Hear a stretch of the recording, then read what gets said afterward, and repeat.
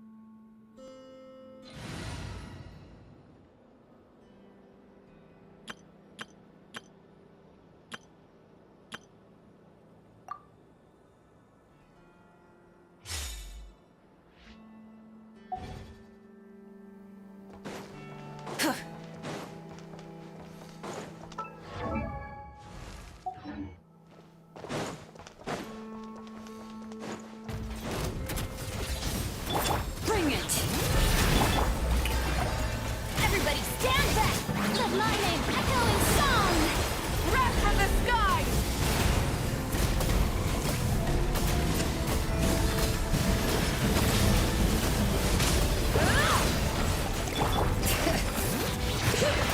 Let the mountain's veins boil! Yoo-hoo! Ow! Let's light it up! Light of the blazing sun! Full throttle!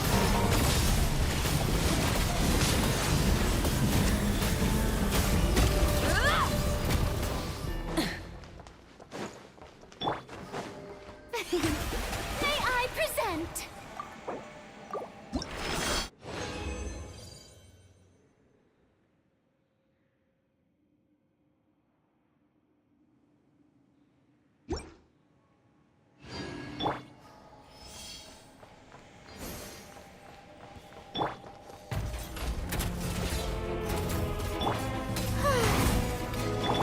Rise with the sun! Bring it! Teamwork is dreamwork! Letting great names echo! Wrath from the sky!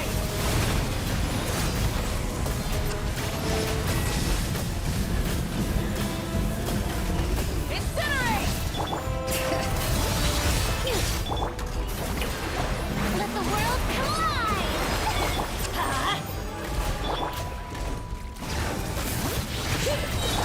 Let's light it up! I'm going in!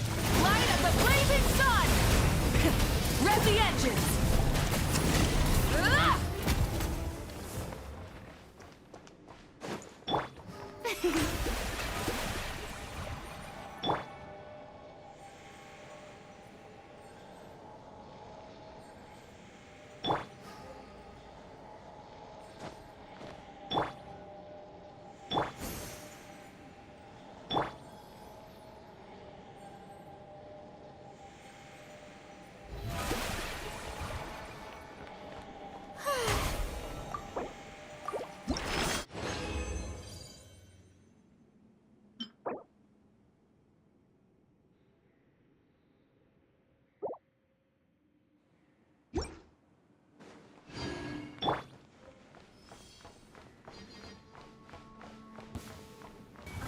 Bring it!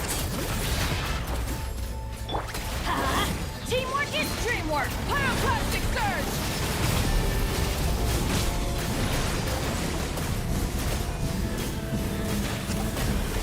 Incinerate! Hear the echoes of the gully! Shower me with praise! Time to shine! Let's light it up! I'm going in! Wrath from the skies!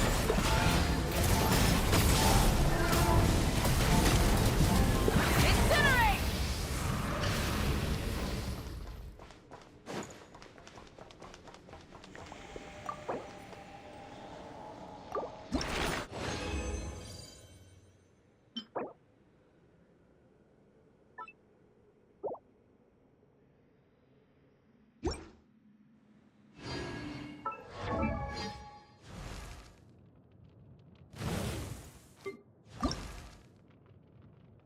Yoo-hoo!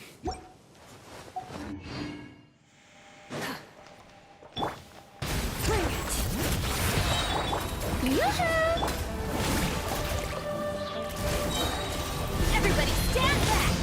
Light up the blazing sun!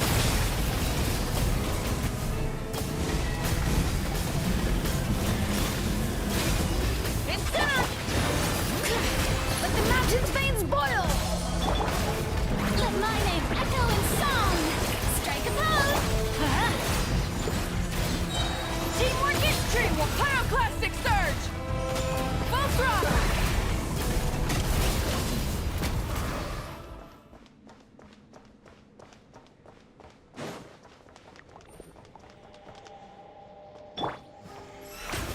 The show begins!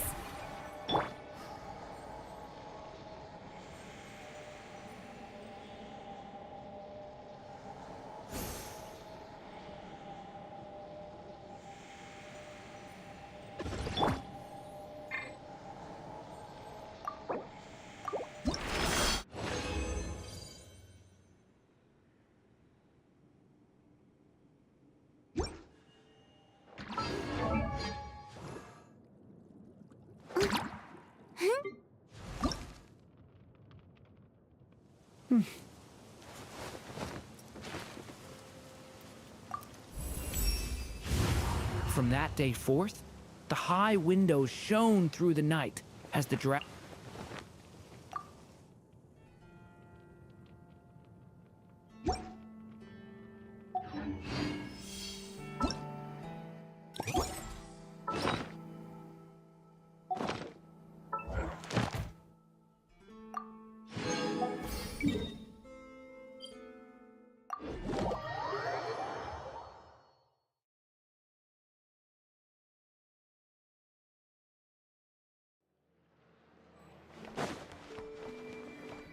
Ad Astra. Thank you for completing. Ad Astra.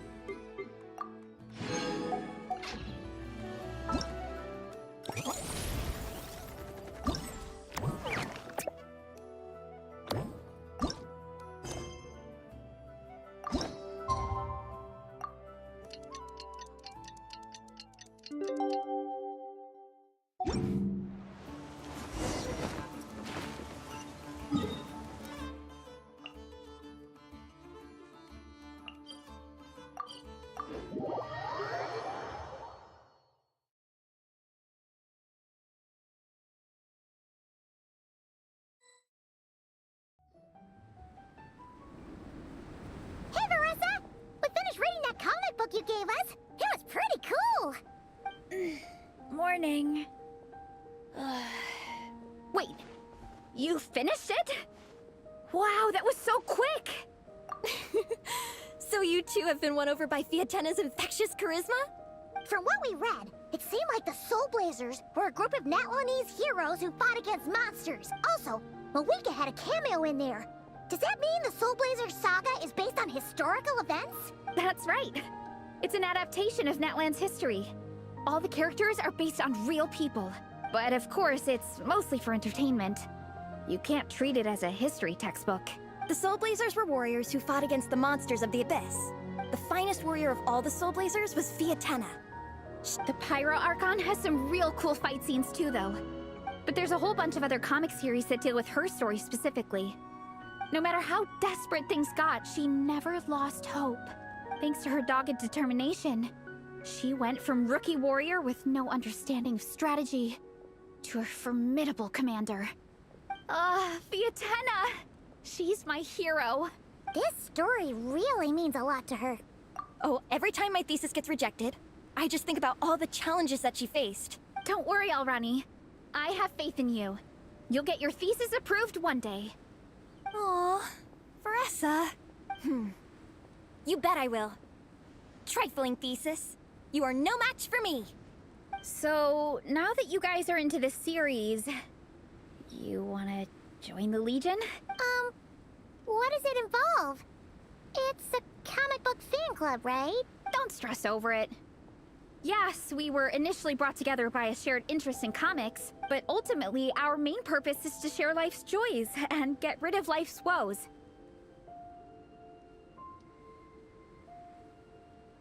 Whatever comes our way, we have each other, and we can face it together. We discuss comics together, eat together, and chill together. In that case, Paimon's in! Yes! Welcome, welcome! Captain, what about the welcome ceremony? Or have you forgotten our traditions? Of course I haven't forgotten!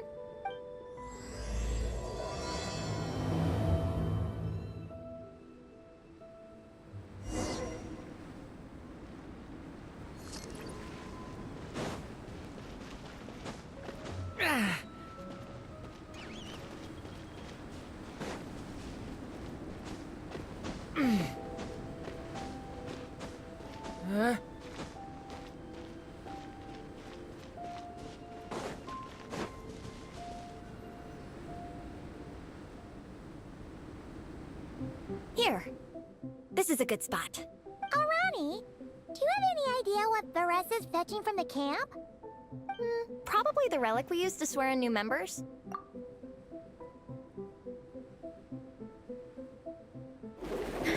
I'm here! Hope I didn't keep you waiting too long. Here, take this. It's a Fiatena mask. Thanks! Huh? That's right! Fiatena used to wear a mask in combat too. Mind if I keep going for a bit? Not at all! The floor is yours! The tale of the Soul Blazer saga is a long one, told over 12 volumes. This mask, for instance, is just one of the 5 different versions Fiatena wears during the story. At one point, Fiatena goes through a tough phase where she's disillusioned after fighting so many battles, but her friends are always there for her even through her darkest time. With their encouragement, she was able to rally and get back on her feet. And this is the mask she wore when she made her comeback! In my view, that makes it the perfect relic to use for inducting new members into the Legion. Oh! This ceremony just got super ceremonious. Hold on to it. You're gonna need it during the ceremony. Oh! Captain, is it time? Now, Traveler and Paimon, join me in reciting the Legion of Soul Blazers Creed, which we will cry out at the top of our lungs. Yeah, just imagine you're bursting with praise for the chef after a sensational meal. Or, for me, sometimes, I get so happy hanging out with my friends that I just want to shout, "Thank you!" When you believe in something, you shout it for the whole world to hear. Exactly. I couldn't have put it better myself. Okay. Through pain and defeat, we shall never fear. Through pain and defeat, we shall never fear. I will always champion love and imagination. I will always champion love and imagination! Great! Soul Blazers, as of this moment, you are now members of the Legion. Nice! I can't wait to tell Shilonen the good news. If I'm not mistaken, she's out training with Minnie and Igong today. Got it. All right, let's go.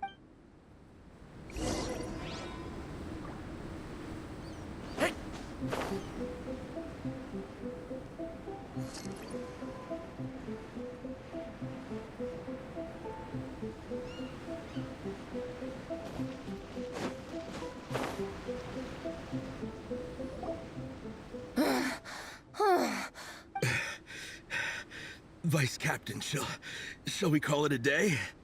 That's enough strength training for now. But we still have racetrack familiarization training. We can't afford to skip it. Attention, Soul Blazers! Da-da-da-da! It gives me great pleasure to introduce 2 new additions to the Legion of Soul Blazers. Alright!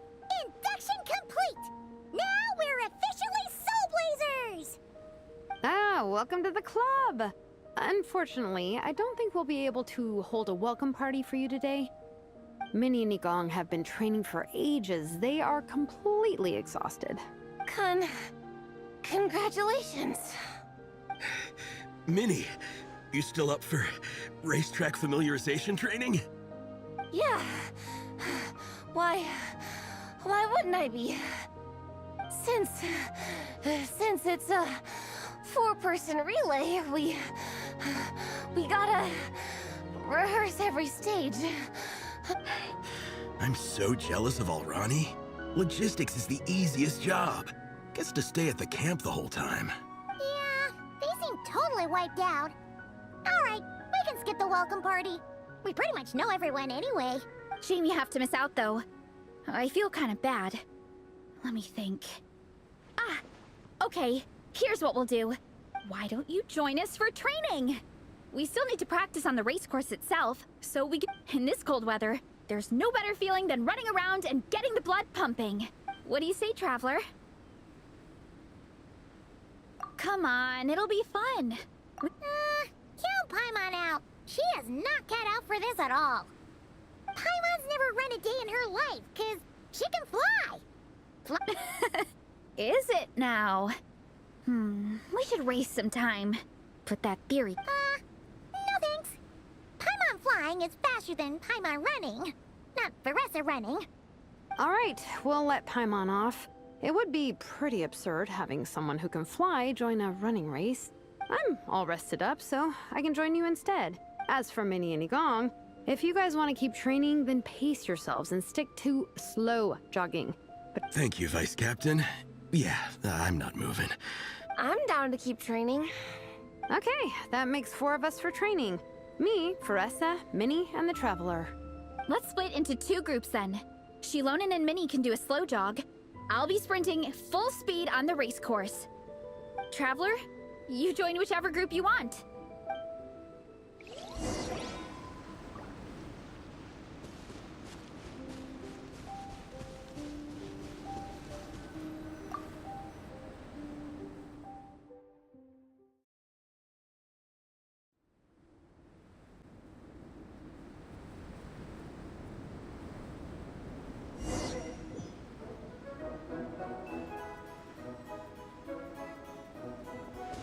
Okay, keep your head up, shoulders back, and allow your arms to swing however feels natural. You'll save energy that way.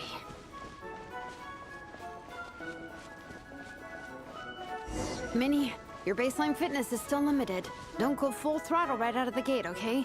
Start slow and steadily build up your speed.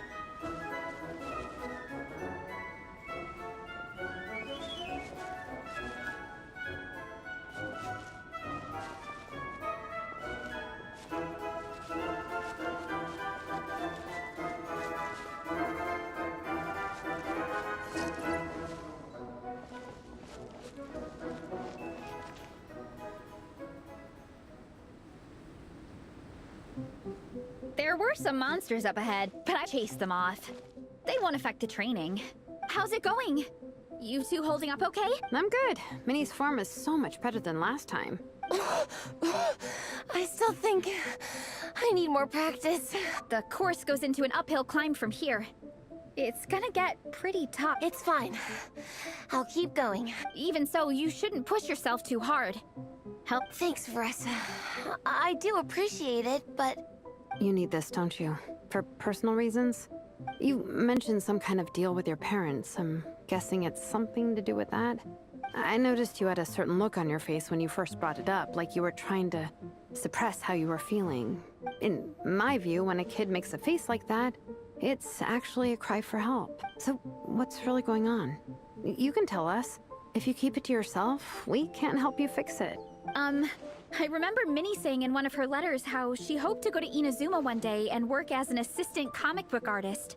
That or become a prop maker, building true-to-life comic book items for fans. But her mom and dad aren't very supportive of her goals. Could that have anything to do with the relentless training? Oh, okay. I'll explain. Veressa's right. My mom and dad don't approve of me moving abroad for work. I'm the baby of the family. There's a huge age gap between me and my older brother, and I was a pretty sickly child, so My parents worried a lot about me growing up. They don't like the thought of me moving so far away from home. They say they'd always be worrying about my health. Also, they'd rather I pick something more stable. The idea of trying to make a career in the comic book industry is crazy to them. They think I need to be more realistic, get a real job. But what employable skills do I even have?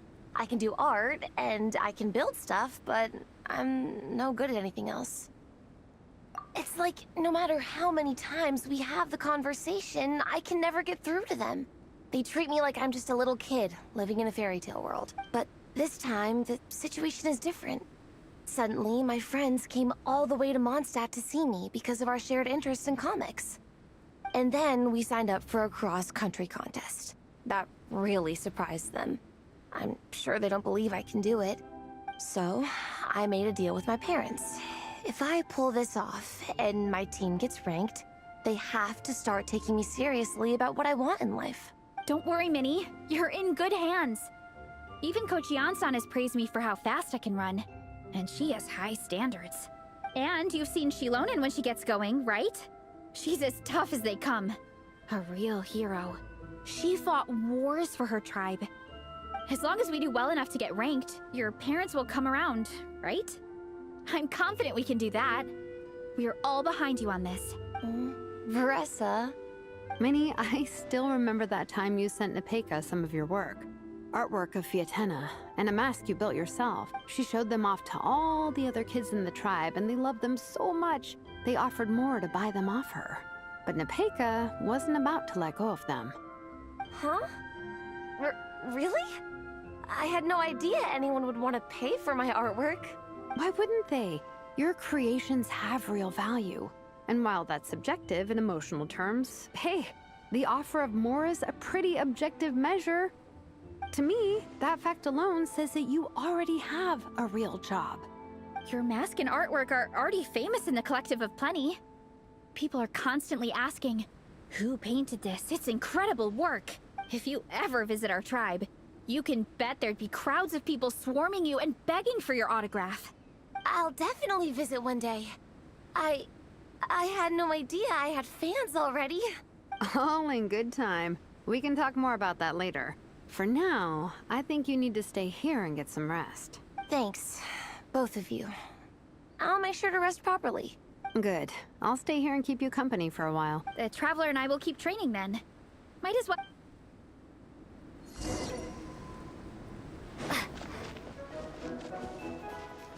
You definitely don't want to stray off course on a mountain like this. It could get dangerous. If you find yourself getting cold, there are some torches off to the side in this section. Just set one alight and warm yourself up.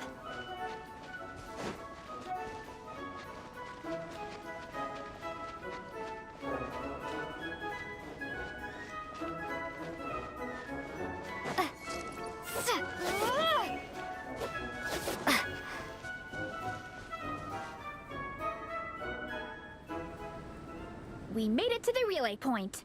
Good job. I gotta say, this terrain is seriously challenging. But at least the organizing committee has taken the time to clearly mark out the course. And thankfully, there aren't many wild animals or monsters out here. How are you feeling? Still got the energy to keep training? Awesome. Then let's get back to it. Let's make sure to stay alert so we don't leave the course. And pace ourselves to protect our joints. That's what Coach Yan-san would say. Her advice is always spot on. This is the second section of the official race course. Watch out for signs so you stay on track.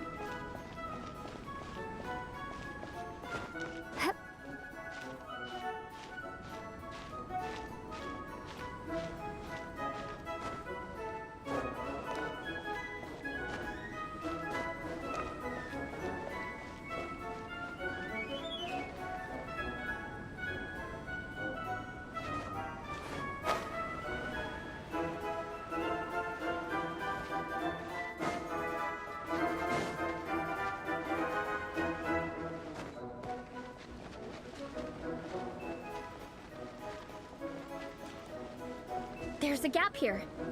If we jump down, it should shave off a lot of our race time. But it's a little risky. Gotta be careful not to sprain an ankle or it's game over.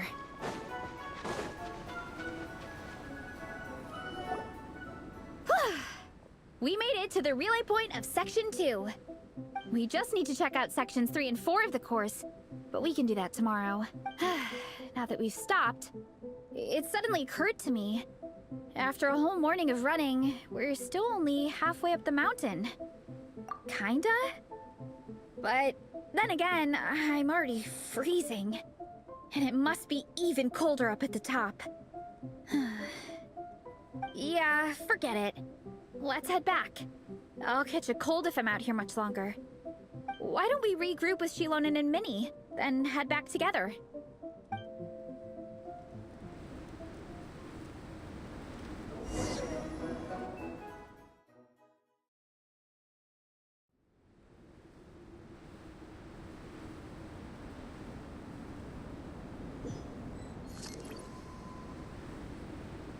Hey, you two. We're back. Igong came to join me and Minnie while you were out training. Yeah, I felt bad slacking off while everyone else was going the extra mile. Sounds like the cold's getting to you. All right, let's head back to camp so people can get some extra layers on. Wow, the time's really flown by. At this rate, I don't know if I'll have time for my nap before we hit the city for the afternoon.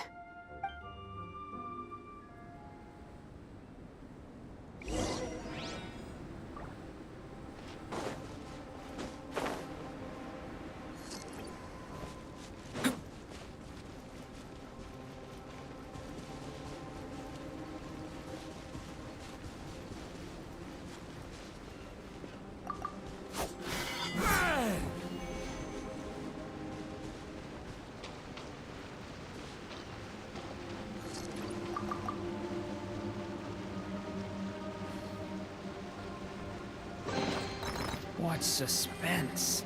It's like opening a gift.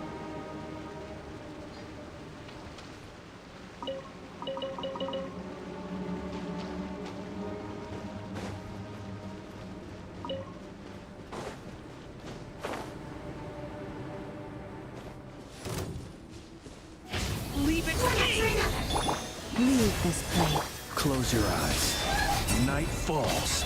Stand clear.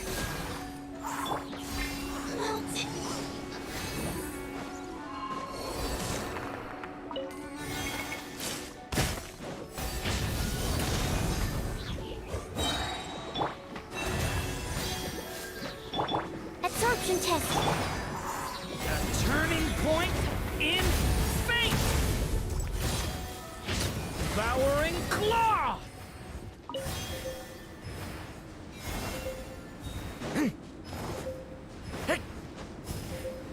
What?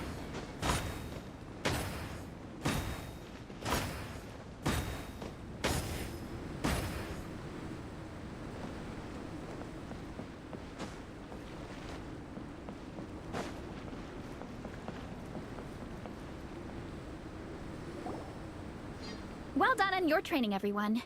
Now we have some free time. As planned, we'll meet by the Knights of Favonius headquarters at 2 p.m. Will we get to go to the library? Will we? That's right! Excited? Yes! Me too. After days up here in the mountains, I'm looking forward to finally checking out the city. Great! In that case, see you all at... Yeah! That perked them up. Now that fun's on the agenda. Well, of course. It's important to relax and de-stress after training hard. and to eat. I am...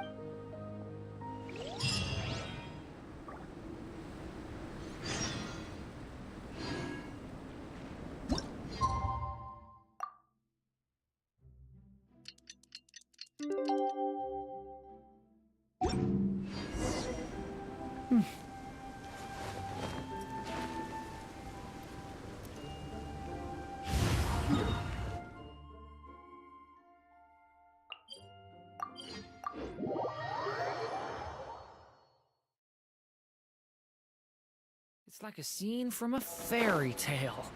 How pretty.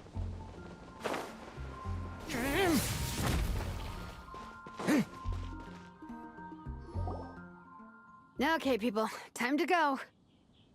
I wonder what the Mondstadt's comic collection is like. Don't let me down, Mondstadt Library. Shilonen, we made it! Nice, everyone's here. Let's go. Minnie and Varessa are already inside.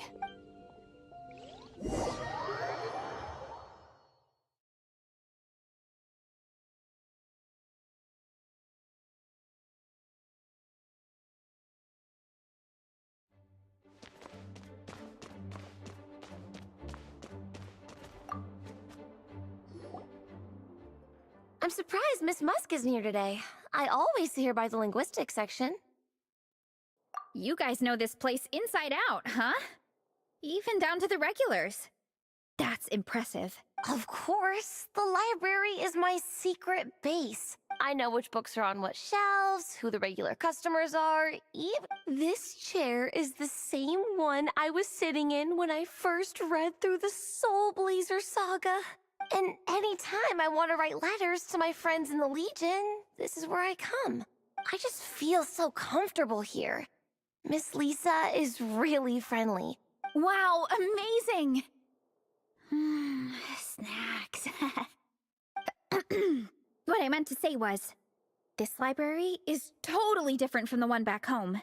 Instead of books, we have woven scrolls. They're usually... But I was always tall for my age. I got so used to reading woven scrolls in a group that when I eventually got into comics, I carried on the habit. You think so? How does that work, though? 'Cause everyone reads at a different pace, right? It works fine. The faster readers just wait for the others to catch up before turning the page. Plus, with other people around, you can read for a bit, then chat for a bit, then read some more. Funnily enough, that's actually how I got to know Shilonen. This one time, I came to her workshop planning to commission her for a job. When I arrived, I found Nepeka reading a comic book. And it turned out it was the Soul Blazer saga! We were both pretty stoked to meet a fellow Soul Blazer fan. And I guess we were chatting so loudly that we woke Shilonen up from her nap. She came over, intending to quiet us down. But that turned into us roping Shilonen into reading comics with us. Next thing you know, it was the middle of the night and we'd been at it for hours. Shilonen was so tired. She just laid down in between me and Nepeka and went to sleep. Ever since then, we've been the best of friends. That sounds so nice. I really want to meet Nepeka, too. I hope I can visit Natland one day. We can make that happen. I'm sure Shilonen would be more than happy to introduce you. And don't forget to invite me, too. It's just... Hey, don't feel down. A deal's a deal. As long as we get ranked in the contest, your parents will have to respect your wishes. So let's put all our energy into doing the best we can. I'll do my best.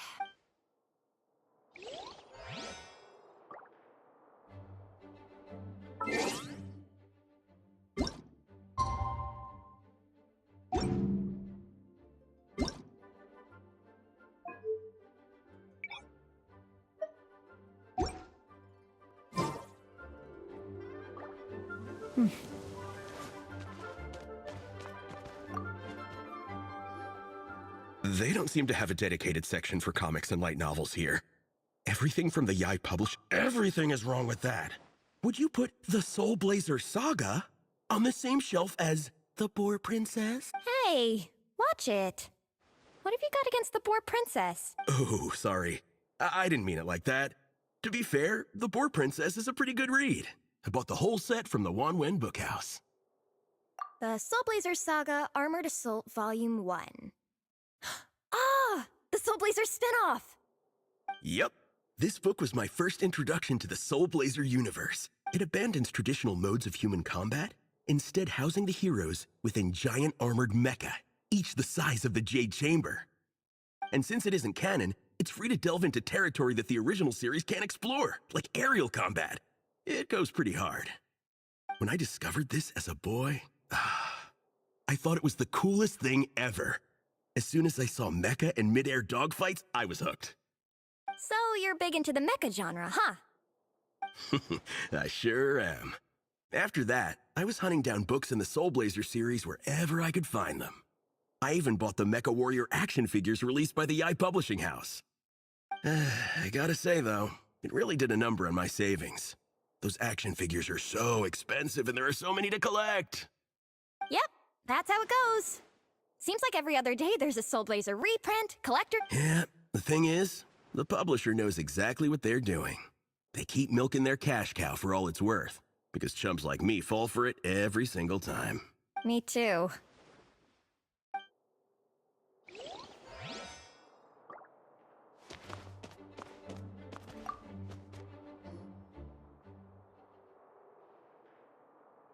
I am loving the atmosphere in here. The peace and quiet, the subtle scent of flowers in the air, plus the chairs look really comfy. Ooh, that being said, what happened to actually running the library? I don't see any staff anywhere. Lisa's probably taking her afternoon break at the moment. Afternoon break? I'm the one who should be on an afternoon break. That's it. Okay, I am taking a nap. You guys go hang with Veressa. I'm gonna find a table to pass out on. Yeah, it's just too cozy here not to. It'd be a shame to waste the opportunity. There, that table. I have been eyeing it since we got here. Paimon has a funny feeling that Lisa would approve of Shilonen's commitment to afternoon naps.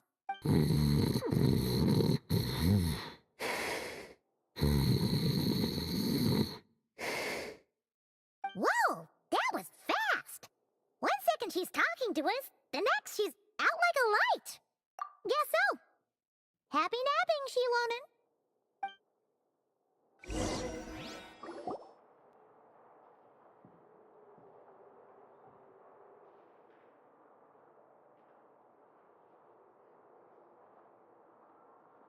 My. Looks like a lot of visitors snuck in while I was on my afternoon break. Hello, cutie. Hello, little Paimon. It's been too long. That's quite all right. I'm sure your Natlanese friend here has read the library rules carefully and intends to abide by them. As for your other Natlanese friend, I'm glad to see someone appreciates the cozy atmosphere. She looks like she's having a wonderful nap. Now then, has everyone decided which books they'd like to borrow? Yes, ma'am. I'd like to borrow this copy of Armored Assault.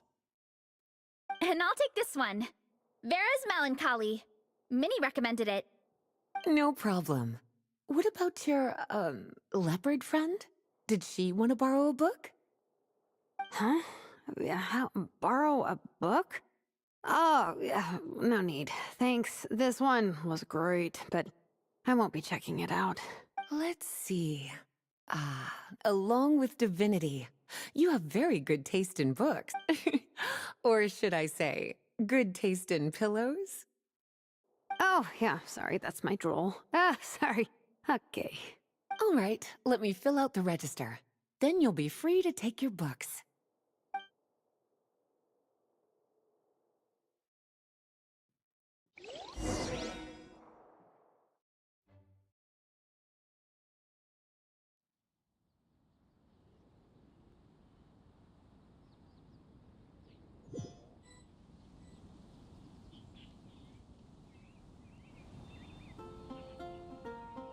My appetite is insatiable today. Must be because of all the exercise. Yeah, I bet everyone's getting hungry by now. We did push it pretty hard this morning. Plus, the organizing committee had a load of supplies to distribute today. Stuff to keep people warm. I'm ravenous after moving all those boxes. Minnie, you're a local. Any recommendations on where to get a late lunch? How about Good Hunter? Oh, I am so down. I'm craving a plate full of meat right now. Egong, don't tell me you caught a cold again. Sounds like we should get some hot soup for the table. Come on.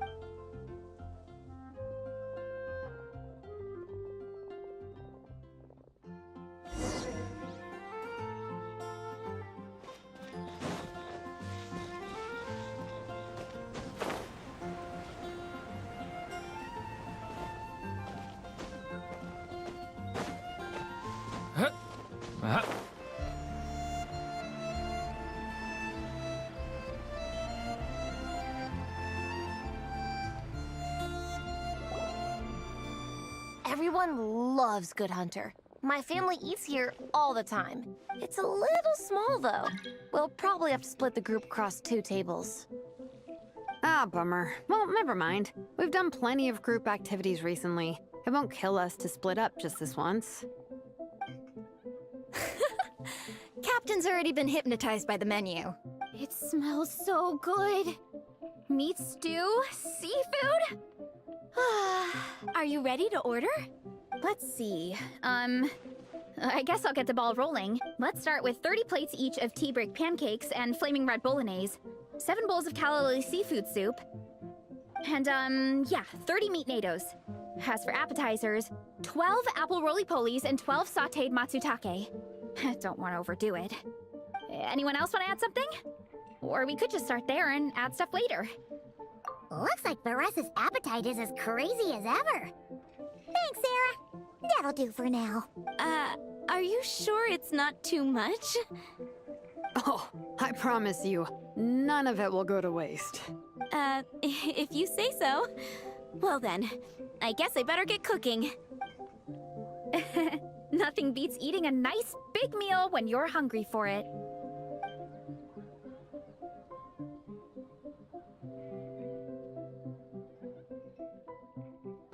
No matter how many times I witness it, the Varesa versus food show never ceases to amaze me. You gotta hand it to the collective of plenty. They can pack it away, and they can pack a punch. Well, you gotta eat so you have enough energy for training. And as Fiatena once said, even a beast of the abyss knows that being a picky eater is an unpardonable sin.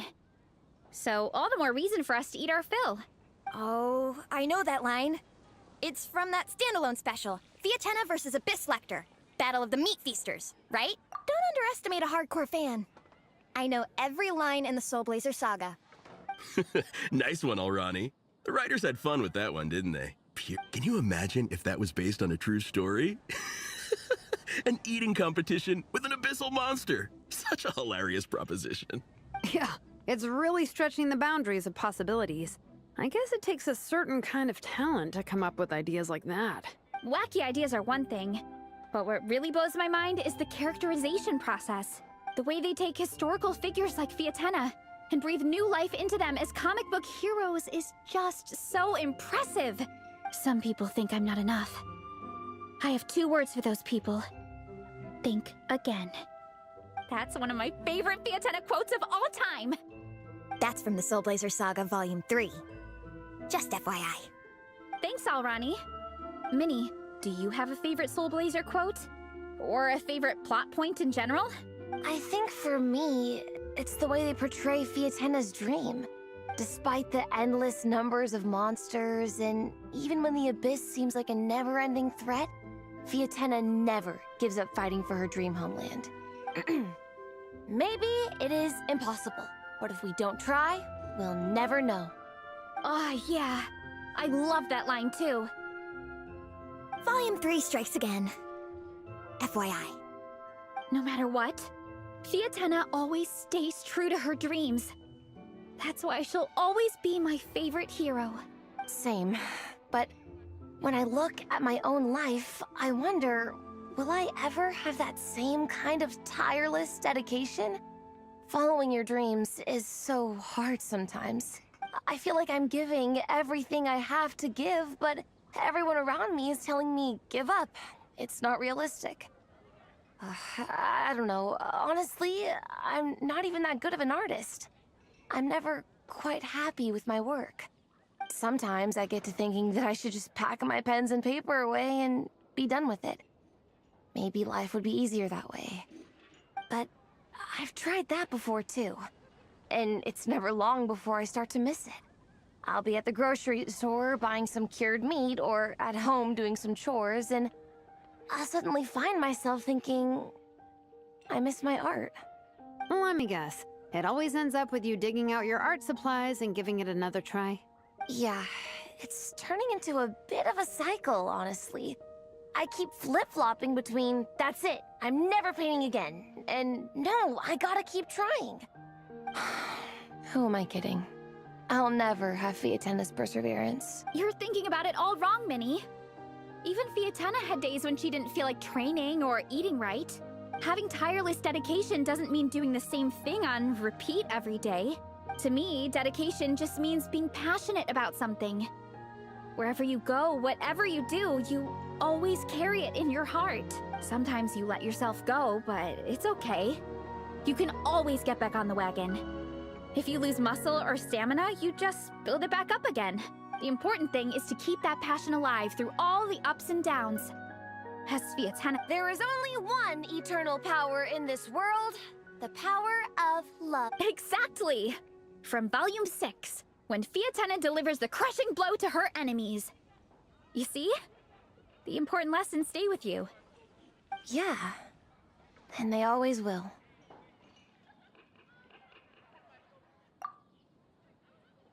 Wait a sec! Veressa? When did you clear all those plates? While everyone was talking. I guess Fiatena put me in the mood for a meat feast. No fair!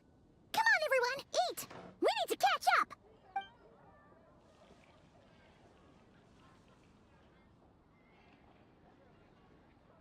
So... I can't eat another bite. I'm absolutely stuffed. Should we head back to camp? We can walk off some of that food.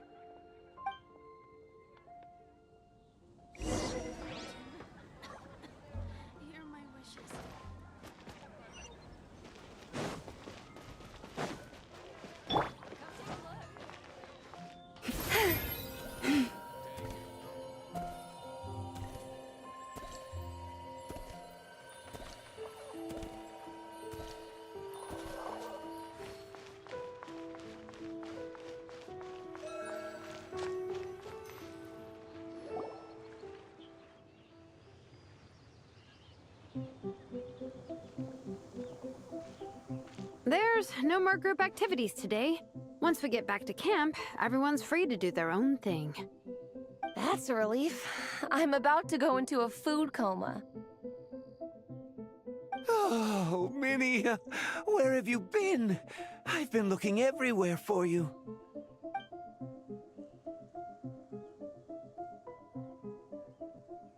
Patton?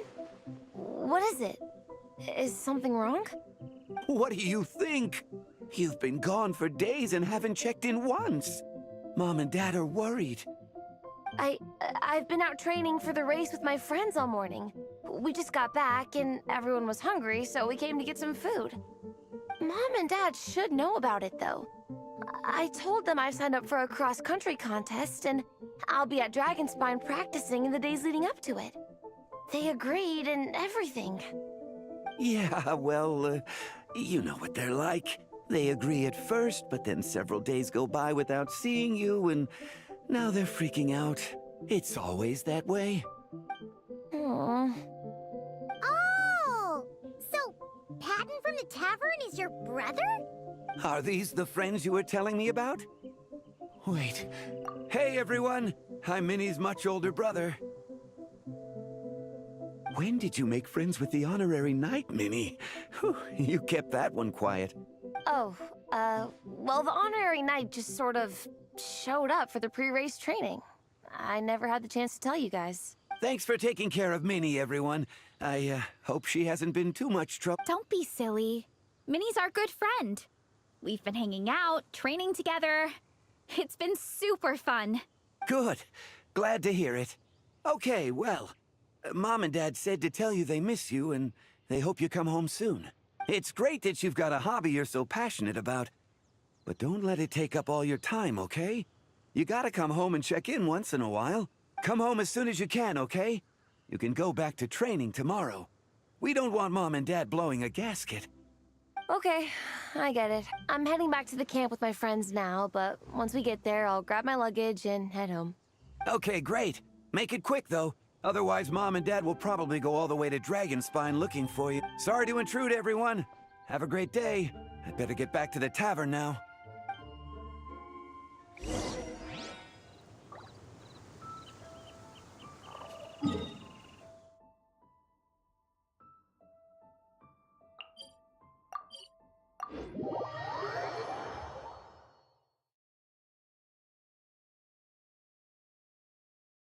I heard that you're not supposed to stare at bright white surfaces for too long.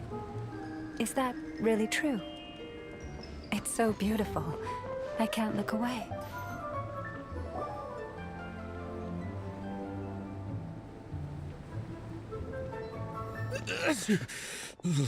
Man, I almost forgot how cold the mountain was.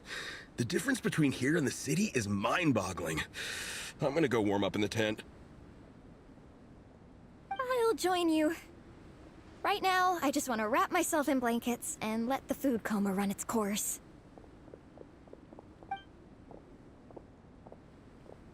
I'd better come too so I can grab my luggage. Minnie! There you are, young lady. Mom, Dad, you actually came. What choice did we have? When were you planning on coming home? I thought this was supposed to only last a couple of days, but you've been gone for most of the week. I never said a couple of days. I said several days. You did. I remember that. But we also agreed that you'd be out during the days and come back home every night. Come on, it's time to go. Okay, I'll just let my friends know. Hey guys, I won't be staying in the camp tonight. See you tomorrow for training. I'm sorry. Tomorrow as well? This is all getting to be a bit too much, Minnie. You've been out here for days on end. Don't you think you've had your fun? Besides, you're not built for this cold weather. Remember that dreadful fever you had as a child? It took the better part of a week to clear up. Your mother and I worried ourselves half to death about you. What? Hello, sir. I'm Minnie's friend, Veressa. Ah, Veressa. How do you do? I believe Minnie's mentioned you before. Thank you for keeping her company out here. Sorry, I would have brought a welcome gift if I'd known. Welcome gift? No, there's no need for that. I just wanted to say, this contest, it really means a lot to Minnie. We've been training together in preparation for it. Minnie's taking the training really seriously. Every day she starts earlier and finishes later than anyone else. Whether it's strength training or practicing out on the race course, she's been working the hardest out of everyone in our group. Didn't you make a deal with her? I heard that as long as Minnie gets ranked in the contest, you'll consider letting her do what she wants with her life? Her greatest wish is to work in the comic book industry, and she's putting so much work into it. Surely you don't want to see all her efforts go to waste. Of course not. But the thing is... Mom, That's enough! What's more important? Your comics or your health? I don't know how many times we've told you. It's great that you have a hobby, but you need to learn the difference between work and play. When's it going to stop, Minnie? When you ruin your health in the name of fun? Don't take your father's words too hard, Minnie. Both of us just want what's best for you. You're still young, and it's great that you have something you're passionate about. But at some point, you need to think about your future. I've seen your artwork, and I do think you have a wonderful talent. But being a comic book artist just isn't a stable career. I'm sorry, Minnie. I didn't mean to be so harsh. I know how much effort you're putting into this. We both do. We really admire your determination. You're our daughter. And we love you so much. But surely you can appreciate where we're coming from. Dreams are great. But at the end of the day, they don't put food on the table. Mom, Dad, can we please continue this in private? Yes, of course. Let's move over there.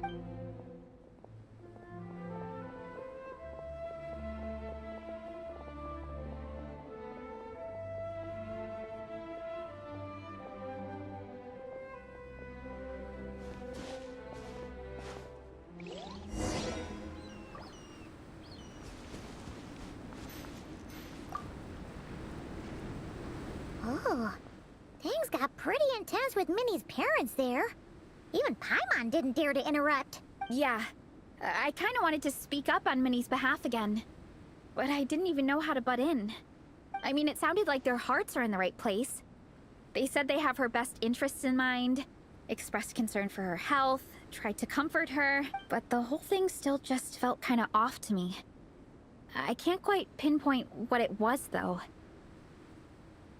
I mean, whether I'm training, eating, or heading to bed for a nap, they're all smiles. But Minnie's parents... neither of them were smiling when they spoke to her just now. Their words were caring, but their tone was so angry. I don't understand it. It sounds like they don't want to let Minnie take part in the contest. But then all her hard work will have been for nothing. What are we gonna do? I'm supposed to be Minnie's captain, but I feel powerless to help her. I wasn't expecting Nepeka's gift for Minnie to come in handy so soon. I was planning to save it as a final surprise before we leave, but under the circumstances, it would be silly not to use it now. I can't put smiles on her parents' faces, but I think I can make sure Minnie gets to participate in the contest.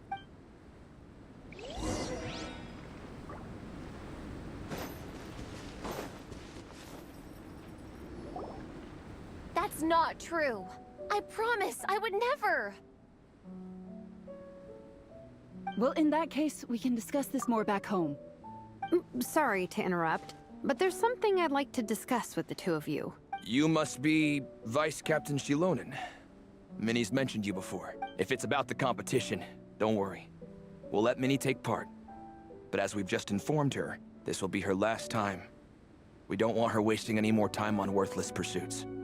Gotcha. Look, I don't mean to interfere with your family business, but Minnie's a part of our team. I have to make sure everyone's in the right frame of mind to compete. And I can't help but feel that her conversation with you was a little demotivating. I'm concerned it's going to impact her performance on race day. I also don't think you're really validating her efforts when you brand something your daughter is passionate about as wasting time. Like I said, not trying to intrude on your family business or anything, but I thought you should know that a student of mine back home simply adores Minnie's artwork. She's not here to speak for herself, but as her teacher, I felt like I should pass along the message. I agree that Minnie has artistic talent. But I stand by what I said earlier. Hobbies are hobbies. Work is work. A couple of fans isn't going to get you anywhere in life. Yeah, about that. Take a look at this letter.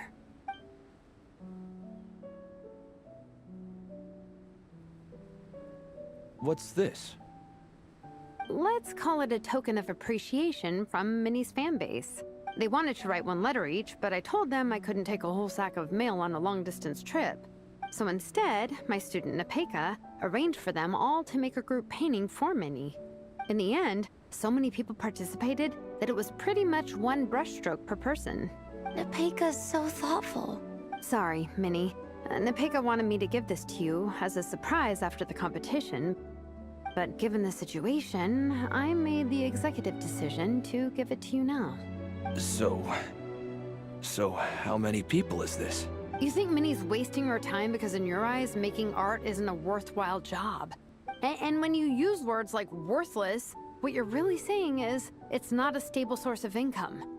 Yes, you're right. Well, now you have another way to measure worth. Your daughter's artwork has attracted a whole lot of fans, and very enthusiastic ones at that. Since arriving in Mondstadt, I've learned that being a bard is seen as a very respectable profession here.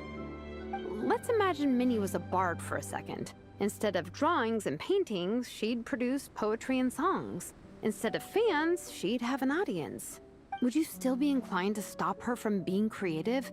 Would lyrics and music be just as much of a waste of time? I take your point, but there's still the issue of her health. Sorry, let me butt in real quick. You know, Minnie's not nearly as fragile as you think. I'm not just saying that either. I've been doing competitive sports in my tribe since I was a little kid, so I know what I'm talking about. Sure, Minnie's not built like a pro bodybuilder, but she's got great potential. A sensible amount of exercise is good for her health. Far better than staying cooped up at home all the time. Mom, Dad, my health is a lot better these days. Really. I feel great. Now that I'm training every day, my appetite's improved and I'm sleeping better. Minnie, sometimes I forget how grown up you are now. You're your own To tell you the truth, your mother and I don't really understand this whole world of comics and Yaoi publishing house. when all's said and done, we just want you to have a safe and stable life. But a deal is a deal. This competition clearly means a lot to you. So, give it your best shot. I will. Thank you, Honorary Knight. It really does ease my mind knowing that you're on the team. I think I've said enough for one day. Minnie, you're free to attend training and attend the competition. But you're not to stay out at night. Come home and sleep in your own bed. Understand? Yes, Dad.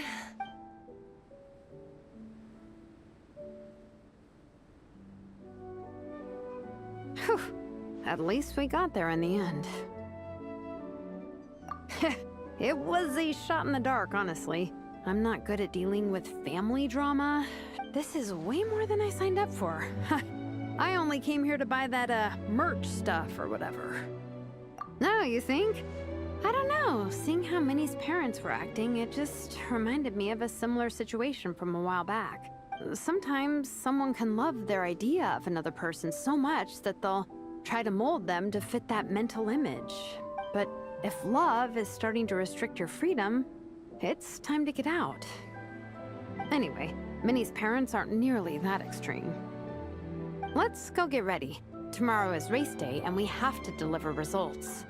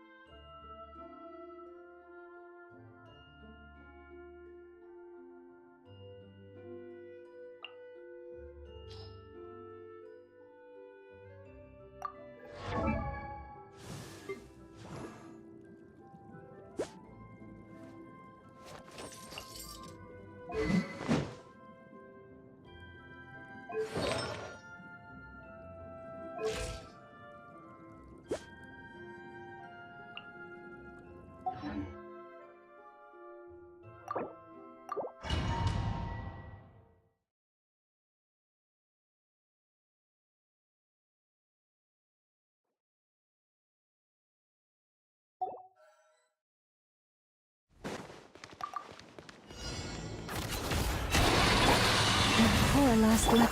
Ding dong, waterbox! Decay! New life! The deception ends here.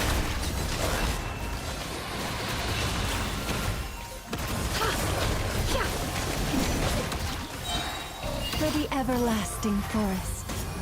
Forest, protect. Look, a rainbow! Leave it to me! Seek within. No more lies. It all adds up. Leave this place. Go claw! Stay! The deception ends here. It all falls into place. Story has only just begun! Stay back! Chew on this! Ding dong, whoop! Can't hide the truth. It all adds up. Seek within.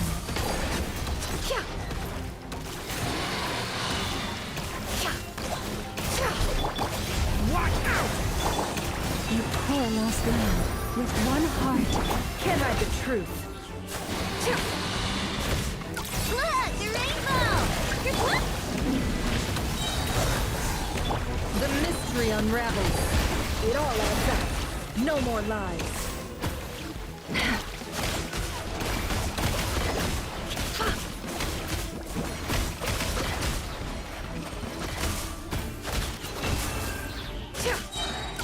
Lash attack! Seek within. Decay! New life! Can't hide the truth. It all falls into place. No more lies.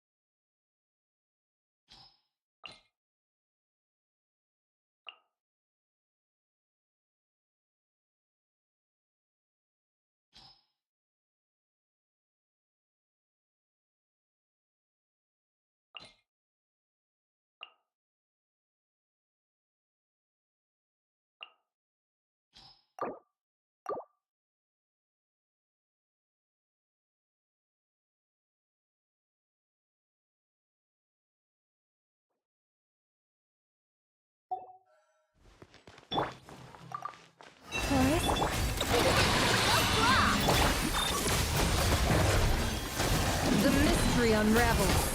It all adds up. Can't hide the truth. By the frost moon of old. Leave this place. Look, a rainbow! Annihilation mode. Cleanup sequence initiated. Seek within. Chew on this! Ding dong, whoop! For the everlasting forest. No more lies. It all adds up. The mystery unravels. Look, a rainbow! You poor lost. Can't hide the truth. Defensive mode engaged. No more lies.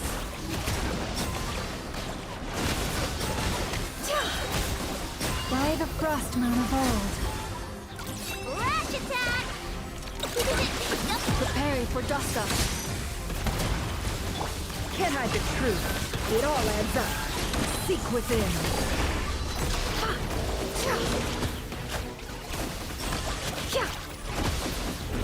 No more love. For the everlasting forest. Ultimatum protocol. Insulation chamber. It all adds up. The deception ends here. Can't hide the truth. Why the frost on hold? Wingdang water bomb! Annihilation mode. Cleanup sequence in... Initiated.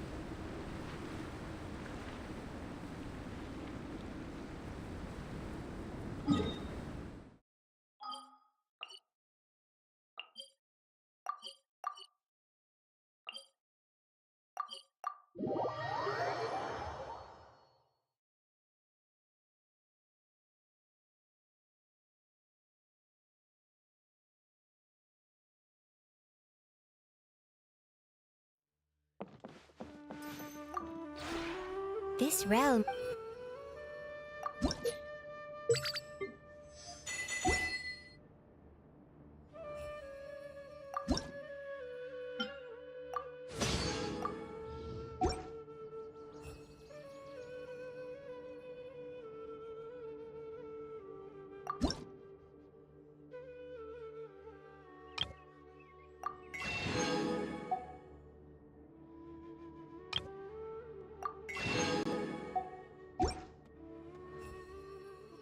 If you ever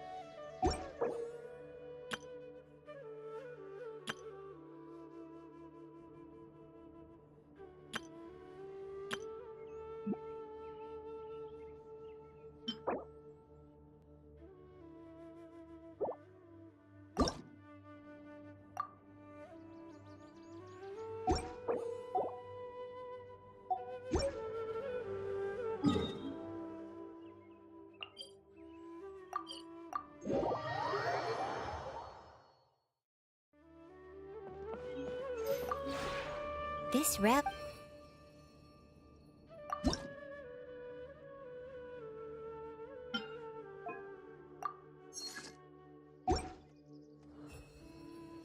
If you ever...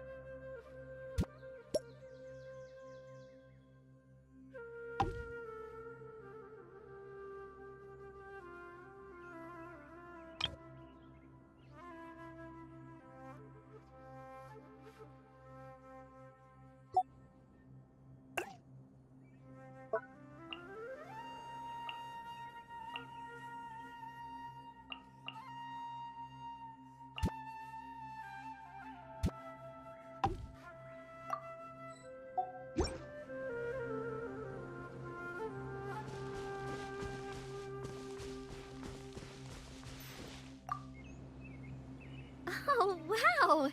I always thought that these metal sheet houses were difficult to build anywhere else. You never failed to impress. This has put me in the mood to go fishing.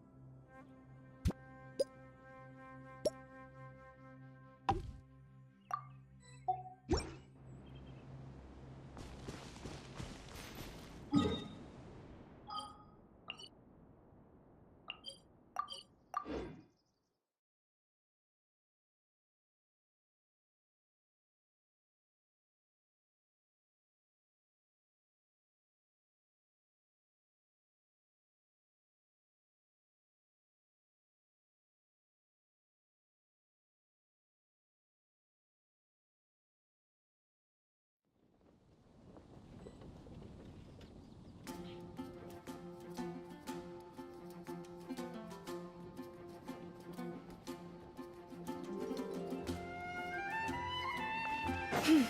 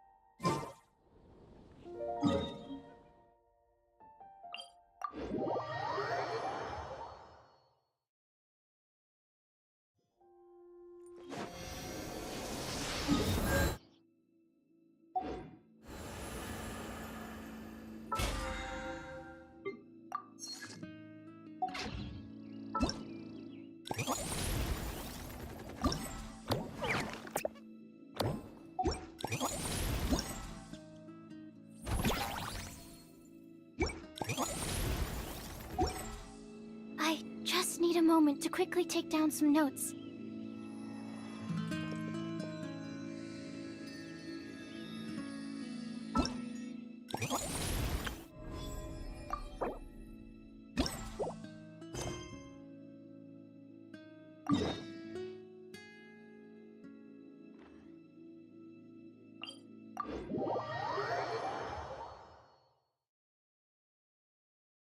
Save me.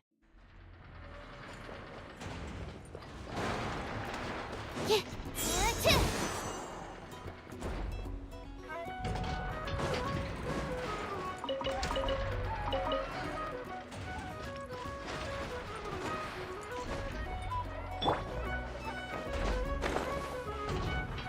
Save me.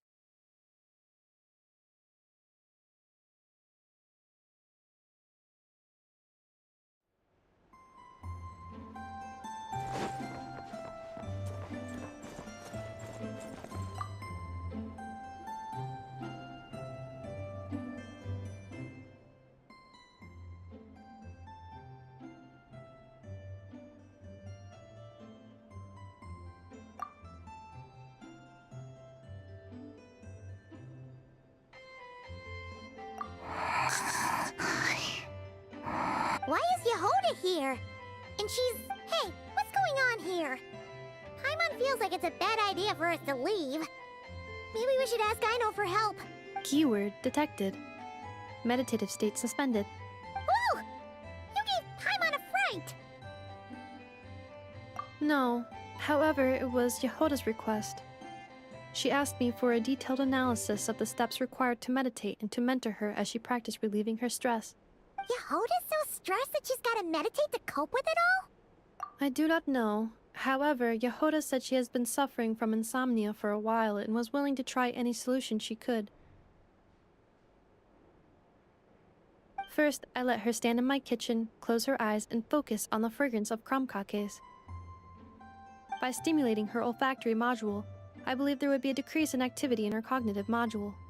It successfully stimulated her appetite. She consumed the finished crumb cakes with incredible efficiency. Unfortunately, she consumed too many and proved unable to sleep that night. That's normal. We're not robots like you, after all. The more we smell food, the more we want to eat it. That is indeed true. Afterwards, I try to have her perform intense mental or physical exercises before bed. For example, cutting lumber, jogging, doing push-ups, boxing, and so on. Her body should have been able to enter sleep mode more easily following such sizable expenditures of energy. It did not. She finished half her exercises, realized she had an unfinished commission, and so rushed off to complete it. After she returned, she crouched down in a corner, hugging her knees and... I was so tired from all that training. My legs gave out while guiding my clients through the ruins. I basically crawled the whole way. If Boss Neff finds out, I'm dead meat. Following this, she was once more unable to sleep.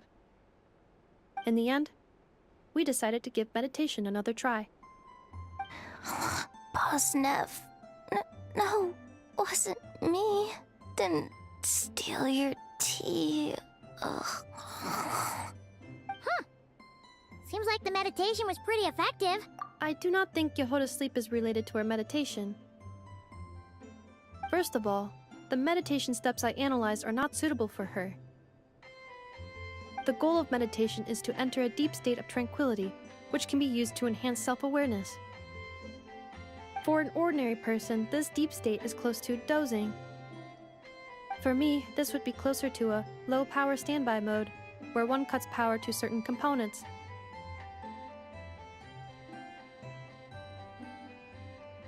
That said, were we to shut down some of Yehoda's components, I believe it would pose a threat to her personal safety. So, meditation wasn't supposed to work, but Yehoda fell asleep anyway? Could she have been so tired that she just passed out? In truth, I do not understand either. All I can do is tell you what happened before. When Yehoda lay down and tried to fall asleep through meditation, she suddenly said to me, "Don't run off too far, or I might get ambushed in my sleep. And then I'd be dead meat." I answered her, "Very well, I will remain here by your side." After that, like I do with Aino every night, I held Yehoda's hand as she slept. After a while, she did, indeed, fall asleep. Tell me, robot, this is something I did myself. Yes. And if either of you need help sleeping, please consult me at any time. However, do note that I can only hold 2 hands at once. Oh, by the way, I have leftover krumkaki bolts from the batch I made earlier. I gave one to... Goodbye. I hope you have sweet...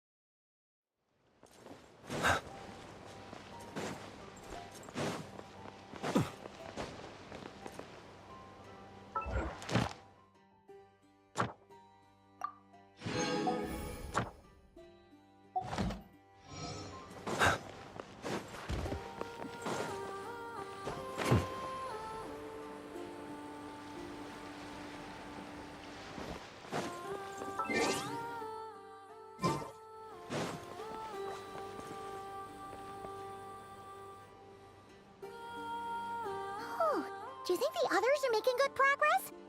Hope it's all going smoothly. Oh, hey look! They made it back as well!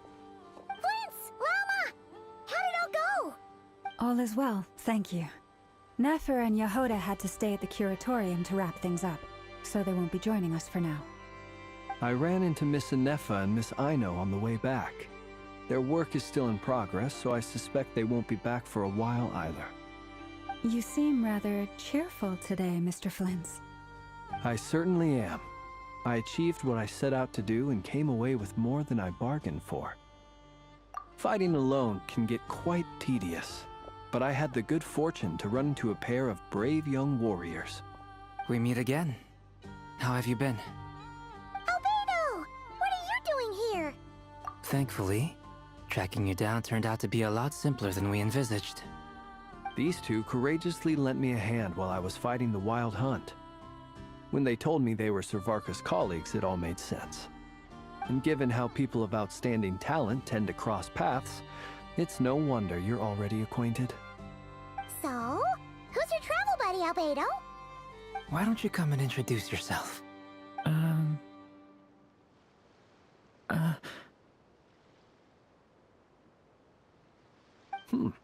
A gentleman of few words, I see. And a rather stern countenance. I presumed you were acquainted with him. Is that not the case? It's nice to meet you. Again. We've technically met before. Wait a sec! You're Mini Durin! That's right. It's me. I'm glad to see you again. By the way, he says it's okay if you drop the mini. Yeah, I'm not as mini as I used to be. Interesting, isn't it? The first step towards blending into human society appears to be reflecting on whether one's name really reflects who they are. Wow! You look so different! In a good way, of course. It's great to see you looking so healthy. Thank you, Paimon. And although you're as mini as ever, I understand that diminutives don't always convey endearment. I'll be sure to simply call you Paimon, as a sign of my great respect for you. Wow! You're such a smooth talker now. Paimon could get used to this. From now on, you may refer to her as your esteemed guide, Paimon. Personally, I think our little Paimon is the perfect size. When people call her Little Paimon, it's just because she's so adorable that they can't help themselves. If that's not a sign of endearment, what is? You're absolutely right, Miss Lauma. My brother still... Anyway, speaking of long journeys, didn't Columbina, leave with you? How come she isn't back yet? She's been catching up with old friends. Wouldn't be surprised if she stopped for a cup of tea or 10 on the way back. Uh-oh. People are talking about me. Hope it's nothing negative. Judging from your expressions, I'm guessing it all went well? It's getting crowded here. I'll go grab some chairs. No need. This is a job for an alchemist. I'll whip some up momentarily. Thank you for your hospitality, ladies and gentlemen, but I was merely escorting my friends back. I'll be meeting Sandrone shortly, as we still have some things to discuss. It's been a pleasure, everyone. But this is where I'll say goodbye. We really appreciate your help. Oh, come on. Spare the formalities. I'm just glad I could help out some true friends. I understand. Well, bye for now, Harlequino.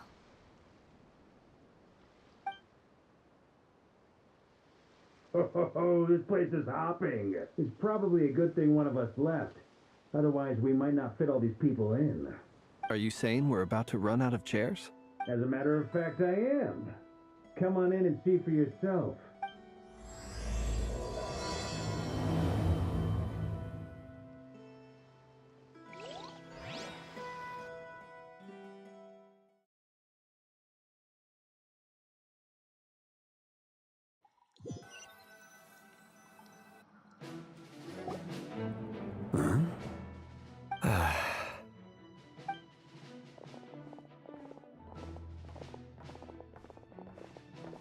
I overheard your little chit-chat outside, by the way.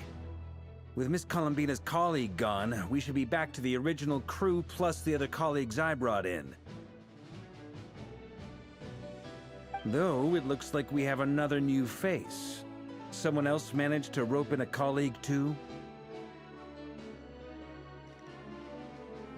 Frankly, you and Paimon are the only people I know here. This here is Deansliff, colleague of Tibet's greatest guide, Paimon, and greatest adventurer, the Traveler. Well, not exactly colleagues, more sort of friends.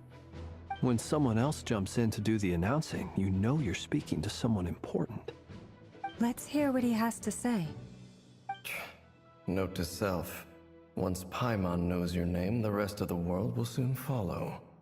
When he comes looking for us, it's usually something important. Paimon's guessing you've heard about the Wild Hunt, then. From the looks of it, you're about to hold a meeting.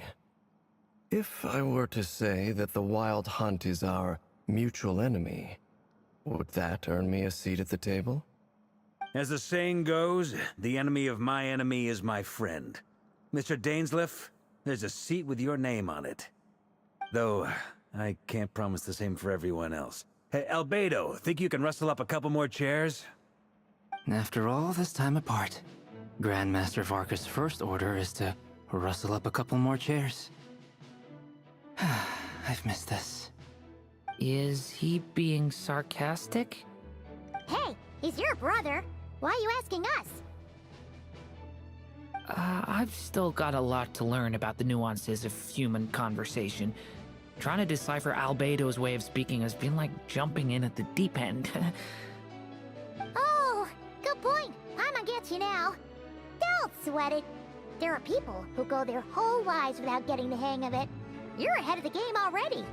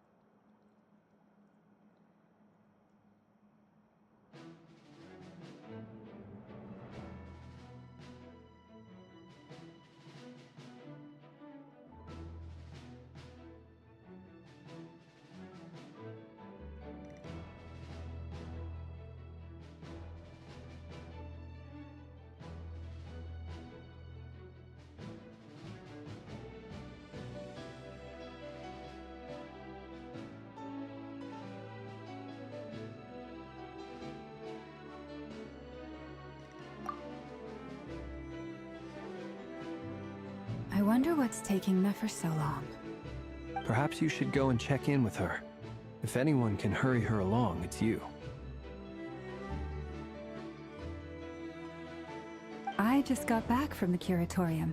Besides, aren't you curious to see what's taking her so long? Miss Nefer doesn't strike me as the type to share secrets. And since gathering intel is her specialty, I'm guessing she'd prefer to keep her methods confidential. Under such circumstances, would it not be tactless for me to impose? Oh, but it's fine for me to impose. What can I say? You have an unrivaled ability to garner people's affection, Miss Moonchanter. Besides, you have far more in common with her than I do. All right then.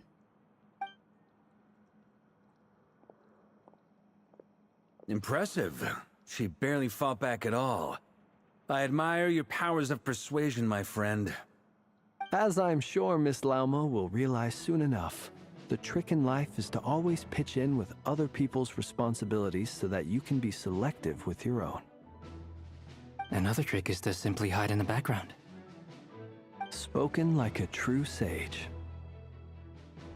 Anyway, looks like we've got some time to kill before the meeting. Let's take a little breather, folks. And feel free to chat amongst yourselves. We'll get down to business once the other two arrive.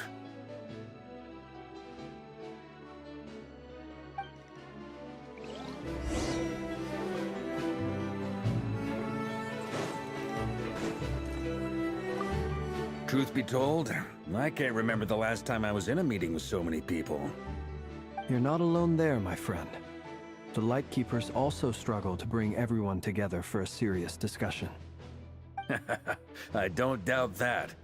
I've only ever met two Ratniki, one being you, and the other being that young guy, Itlua. Itlua is a good apple. I'll give him that. He's kind, honest, and regularly delivers supplies to my lighthouse. A true Ratnik to the core. In that sense, he puts me to shame. So you're what? A fake Ratnik? That's what it sounds like you're saying. But I get the feeling that's not quite what you meant. Come on, why the awkward silence? Sorry. I'm not even gonna bother trying to hide it. You've known all along, haven't you, my friend? Now that was an awkward silence. Let's just keep this between ourselves. Probably best if Itlua doesn't know, huh? That goes without saying.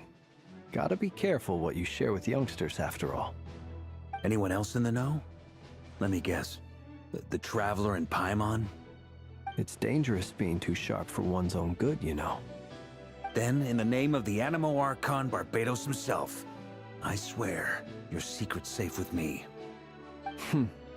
When we went for drinks, you said that you and Barbados were practically best buds. In the light of that claim, do you really expect me to take your oath seriously? Of course. Just as long as you don't go spreading around the fact that I'm close with Barbados, all right? Fair enough, then. Nothing like a bit of mutual leverage to seal the bonds of friendship.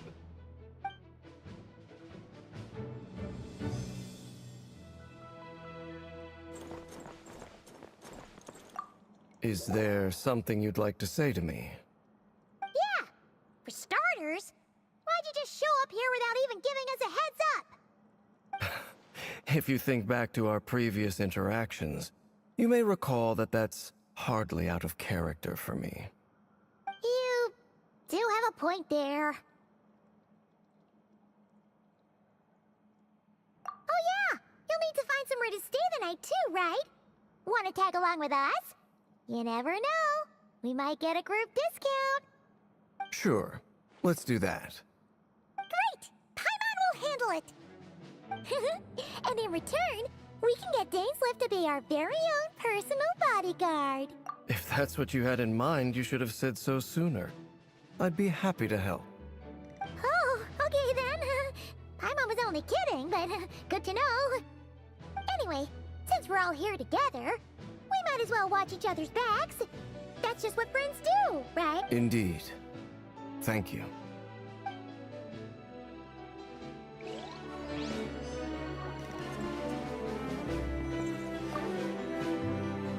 You're both awfully quiet.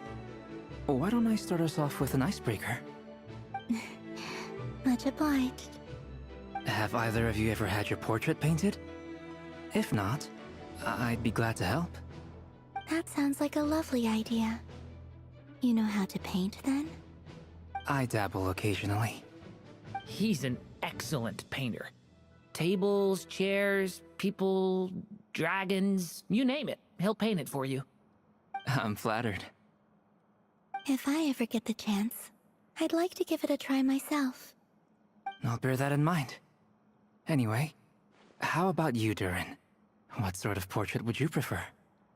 Oh, I'd be fine with anything. Whatever style feels best to you. Very well. Then I'll play it by ear. You can replicate any style I want? I can try. If you show me a sample, I'll do my best to match it. Thank you. In that case, I'll dig up some reference material for you.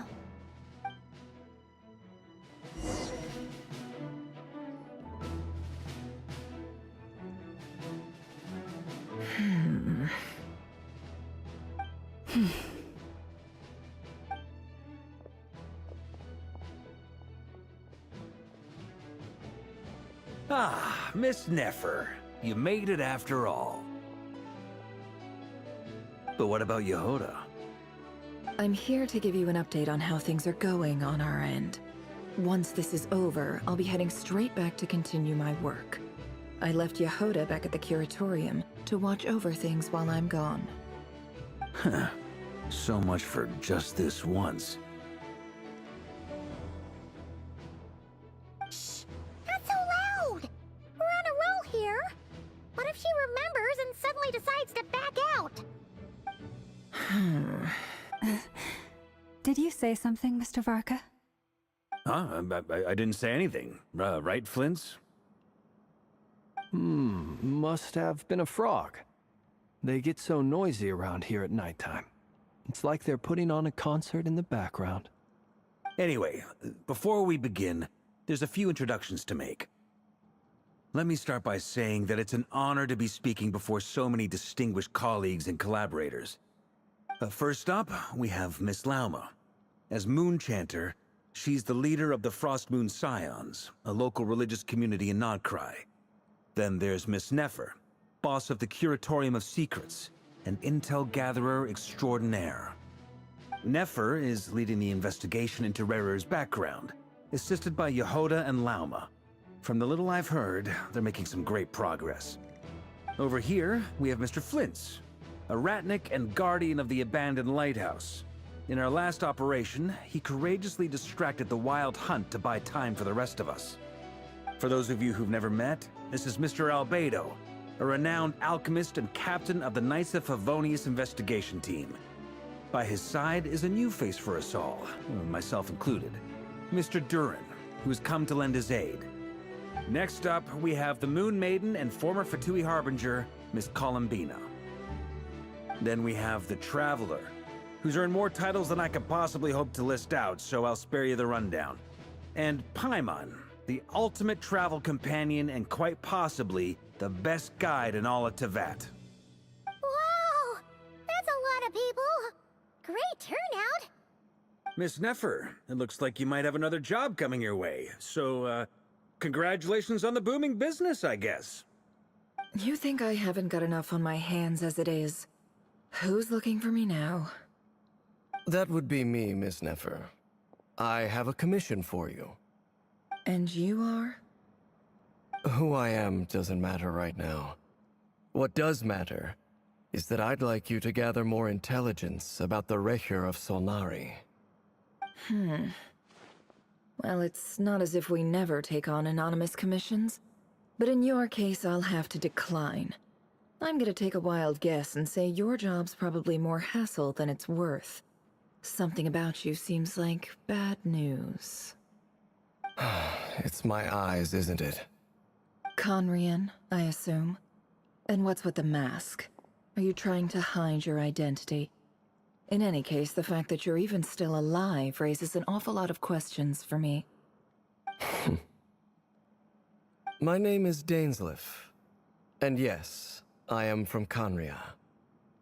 As I'm sure you're aware, the Raker of Solnari's real name is Rerir. He was once an acquaintance of mine. Really? Then you must have been quite an influential figure yourself.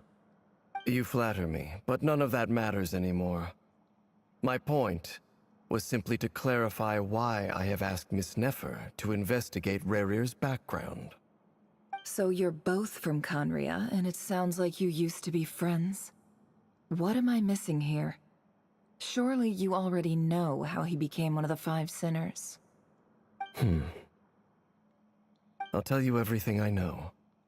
The history of Conria, the names and identities of the Five Sinners. I remember it all like it was yesterday. I have never spoken openly of this before. But the truth was exactly as people say. The Five Sinners were each driven by their own desires, and it was by playing upon these that the Abyss tempted them to their fall, tearing Conria apart in the process. The visionary, Vedifenir, who wished to foretell the future. The wise, Haroptatir, who sought limitless knowledge. Gold, Rhindaughter, who desired to create life. The foul, Surtologi, who pursued supreme strength. And last, but not least, Raker of Solnari, Rerir, Ravager of the Moon. Of the five, Rerir is the only one who remains a mystery to me. He never harbored grand ambitions. So what changed in the space of a single night? How did he come to fall like the others? In other words, you're saying that his change came as a shock to you, and you have no idea what actually happened? That's right. You mentioned how the Abyss tempted them, which led to their fall. But what did that look like in practice? And what other context can you give me about the events of that time? The more detail you can give me, the better. Strangely, now that it comes to it, I hardly know where to begin. The fateful night took place during the era of the Eclipse Dynasty. One day, my elder brother, the visionary, Vedifenir, was summoned to the palace by the Vinster King, only for the king to gouge out his eyes and cast him into the dungeons. When I came to hear of this, my fury knew no bounds. I gathered together every ally I thought I had, and together, we set a night to storm the palace and free Ved. Centuries on, the memories of that night still haunt me, like a never-ending nightmare. We broke through the palace gates, just like we had planned, each striking towards our separate targets. But then, I was betrayed. Even Vedifenir, the very person I had come to rescue, abandoned me and partook of the Abyss's power. So, it's personal after all. Then tell me, Mr. Dainsleif, what price are you willing to pay? You, of all people, must know that nothing comes for free. I cannot say what price would be worthy of such a commission. But know this. Rerir was not always a madman. Believe it or not, there was a time when he was just an ordinary man, working for the Conrian Intelligence Service. Uncovering the truth of Rerir's past is the only way to unravel this mystery. But before you decide if you will accept my commission, I will tell you more about him. Enough, I hope, to help you plan your next move. Sounds pretty good to me. Feels like we just flagged down a random passerby, only to discover he's actually a master strategist who has a score to settle with our enemy.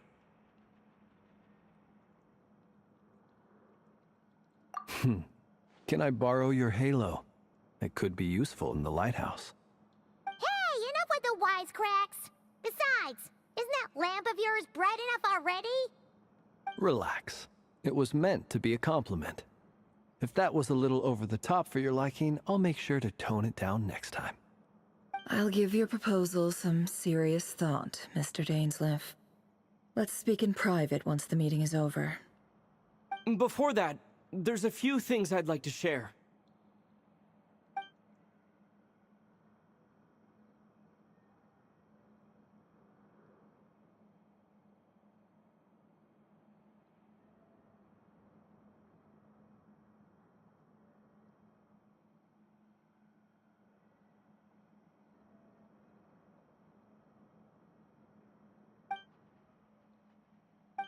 Now that we've used your power should be greatly enhanced. But it seems like that hasn't happened yet. I believe it will take a little longer. You've done so much for me, so I want to be completely honest with you all. Even though I'm doing a lot better now, the truth is, my recovery will likely be an ongoing process. From the moment I was born, my power has been slowly ebbing away. And that is because Tevat has never accepted me. Even with the moons united as one, it seems my rejection cannot be undone. So far, I have yet to find a solution. It may turn out to be a problem that will plague me until the day I finally leave this place behind. Even so, I will do everything in my power to help you drive out the Ray here of Solnari. As Arlecchino put it, this is not about chasing the spoils of victory. It's just a gesture of heartfelt gratitude. Kutar.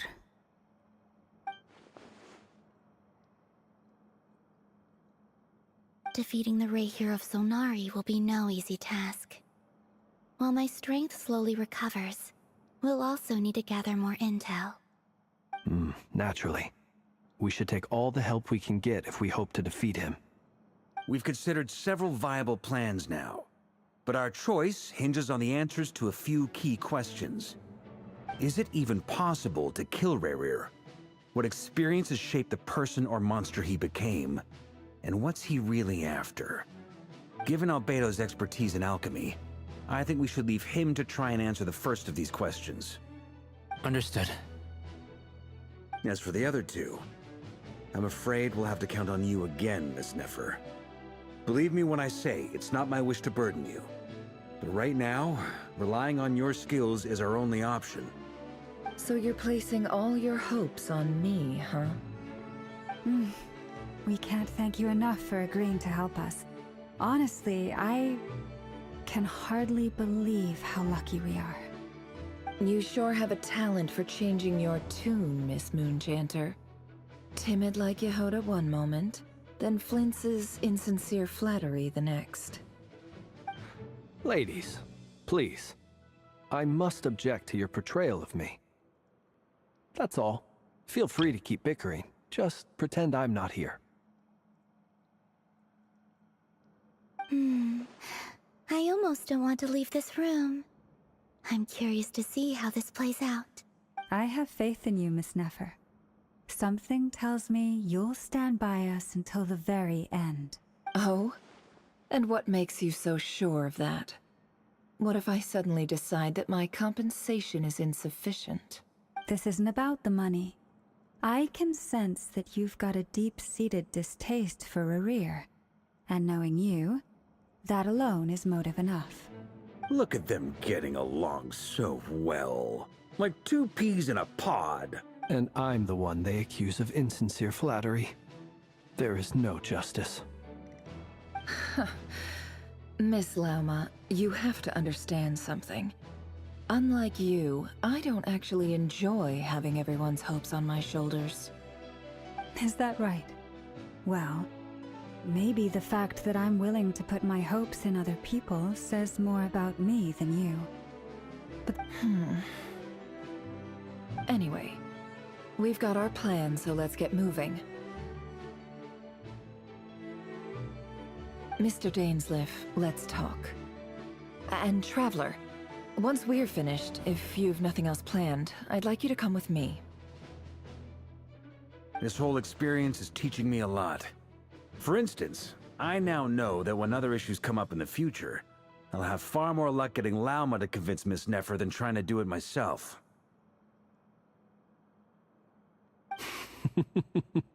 Hate to say it, friend, but that's one of the funniest things I've heard in a while. Why? You think I've got it wrong? Quite the opposite. But what makes it so hilarious is how long it's taken you to realize.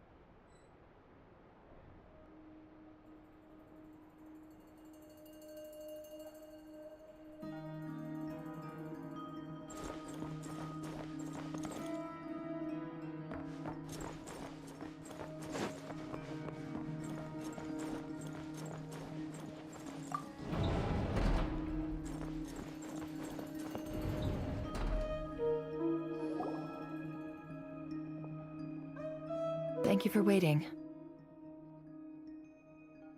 It's okay. We actually used the time to help Dainsleif get a room at the hotel. That's very considerate of you.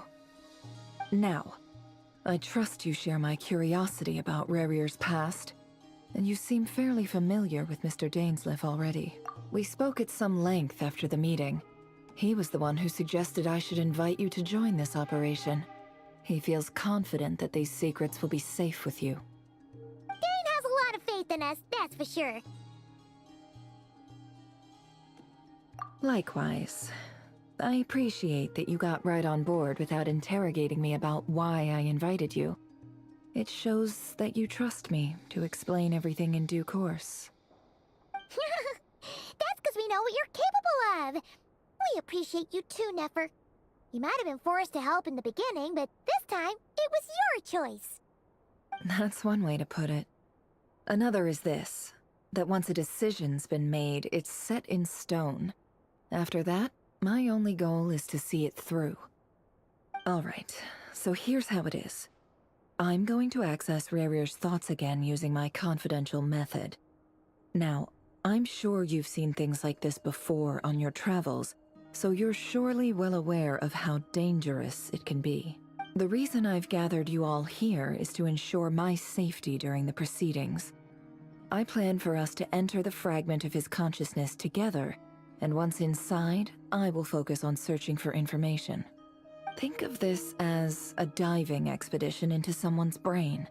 If I'm the diver, you are my safety equipment, tasked with keeping me up. Once the ceremony begins, we will all be spying on privileged information. But in the interests of safety, you must remain absolutely silent at all times.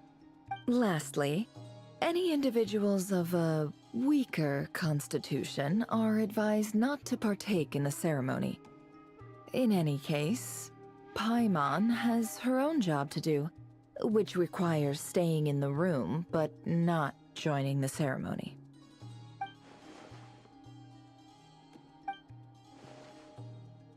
Well, good luck, everyone. Sounds like all Paimon can do is cross her fingers and root for you guys. There's a little more to it than that. I was being serious when I said you have a job to do. While the rest of us are inside Rarier's mind, it's imperative that we have a team member on the outside. In the event that something goes wrong, you will be our first responder. I don't anticipate any issues, but the extra level of safety will be greatly appreciated. I second that. This is a dangerous operation here, and you're our whole rescue team. That's pretty much the most important job in the crew. So, Paimon's like the lifeguard? Yeah, that makes sense. Alright, got it. Good. Please, take a seat. We'll get started momentarily.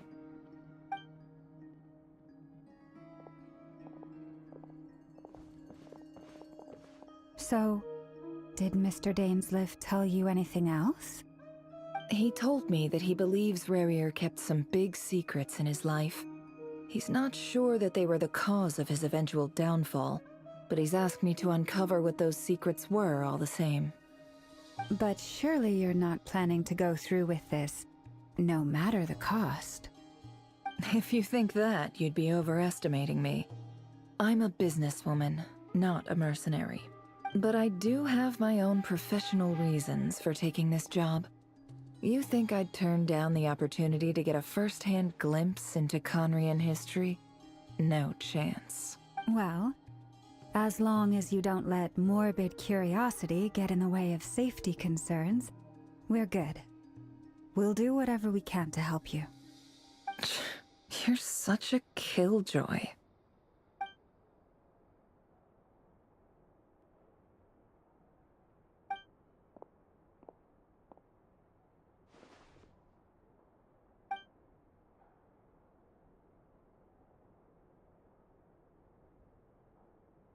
All right, I'm good to go.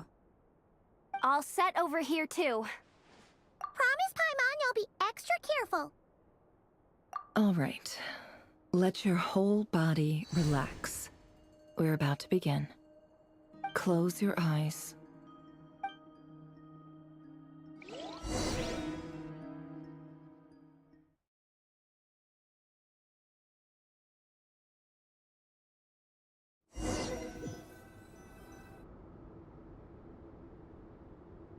Phew. Could this be his office? Pretty standard setup.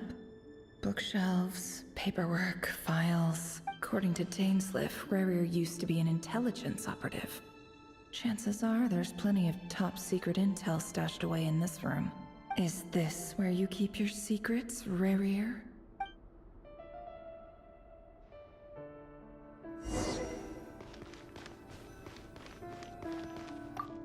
He looks even gloomier than last time. I wonder what's changed.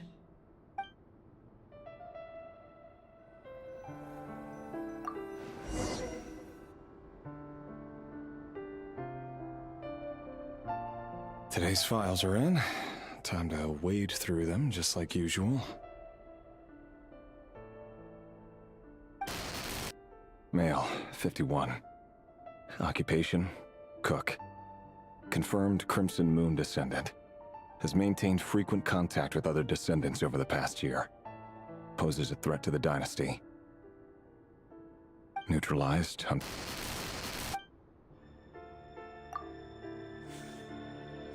This one should be archived under purged target. Female, 23. Neutralized. Another one for purged. Sounds like she used that other man's stuff. Never mind. What's it got to do with me? Male, 40. Neutralized on... Just another nobody for the archive. Come to think of it, I remember surveilling this man. A case like...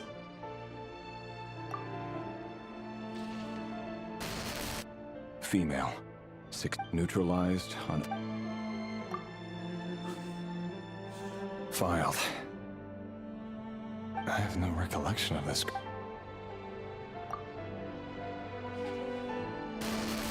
Female. 13. Neutralized on...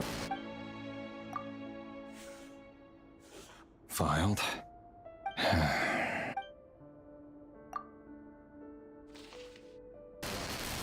Male. 11. Occupation. Neutralized.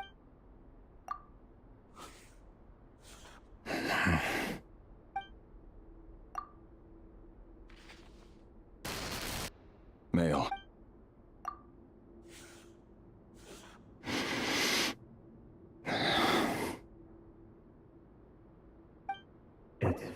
isn't it? Your job is becoming both harder and easier at the same time, depending on how you look at it. Sooner or later, the Crimson Moon descendants will be completely wiped out. But as their numbers dwindle, they become harder and harder to track down. That's not how it is. Fortunately, however, most of the able-bodied adults have already been taken care of. The remaining weaklings will be increasingly easy to deal with. No! No. My job is to ensure the survival of the Eclipse Dynasty. And the only way to do that is by eliminating any and all potential threats. It's a perfectly legitimate line of work. Every single one of my colleagues can attest to my fairness. And if my friends were aware of the facts, I know they'd back me up too. Assuming, of course, that they were aware of all the facts.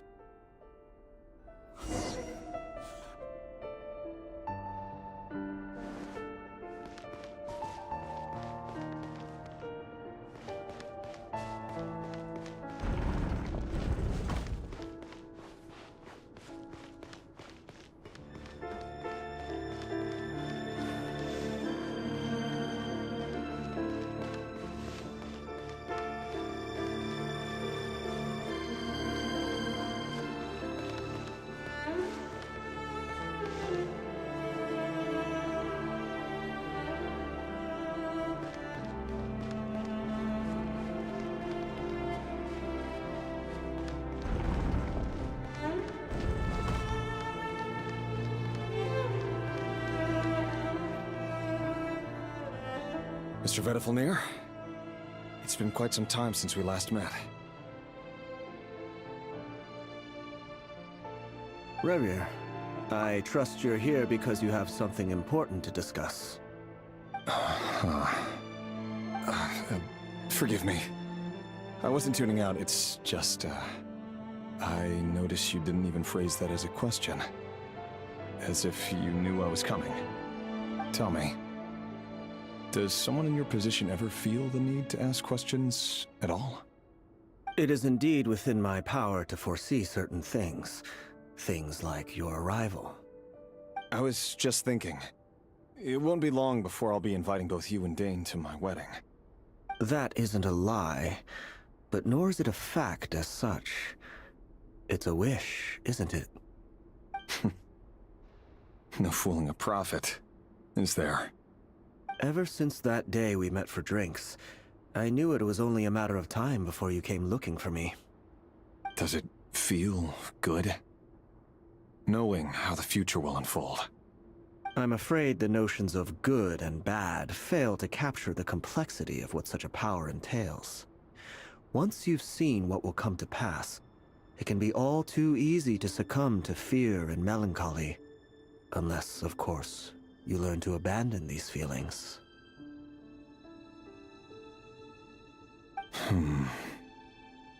You fear my silence, and long to hear the words I left unspoken that day. That's right. You must have noticed my reluctance to broach the subject, and the reason is simple. Because the truth could never have lived up to your hopes. For the burden of prophecy was never meant for your shoulders. So who exactly do you deem worthy to hear your prophecies? None but our exalted king? Or rather, our king as he once was. You're closer to his majesty than I am. You must know better than anyone how much he's changed. You say that as though it is to my benefit. Yet precisely because of that, I dare not speak rashly. A king can turn out to be the most virtuous of rulers, or a tyrant more terrible than the most vicious of dragons. You are so wise and far-sighted, yet still you would have me live in fear of the unknown? You make a fair point. Especially given my silence alone was all it took to send you spiraling downwards. Very well then. Let me offer you some advice. And I say this not as a prophet or a visionary, but simply as the brother of your friend. For many reasons, there is very little chance of your marriage ending in happiness. If happiness is what you seek, you should find another fiancé.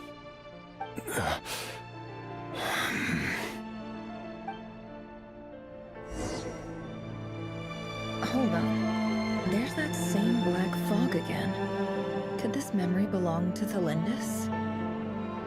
Guess I'd better tread carefully.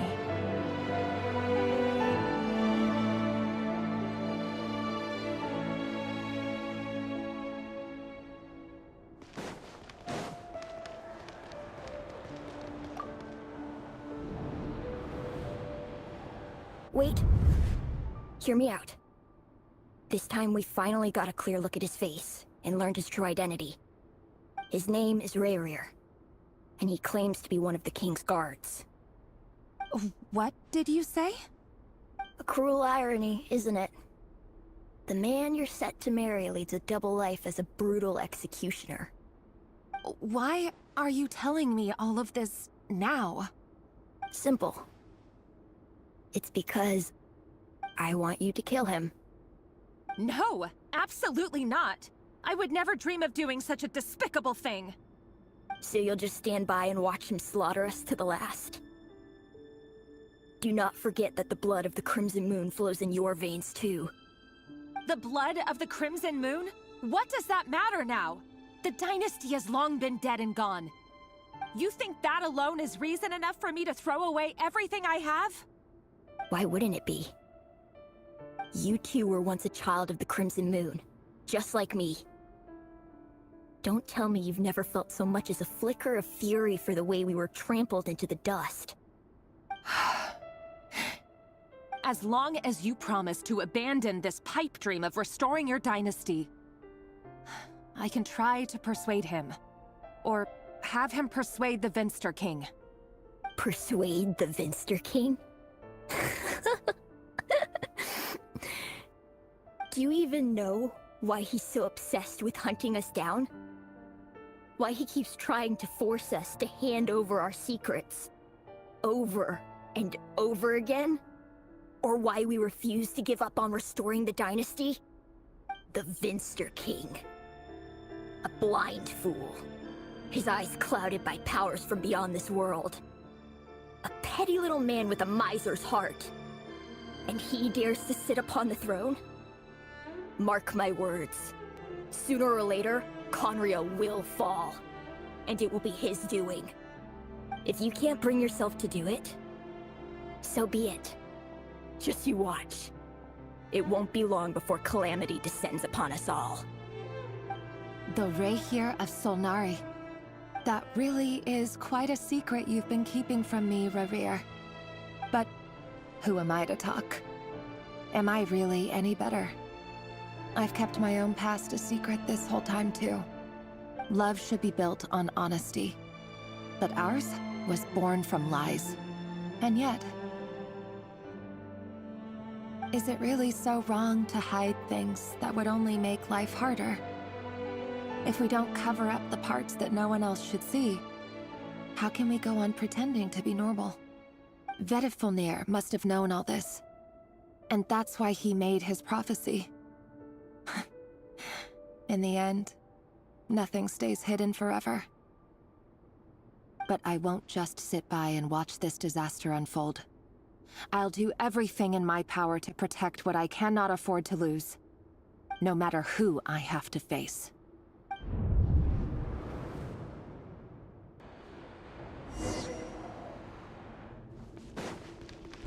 Huh?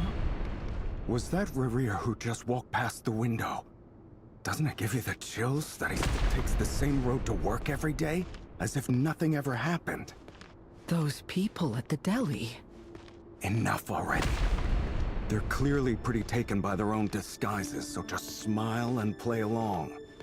Pull the rug from under beasts like that, and you'll risk having your throat torn out. Deli? Oh.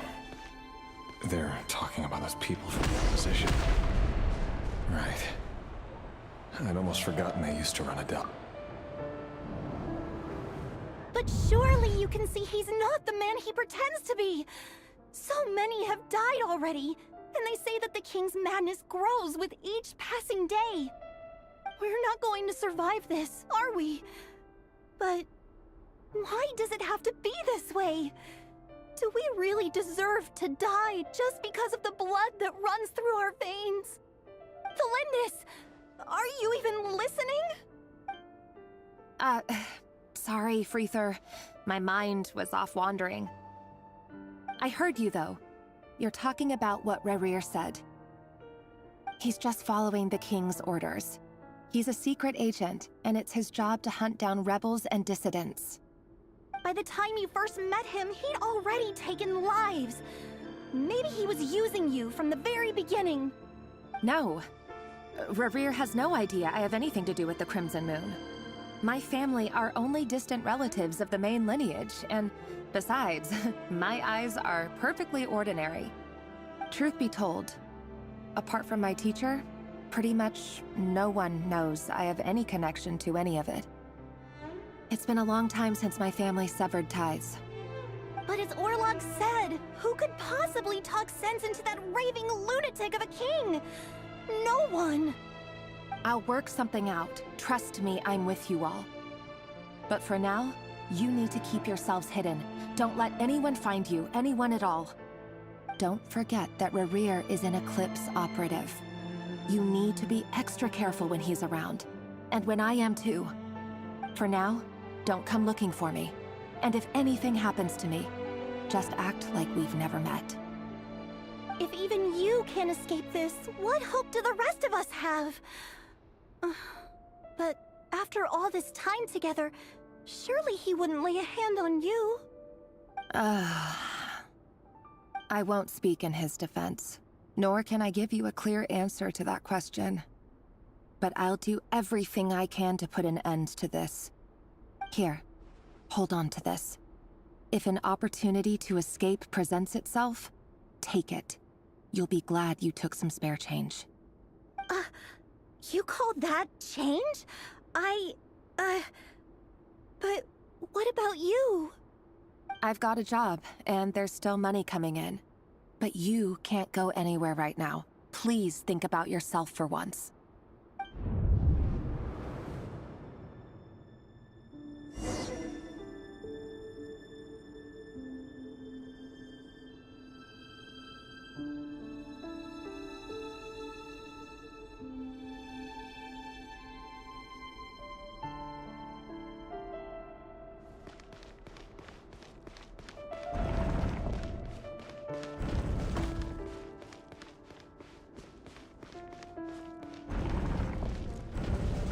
Another day, another round of assassination training.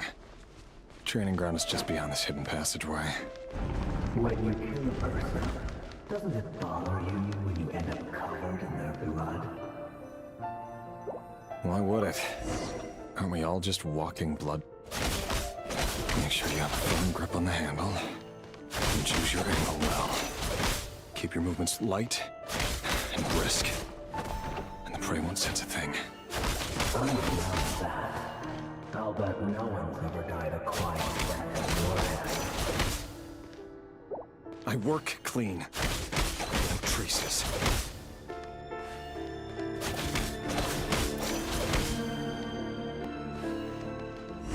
That doesn't make it open. The king is happy right now. What if someday he doesn't? That won't happen. Things changed.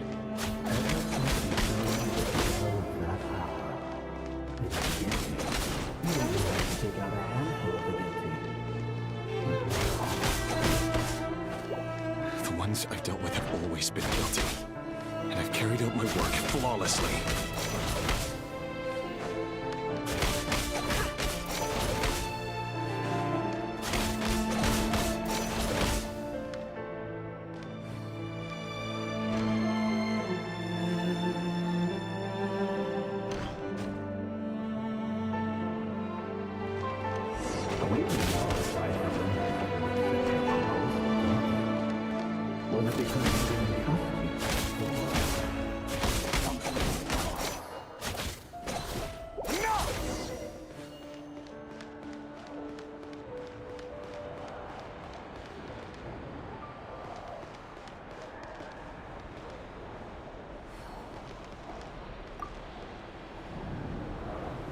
Delindis, do you still remember Orlog?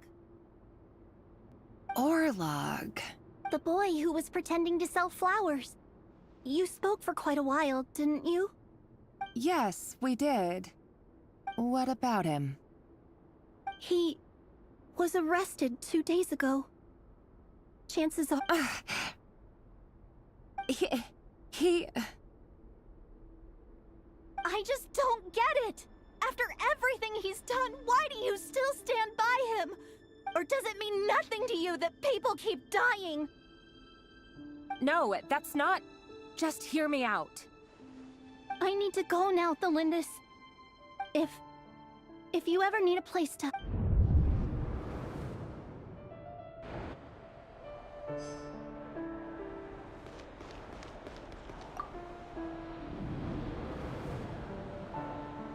Author, Thelindis. Over the course of this week, the research object was subjected to interference for a total of 47 hours for experimental purposes. The results are as follows. All subjects of observation that were sent inside have now... The situation within is proving more problematic than anticipated. No progress whatsoever. What now? Won't you give me even a glimmer of hope? Things are getting worse by the day. I have to find a way or we'll all be in danger.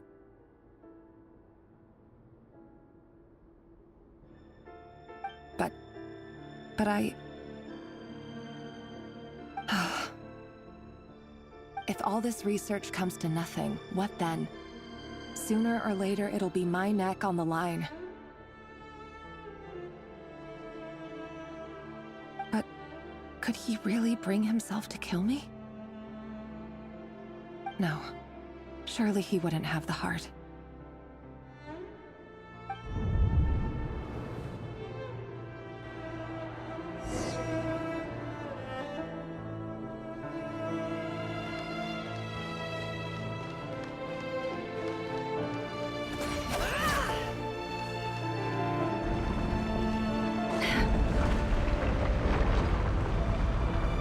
Why won't you just let us go? We don't even know each other. All we want is to live ordinary, peaceful lives. You want to live?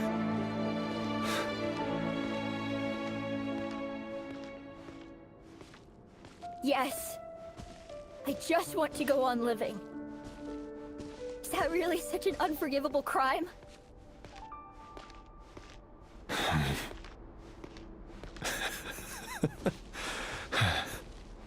You want to go on living. I want to keep living too. To keep living forever. That's why I have no choice but to continue on the path I'm on. If only some savior would suddenly swoop down and change the way the world is. Too bad that's not going to happen. Imagine that. If there really were such a person, you and I wouldn't be standing here like this, would we?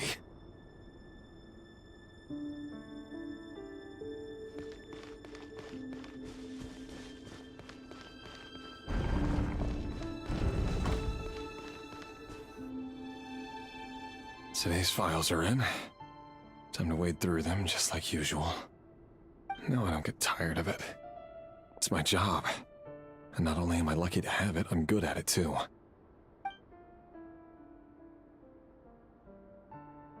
Huh. Wait. That's... Thelindis? No. No! No! Why? But you bear no mark of the Crimson Moon! How could you possibly have anything to do with them? A diluted bloodline. Carefully concealed. I see what a fool I've been. Numbing myself with talk of justice. Even imagining my friends would back me up. But in the end, Erminsul. Finster King! How far are you going to take this? From the direct bloodline to secondary offshoots? And then what? Today it's the descendants of the Crimson Moon. Who will it be tomorrow? Will you not rest until everyone down here is dead? No. This cannot go on. This is where it ends.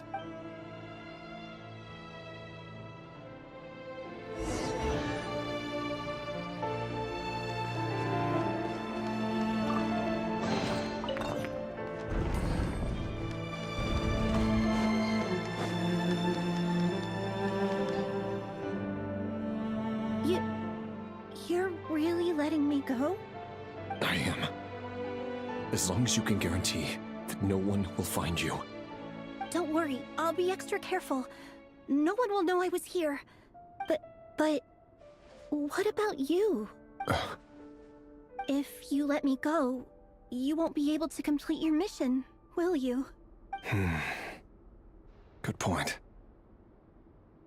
In that case, maybe you should stay.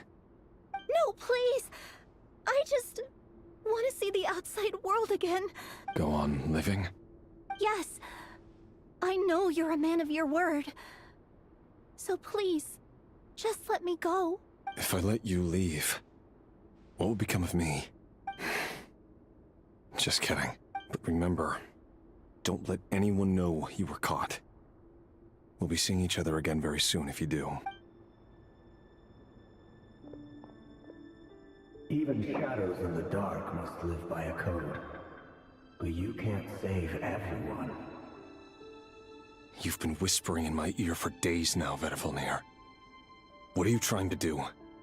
Break me down? I only say this because you long for an answer to your problems. Let her go, Rerir, or you risk losing everything. I will not abandon Thalindis. Then you'll need a little more vigilance and a lot more power. The world is changing, Rerir. Keep your eyes peeled for your moment of opportunity. That voice used to be so unclear. But now I know exactly whose it is. It's Vedifalnir. He won't tell me how to actually resolve any of this, but he keeps trying to manipulate me like a puppet. What's his game here? Tell me then. What will this moment of opportunity look like? And no answer. He's like a ghost. Always disturbing me when I'm on edge, but never answering when I need him most. So, the Eclipse Dynasty was purging, well, massacring the descendants of the Crimson Moon. And it seems like it was all connected to the Vinster King's research. The King's obsession with abyssal power left the future of Conria hanging in the balance. No wonder every aspect of Rerir's life was so unstable. And it looks like this Thalindis, Rerir's would-be fiancée, herself belonged to a sub-branch of the Crimson Moon Dynasty's descendants. It almost defies belief that a couple like them could hide the truth from each other for so long. If the Vinster King hadn't intervened in such a drastic way, they might have gone on deceiving each other for the rest of their lives. And why does Vedifalnir, Dainslif's older brother, keep talking in Rerir's head? This guy kept more secrets than I ever imagined. The human mind is like a vast desert of shifting sands.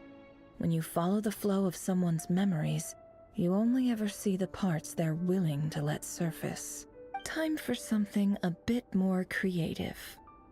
We've been inside Rerir's mind this whole time, building up a picture of his psyche. There's already enough clues on the board to start reading between the lines and mapping out the rest. Now, we can finally begin to put the pieces together. Sure, it'll only be a reconstruction, part simulation, part reasoning, but it's usually pretty accurate. Once we've built up a cognitive profile, we just need to cross-check the logic behind his actions. And then we'll be able to take a sneak peek at whatever it is that Rerir has really been hiding.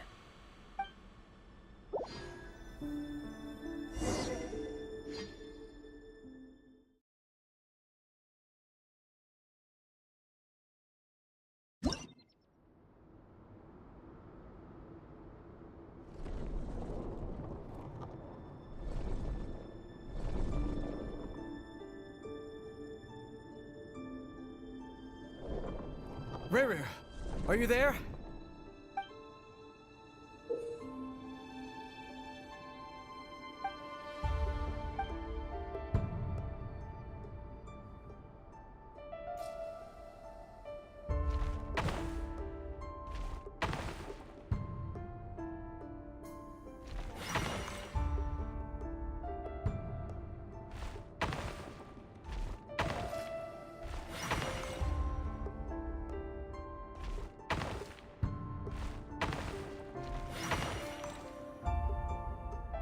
Hey, Rerir!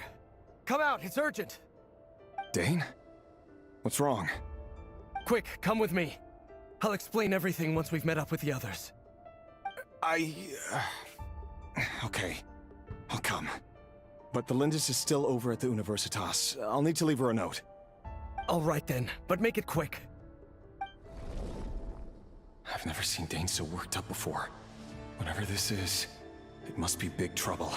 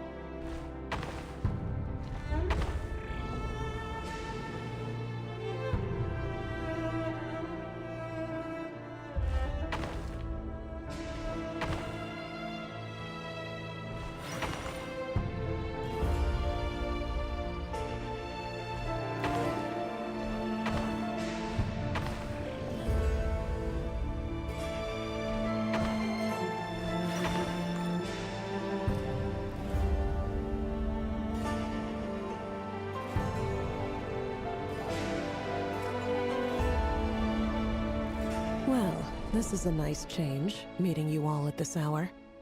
When men and women of ambition can speak face to face in broad daylight, I say that's a big step forward for our dear Conria. Don't be ridiculous. We do not fear the day. Why would we seek refuge in the night? You might ask your blade that same question. I'm told it prefers the cover of darkness. The word on the street is that Sir Delogi only strikes when he has an unfair advantage. But that is patently false. I see you're missing an arm and a leg. Surely only a fair fight could explain that. If this is your way of offering me replacement limbs, believe me, I'll take them. Oh, we can certainly discuss that. With bioalchemy, anything is possible. Assuming I have your full support in my research. Lunatic. Robtatir, what brings you here? Why, Dainsleif, of course. He invited me. Please, cast aside your apprehensions, Miss Rhindaughter. Whatever the rumors may say, I am but a humble servant of the king, and I can assure you he affords me no greater convenience than he does you. Well, the Universitas Magistrorum won't stop fawning over you, so at least some of the rumors must be true. You're clearly doing well for yourself, so drop the humble servant act. It endears you to no one. You're president of the Universitas Magistrorum, the chief royal mage known as the Wise by royal appointment, and by far the most favored among the 4 pillars of Conria. Vice President Veit doesn't even try to hide his envy when he sees you. My success is the product of hard work and good luck. It's as simple as that. Were the king not such an extremist, I hardly think I would have received a senior post at my age. Of course, no job is without its gripes. Serving a king like ours can be a challenging task, as I'm sure you can imagine. And as for Efterveit, in missing out on the presidency, he's dodged a mountain of stress. Like everything else in life, it comes with pros and cons. You're all here. I apologize for the short notice, but it was an emergency.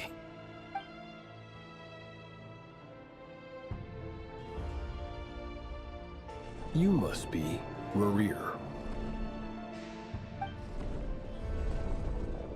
Mr. Sertologi. Yes, I handled your case file during your sentencing. Nothing personal, of course. I'm pleasantly surprised that you remember me. You're clearly a person of substance if you've been invited here. But Dainsleif, you'd better have a very good reason for convening this little gathering. It's my brother, Vedafenir. After he spoke at the court this morning, the king was so infuriated by his words that he had him blinded in both eyes and thrown in prison. Vedafenir in prison? Strange. I thought the king trusted him and Horoptatyr more than anyone else in the world. Does this mean the king's circle of trust just got even smaller? It has nothing to do with trust. It's about what the king wants, which is as clear as day to anyone paying attention. I simply appease him, because it's in the best interests of the Universitas Magistrorum. And also because you're slimy. Vedafenir, perhaps less so. But still, a visionless visionary? It rather inclines me to think that qualifications are not what get you ahead in Conria. Do you honestly think this is an important discussion to be having right now? Dane, what are you planning to do? Rescue Vedafenir, I assume. Correct. It will mean storming the palace by force. Tonight. I need all of you on my side. That's far too dangerous. And don't forget, Dainsleif, you're captain of the Royal Guard. You swore an oath to the throne. Hmm? You've been planning this for a while, haven't you? I have no desire to commit treason. But whatever critique the king may have of Vedafenir, disfiguring your most loyal subject for putting the best interests of his court and nation first, this is not the conduct of a wise ruler.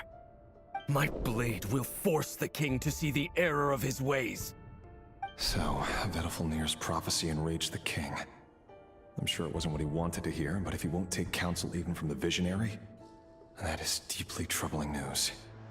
The extent of His Majesty's madness is now all too clear. The question is, how does a man like me get out of this situation unscathed? You have noble ambitions, Dane, but I'm afraid they don't do much for a guy like me. I'm not interested in saving the world. All I want is a letter of pardon. A letter of pardon? For whom? The chances of the Vinster King issuing a pardon for anyone connected to the Crimson Moon seem vanishingly slim.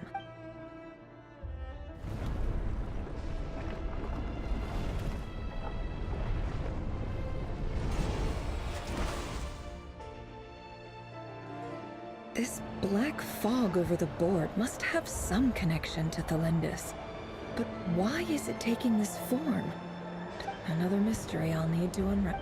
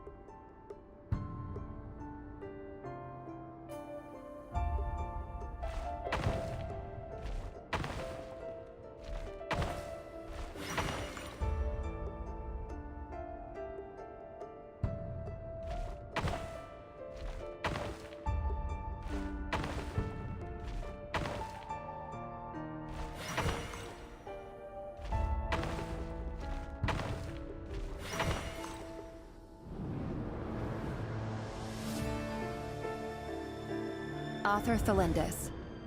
Over the course of this week, the research object was subjected to interference for a total of 60 hours for experimental purposes. The results are as follows. Research dating back to the Crimson Moon Dynasty has established 2 points regarding moon marrow. Firstly, its origins have something to do with a god's power. Secondly, it serves as a portal to an as-yet indeterminate location. Moon marrow can thus be defined as a spatial gateway. However, there are a number of hurdles to overcome before we can answer the question of where it leads to. To start with, opening the gateway requires a specific power source, which the relevant literature indicates. An enormous amount of power is then required to keep the gate open. Currently, the total power output of our instruments remains in the single digits. To make matters worse, I am now the only staff member remaining in the Moon Marrow Lab. The Universitas Magistrorum recently decided to move most of its personnel into abyssal energy research, which has stymied all Crimson Moon-related projects. This is not a wise move. I have always maintained that placing all our hopes in a single source of power is risky, especially one as poorly understood as this. I apologize if this comes across as disrespectful. But as a Moon Marrow researcher, I desperately want to see the world beyond the gateway. If we really made it there one day, what would we find?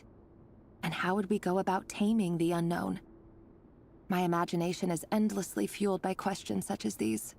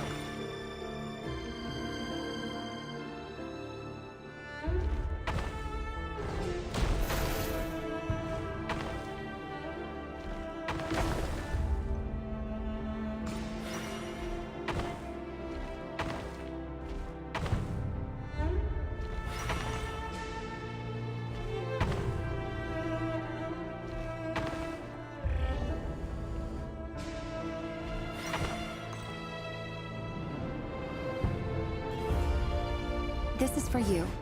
I heard you're gonna leave the city with your parents. Thelindis, did you hear about what happened? I've heard nothing. Rerir got back very late last Friday, and he was acting a little unusual, but he slept pretty well, so I'm guessing whatever he did was a good deed.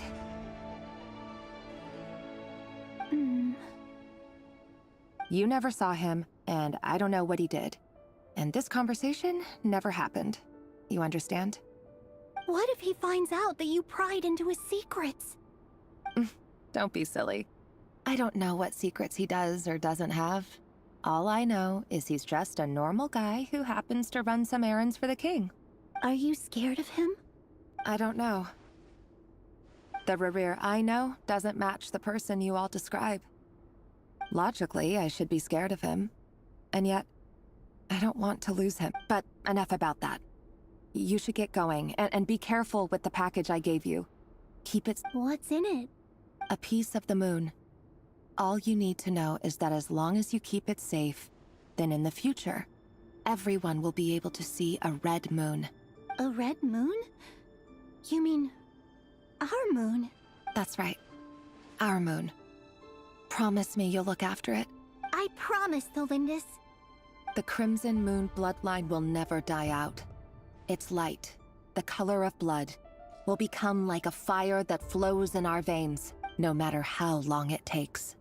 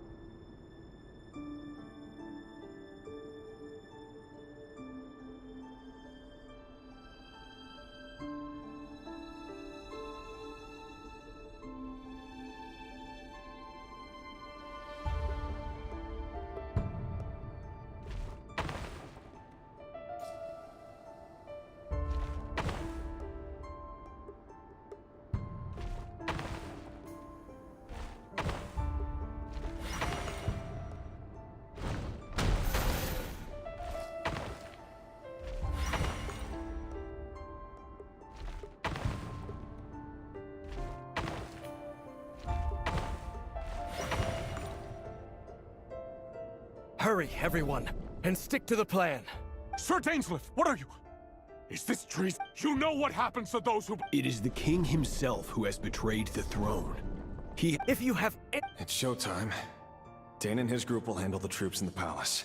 Then Hraptatir and Rhindaughter will disarm the security measures. My job is to enter the prison and rescue Vedifalnir. Stay safe. Wish me luck.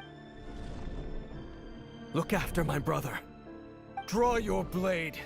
It is time for justice to prevail.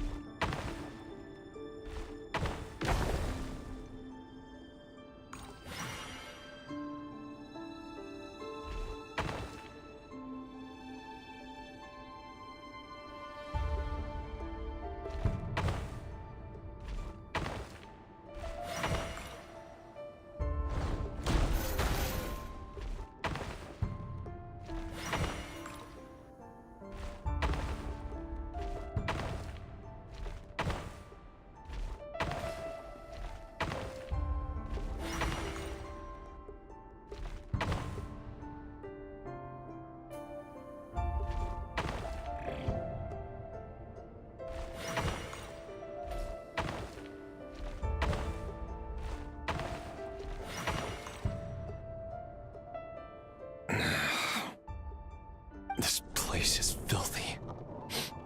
And the smell is abominable. Clearly, the king doesn't allow his prisoners a single shred of dignity. This is dire. Found you. Hello, Mr. Vedafilnir. Ah, it's you. Surprised? Oh, wait. I guess surprise isn't an emotion that prophets feel very often. I certainly felt some surprise in the moment when I was blinded. Surprise at the king's sheer ignorance. Surprise at just how unfairly this world responds to words of earnest remonstration. I'm curious. What did you prophesize this to? It wasn't a prophecy.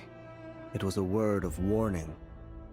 Someone had to say it. The king has forsaken all reason in pursuit of his obsessions. I simply told him that if he continues on this path, Conria will surely fall. But he didn't listen. Worse still, he stabbed you in both eyes and locked you away. Dane asked for my help. The court is in complete chaos now, but I'm sure you predicted that. Everything is transpiring as I foresaw, yet I am powerless to change it. Fate is an immutable force. I can but lament as the inevitable unfolds.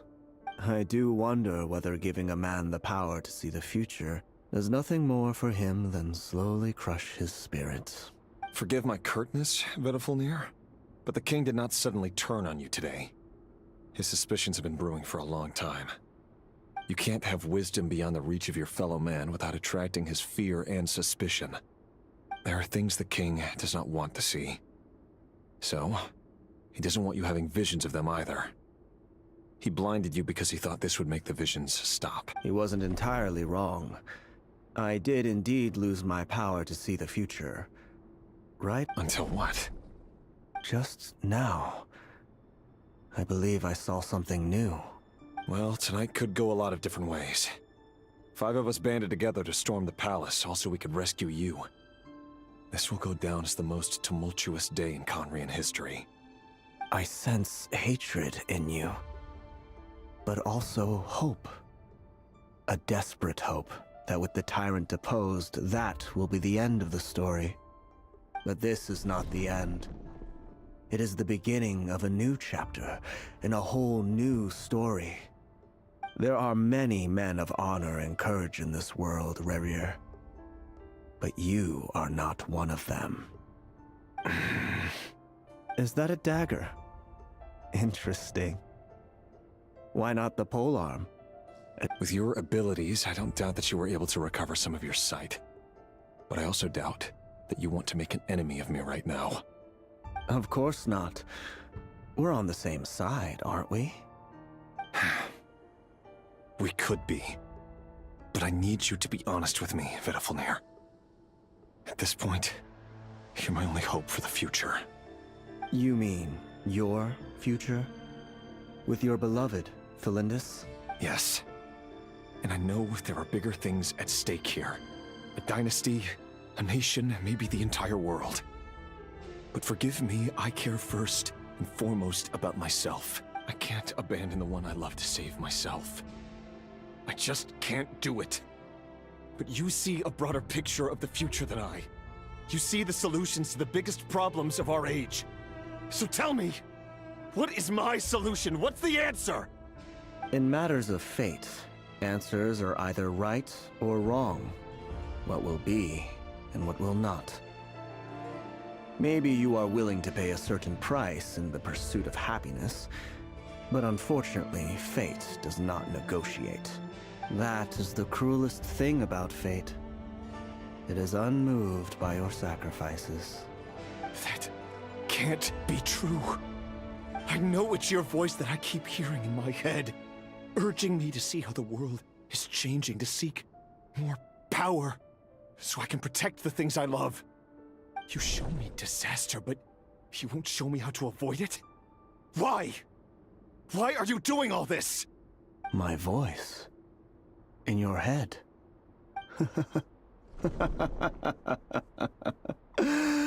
So, you hear it too? The voice that steals your mind, gains your trust, and drives you crazy. It turns out that we are not so different, you and I. Vedifalnir just broke into the strangest smile I've ever seen in my life. As if he'd discovered some monumental secret.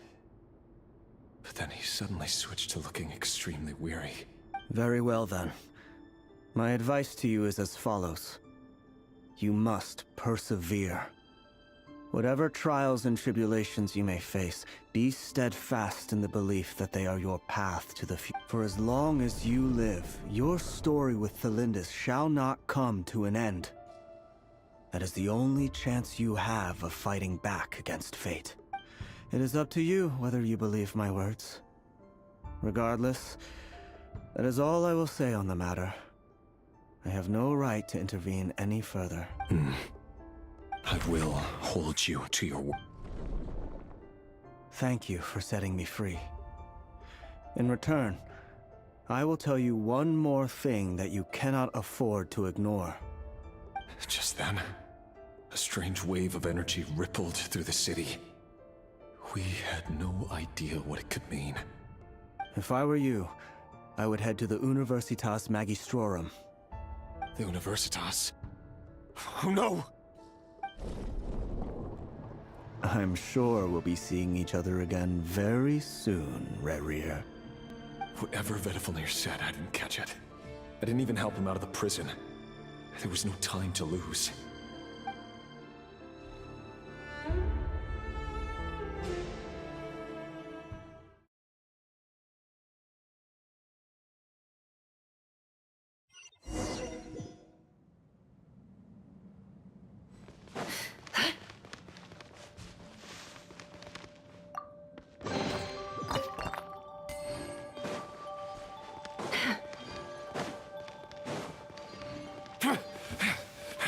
Monsters? Is this Rhindaughter's doing? The Universitas Magistrorum. Out of my way!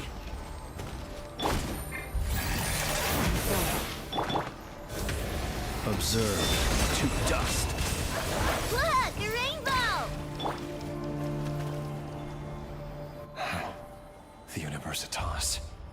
That reminds me of a rumor I once heard. Allegedly, the king installed secret mechanisms in the palace and around the city. No one knows where they are or what kind of power they hold.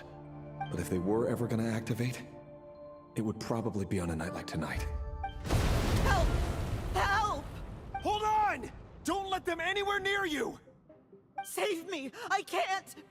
That sounded like an explosion. So, the rumor is true? What other means does the king have at his disposal?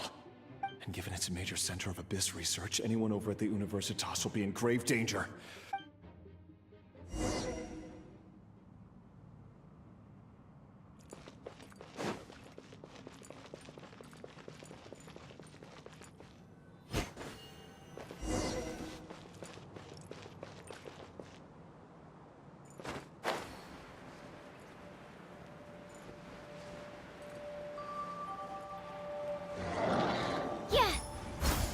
Test 6308. You're blocked! Enhanced animal module 7.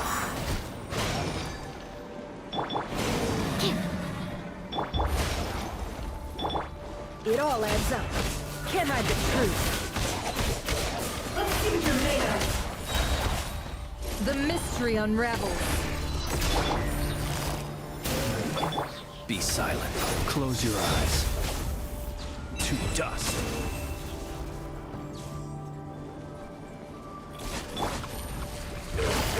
Gotcha. Things are about to get dicey. Flash attack! Absorption test. It all adds up. Can't hide the truth. I saw this coming.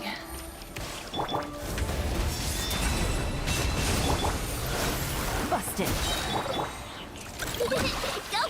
Here comes the catch. Ding dong, rubber bomb!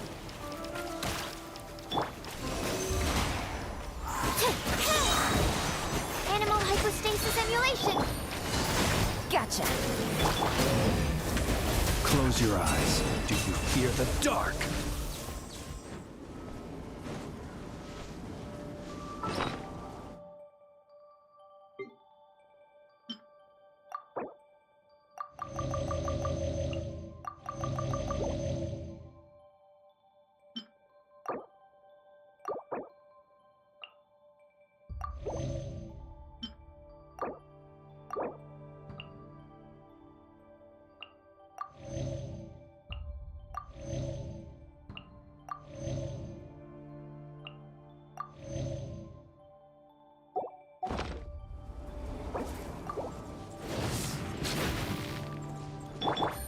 busted.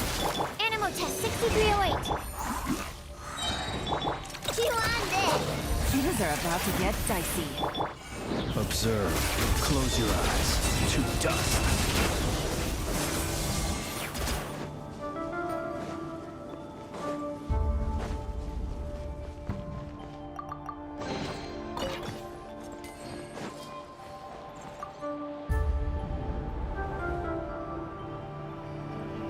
Monsters. At the Universitas Magistrorum? Why now? Oh no! They're coming! It's no use. The table won't hold out much longer. Of course. All the lab equipment was upgraded after the inspection last week. I'm done for. Is anyone there? Ah! Stay back! Please stay...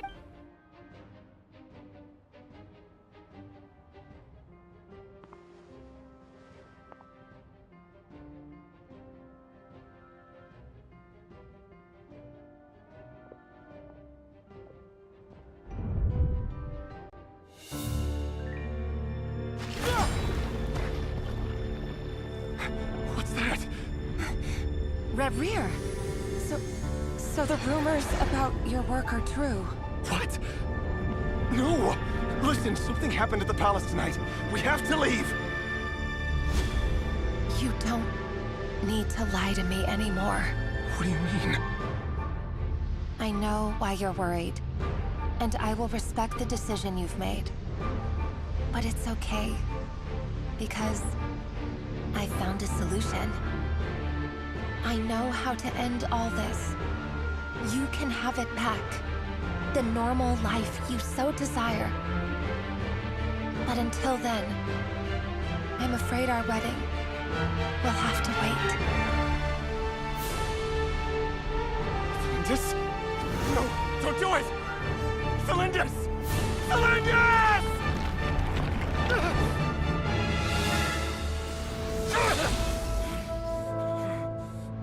I told you, Rerir. Let her go. You will find someone better. No! No, I won't do it! I have to save her! By what means exactly? A lowly pawn. You lack the power and the strength of will. Do you know why? Tell me! Come to the palace. Join us.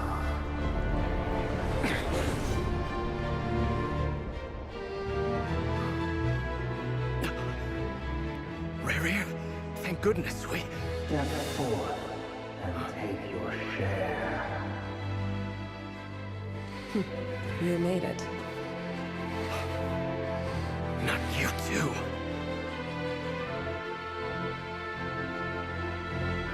Hatred or grief, despair, desire. We all have our own.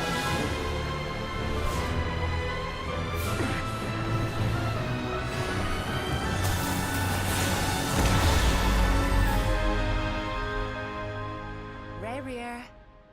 Rerir. Cylindus? Were you daydreaming?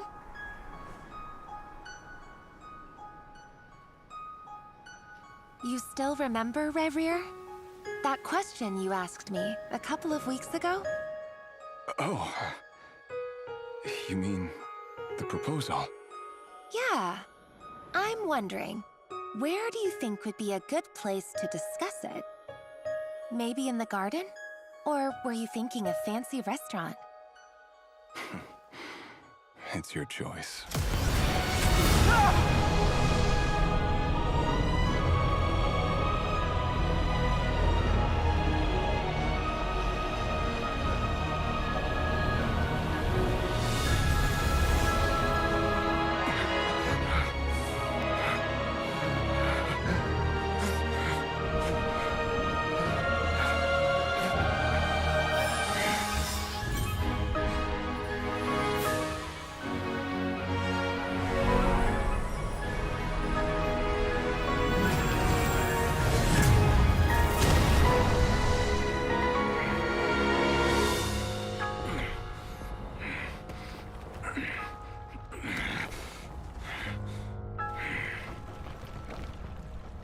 find you. And then... you can give me your answer.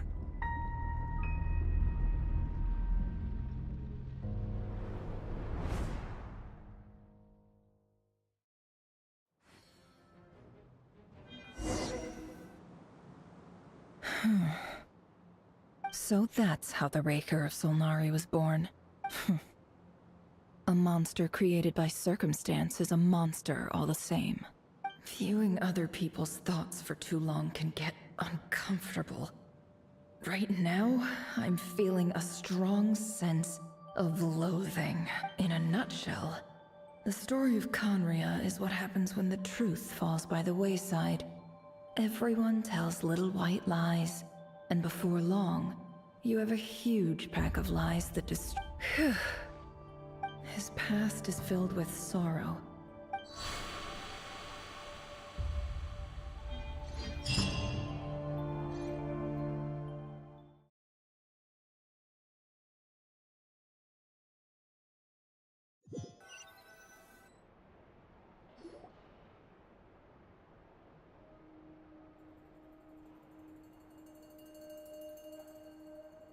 Everyone, I'm back. Never! How are you holding up? Feeling okay? She's fine. Boss is a pro. Yes, I'm fine. You will have seen the events of Rarir's life through my thoughts. It's now clear that he is just a regular nobody, driven by personal tragedy, as he said himself. I mostly agree. There's only so much we can know about him from his memories alone, but they did give us a clear glimpse into his life in Conria. However, I would not consider Rarir to be a nobody. He was deeply involved in the events of that era. Yet, when the catastrophe of a generation strikes, nobody is safe. Sounds to me like you're speaking in riddles again. Is this you urging me not to abandon the people of Nodcry in their hour of need? That's not what I meant. Although I do hope you choose to remain a part of the plan. Without you, the mission ahead will be all but impossible.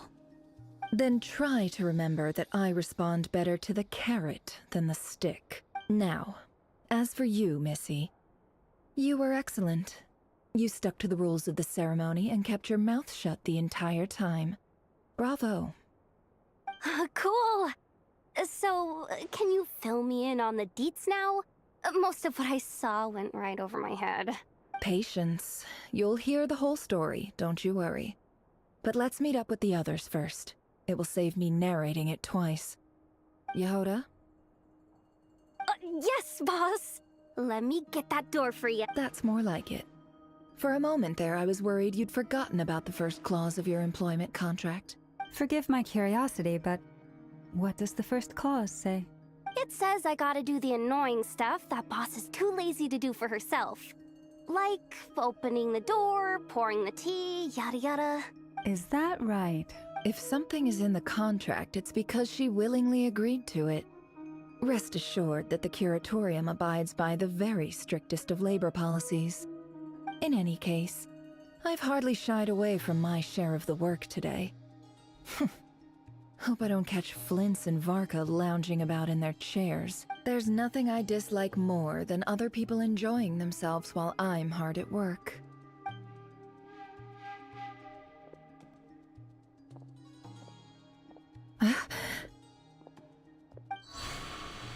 Oh no.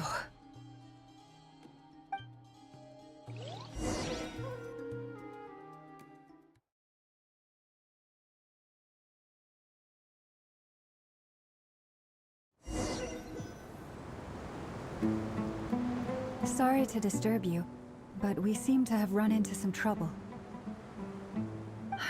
Evidently so. Don't worry, I'm not about to leave you to fend for yourselves. I'm not that kind of boss.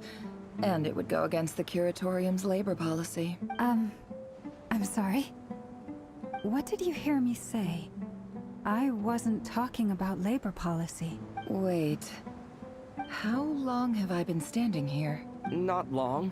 You just appeared by the door a moment ago. Boss, what What's wrong? You look like you've seen a ghost. We've been tricked. We never left at all.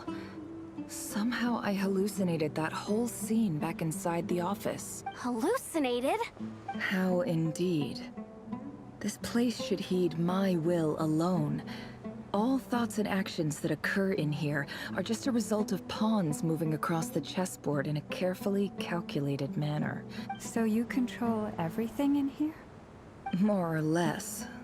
But yes, it's a special technique of... Has anything like this ever happened? Only once. It was the first time I used the chess set. Is there any similarity between what happened then and what's happening now? I suppose my thoughts are a little turbulent, which was also the case my first time. Is there anything I can do to help? The first clause of your contract clearly states that I only need your help with things that I'm too lazy to do myself. Meaning, you're not feeling lazy, right? Meaning, this is not something Yehoda can help with. The chess... Boss, it's fine. Really. Let me do something useful. Oh, listen to you. Whatever would I do without you, Yehoda? What? Really? Yes, really. Where would I ever find another employee as obedient and servile as you? Oh, well, anyway, I was thinking of fetching some water. I suggest everyone finds someplace comfortable to take a rest. Even though all this chess malarkey doesn't exist in a physical sense, you don't want to dismiss mental fatigue. Just because it isn't physical doesn't mean it's any less serious. But anyway, I got your backs, so don't worry about a thing. Don't I have the best employees? If we can find a suitable time, I'd love to borrow Yehoda for a day to help out at the Frost Moon Scions. Would you be amenable to that, Boss Nefer? Oh, Lauma. Have I ever told you just how pretty you are? Beauty runs from the tips of your antlers to the depths of your imagination. Time to rally, everyone. Follow me. As we continue our journey, the same rules will apply. That means you have my word that I will get us all out of here.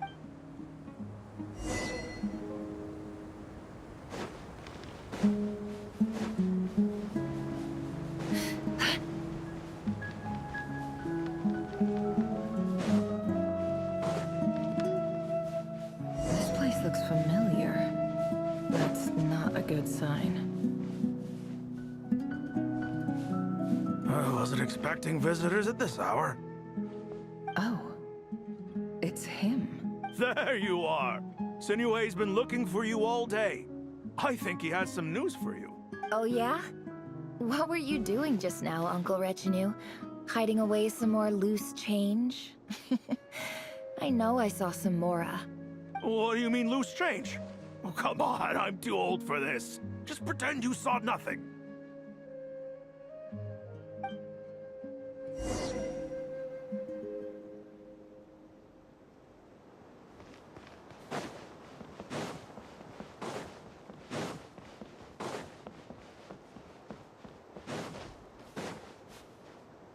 Hey, kid. Mind telling me what Sinuhe's been up to recently? I'm trying to get in his good books and I need a way in. Get in his good books? Why? What do you want with my dad, Uncle Apepi? I've written a new song. I was hoping to showcase it at the next festival, but... A new song, huh? I'd love to stay and listen, but unfortunately, Uncle Retinue says my dad's looking for me. Well, there's plenty of time and I'm not going anywhere. See that pile of stones? I'll be sitting there warming up my vocal cords. Come find me when you're done. Pile of stones. Got it.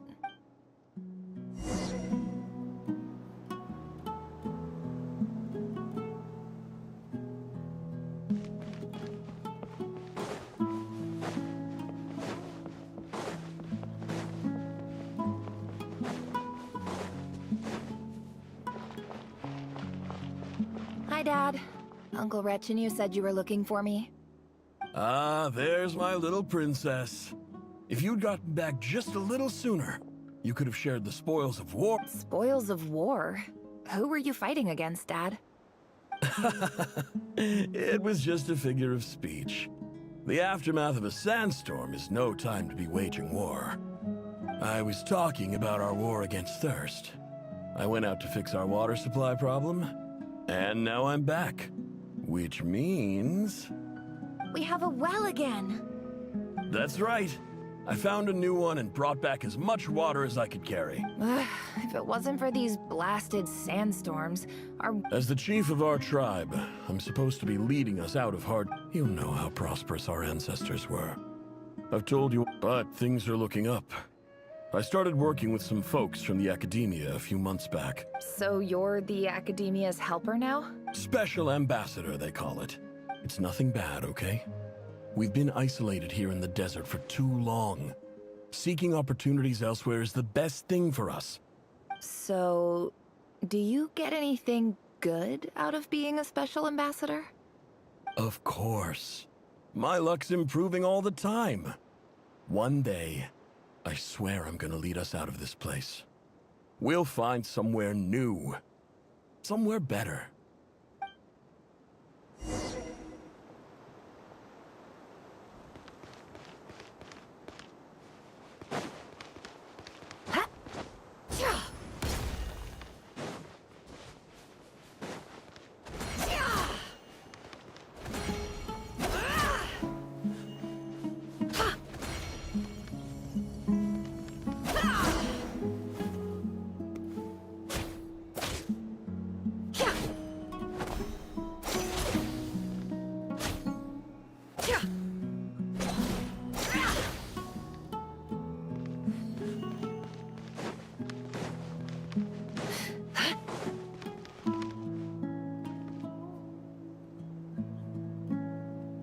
That's our well, and you know it. You stole from us. Well, you've gone from chief to thief. Did you really think you could take our water without permission and get away with it? You're either brave, stupid, or both. And that special ambassador act? Yeah, nice try. We spoke to the academia. They said it was all news to them. You're a liar and a cheat!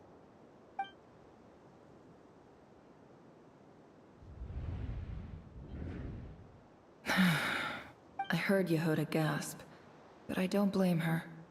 Most people are terrified by the sight of blood, corpses strewn across the ground. The wounds are clearly from scimitars and daggers, the desert dwellers' weapons of choice. There's a handwritten note on the ground. Let's see what it says. Halil, this is Sinuhe, chief of the Shimti tribe. Surely you remember me. I was the one who helped you and your colleagues avoid the quicksand in the desert. This is my second time writing to you. I assume my last letter must have gotten lost in the mail, as I didn't receive a reply. I hope this one makes it to you safely. I'm writing to you because I need some help. That sandstorm the other day completely blocked up our well, forcing me to look for another water source in Iab and Unut territory. It was a matter of survival. Praise the gods. The well of the Iab tribe was intact. It was my last resort. I drew what water I could and left, but not without being spotted. I fear they will retaliate. You told me to write to you if I ever needed help. You said you'd be my ally in the academia. I urgently need you to formally recognize my title of Special Ambassador and send some of your... This is an emergency. Looks like this letter never got sent. The writer died a grisly death, and the letter was trampled into the ground. It's badly defaced. What a ridiculous lie the surviving Shimti tell.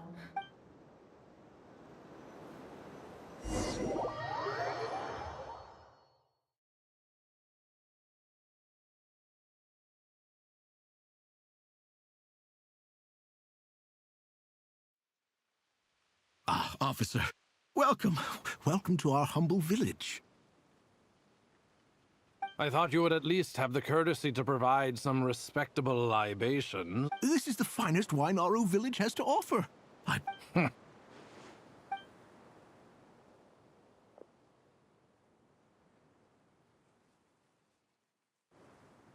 The Academia has agreed to reserve a single space for a candidate from your village. But I remain skeptical of this entire endeavor.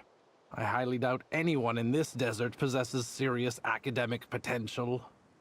Please, have faith. If not in us, then in our god. The child we found shows great promise. I beg you.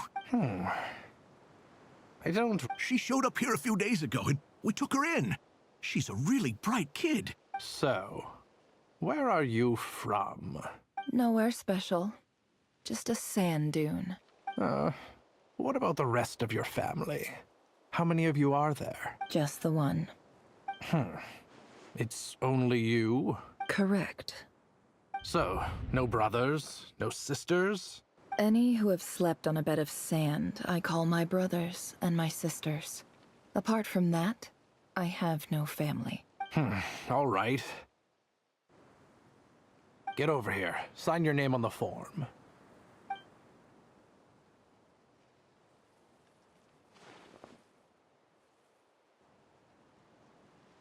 Never? You're rather fair-skinned for a desert dweller.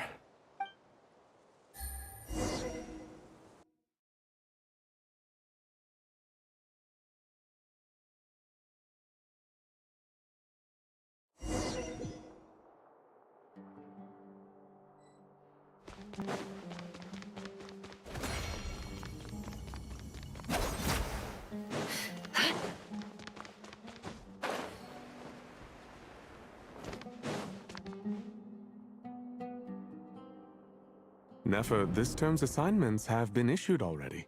Please read through the materials thoroughly, conduct your own edition. Yes, Professor, I'm aware. Oh? Please, ask away. Well, I saw the other students' problem sheets, and I couldn't help but notice that my assignment is much easier than theirs. A weak student? Goodness, no. Quite the opposite. You have a sharp mind. Almost too sharp.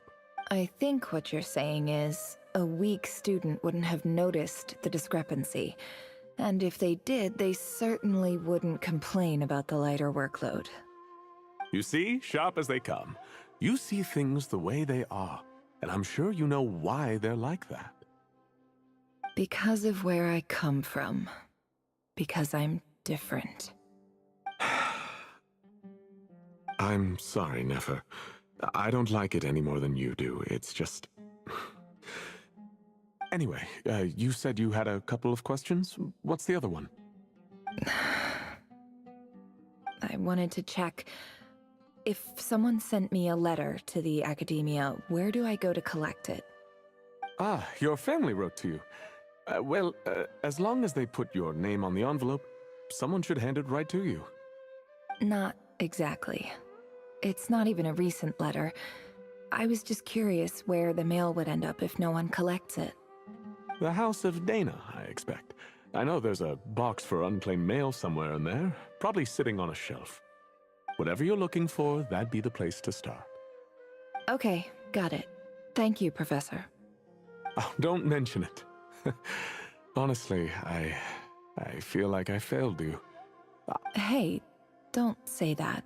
You're a great teacher, and you do your best for all your students. It's not just the Academia either. Oh, my dear child. I haven't. I just think that if you want to make it in this world, you have to find a way to become successful.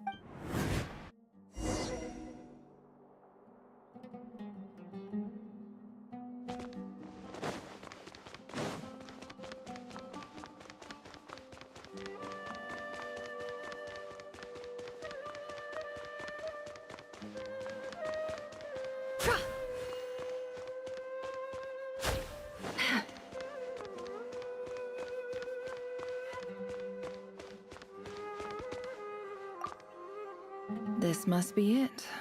A big... Let's take a look.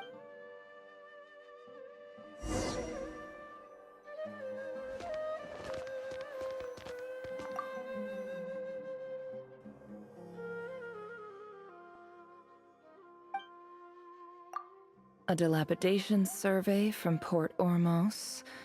Looks like it's from... This one was never even opened. I get... Who was it addressed to?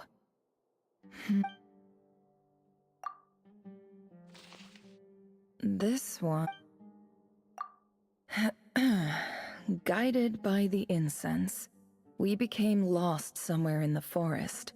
In clinical terms, these, for example, this seems like something the academia would want to know about. Wait, the note says, the sender authored this letter while under the influence of mushrooms.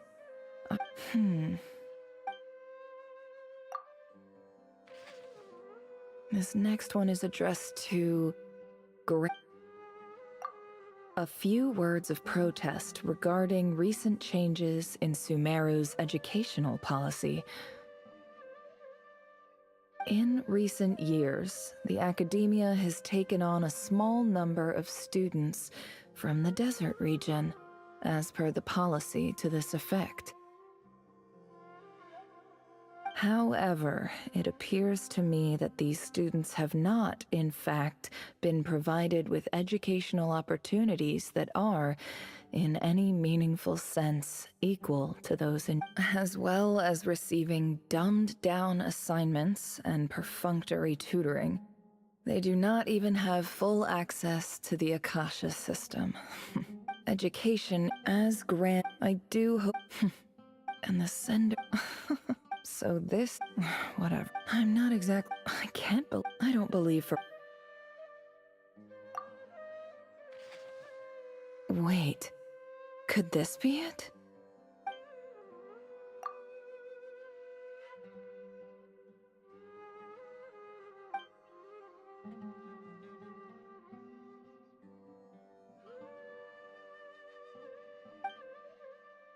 Greetings, Halil.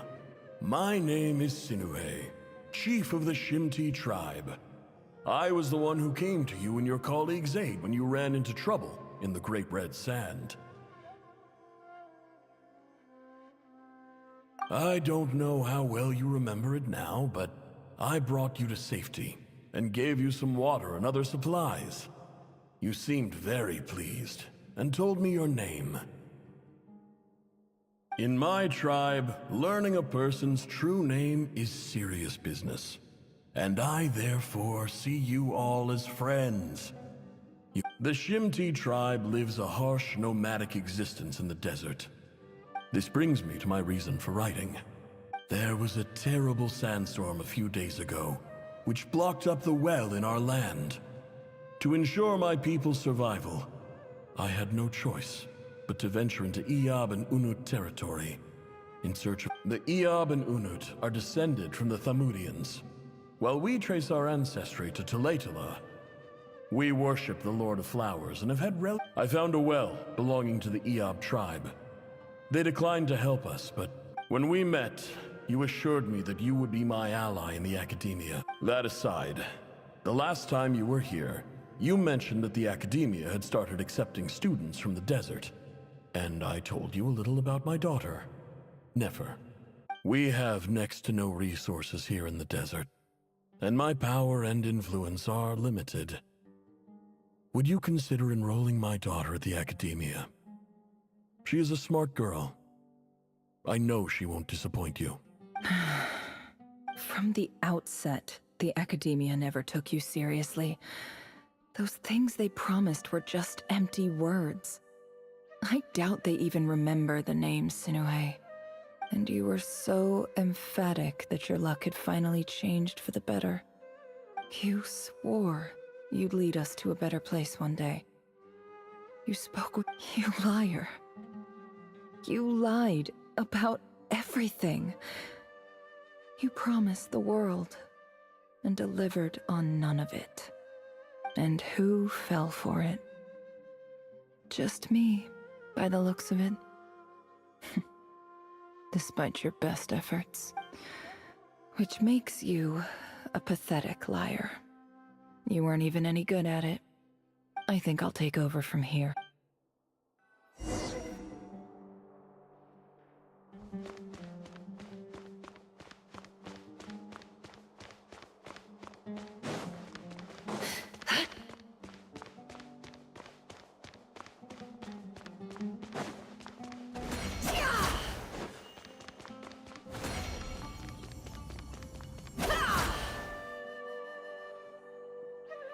I just came to say goodbye.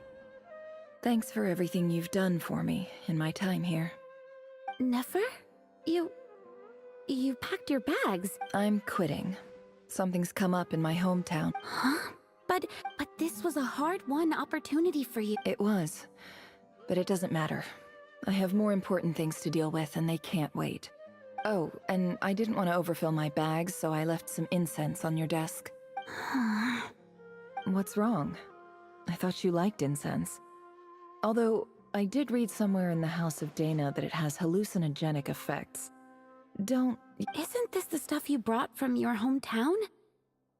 Yeah, I lied. It's not rare at all. It's not worth much. Keep it. But Nefer... All right, that's all from me.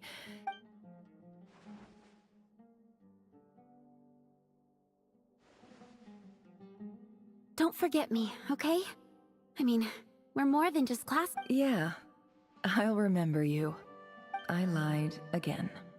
And as for remembering her, I'll be lucky if I even make it through this alive.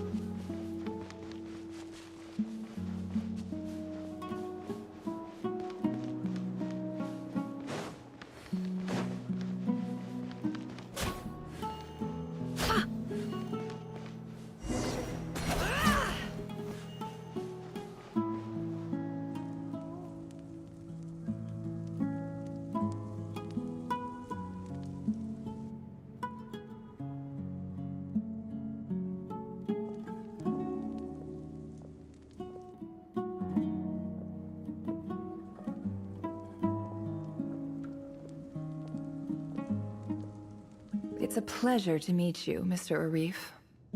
So, what does the Academia want? Since they've sent their special ambassador, Please, sir, lower your blade.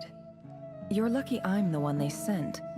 Not all special ambassadors share my admiration. The ever-shifting balance of power in the desert reduced the once great civilizations of this region. Huh. So, you do know who you're dealing with? This well is the perfect symbol of your strength. You're not wrong.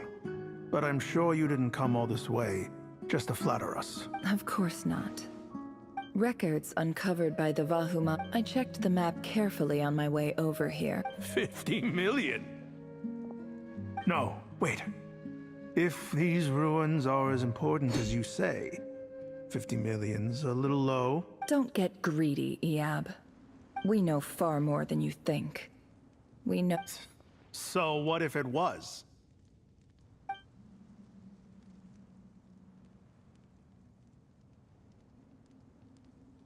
Don't worry. As unscrupulous as it was, it's something we're willing to overlook. The Academia is only interested in dealing with the de facto power holders in the region. I hope I am making myself clear. And I hope your words are the truth. If I find out the Academia is trying to play me, I'll hunt down every one of your people and make you watch as I cut... I assure you, Chief, that would not be in your long-term interests. You see how I'm dressed, don't you? I appreciate that you've never been to the rainforest, but surely even you recognize an ambassador's attire when you see it. And what does a barbarian like you have to lose anyway? All right, I take your point. The Academia is the highest authority in the land. I'm sure you're trustworthy people. In that case, we have a deal. We will sell you the excavation rights. I'd like to thank you, Ambassador. This is good news indeed. Excellent news. In fact, it calls for a celebration. Would you do us the honor of staying a while and enjoying some Iab hospitality? Gladly. I am partial to wine myself, and I trust you are as well. So let's indulge in a few drinks together. in celebration of this momentous occasion.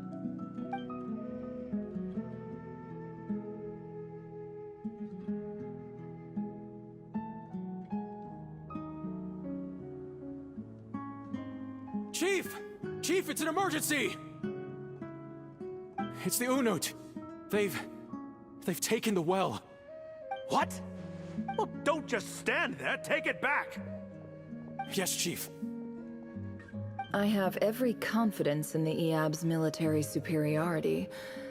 What is it? The Unut's response was alarmingly fast. The day after we reach a deal, they seize the well. This can't be a coincidence. Perhaps there is a traitor in your midst. I don't think so. I am obliged to remind you, Chief, that the Academia will only deal with the de facto power holders. If you cannot regain control over the well, I'm afraid you won't see a single mora of that 50 million. No! Please, Ambassador, just give me some time. I swear the Unut will not get away with this. That well is ours, and so is the mora. Glad to hear it. I will wait here for an update. If there is a traitor, I will find them. In the meantime, make yourself at home. I'll report back as soon as I have an update. Much obliged. Wow. All it took was a few words and I've got him wrapped around my finger. What an amazing feeling. So, in summary, Ambassador, the Academia would rather negotiate with our tribe instead of the Eab. Yeah. The Eab are ruthless murderers who don't listen to reason. And now they have the gall to interfere in our research projects in the desert region. So let me ask you, Chief. If you were the Academia, what would you do? Kill them all, of course. Precisely. The Academia does not tolerate those who stand in our way. The Eab have held back our academic pursuits for too long, and our patience is wearing thin. At the same time, there is simply no way that the Academia can be seen to be intervening in desert affairs. We have our own rules out here. If the rainforest dwellers raised arms against a desert tribe, you'd start a bloody war. Right. We can't natural allies. Weren't the Eab Let me be clear. The Academia wishes to collaborate with the legally recognized rulers of the desert in this matter. We are asking for excavation rights to that well. Say no more. Good. You see, Dad?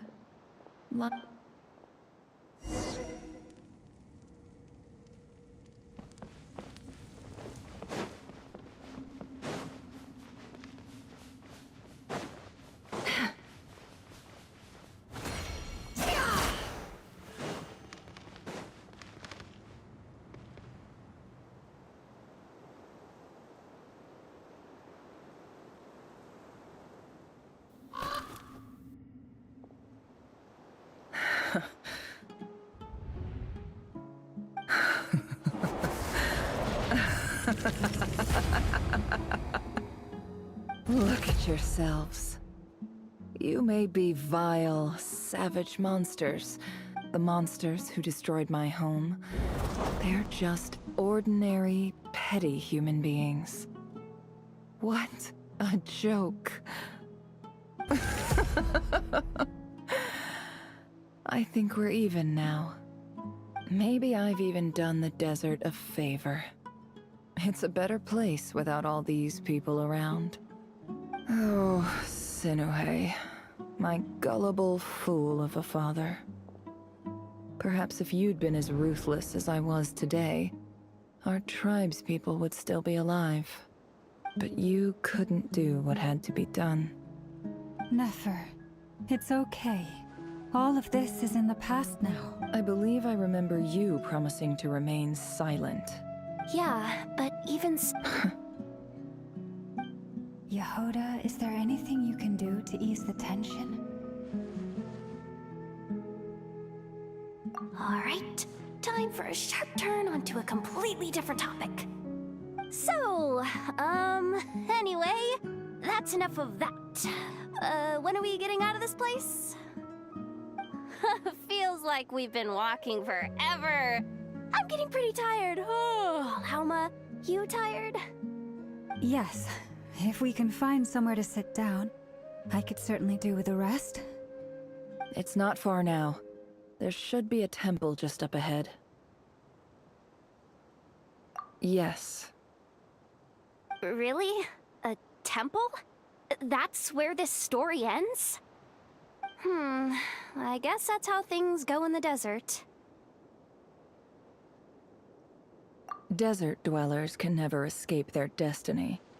Or so everyone says. I never wanted to believe it, but looking back now, I'm as desert as they come. You mentioned a temple. What's waiting for us there? My biggest trade secret of all. Ah. Then I'm guessing it's where you got your power from. I didn't know you were clued up on any other religions.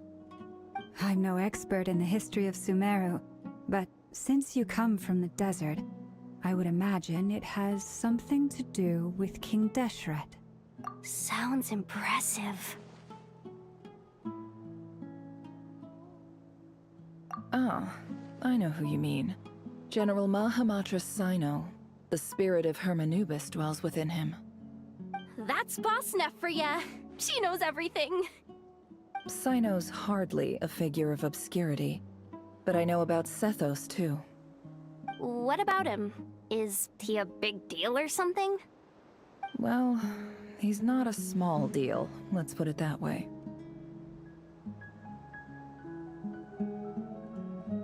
Please, this is the bare-bone basics. Save the flattery. Thanks for your patience, everyone. I'm sure it's been a lot to take in. With any luck, that's our exit just up ahead.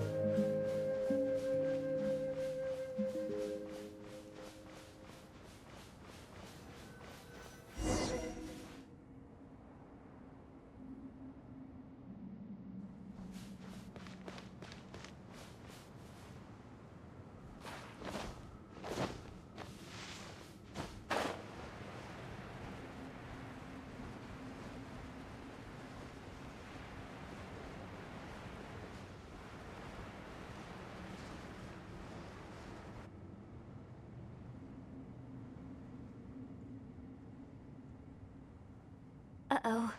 Uh-oh. Uh-oh. I'm totally out of my depth here. I don't have anything to add about any of this stuff. Like, look at that statue, for instance. I want to do the whole name-dropping, this girl knows her stuff thing too, but I've never seen anything like it before. A statue with the head of a bird. That's Thoth, the Ibis King, one of the 7 pillars of King Deshret. The legends say that he, the Crocodile King, and the Goat King were the 3 retainers of King Deshret. Let's take a look.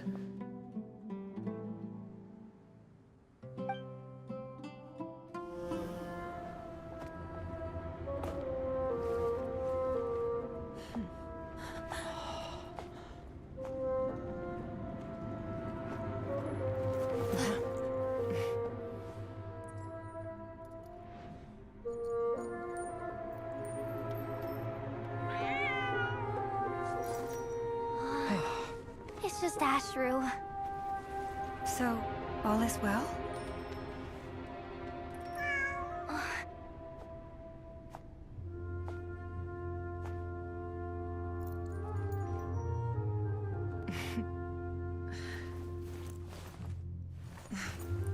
Typically speaking, at this point, the world disintegrates.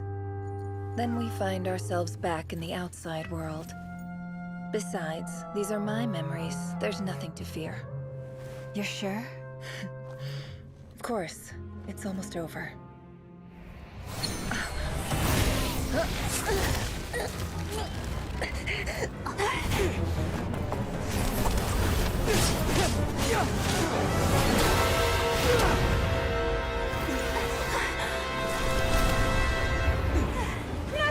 Hold on!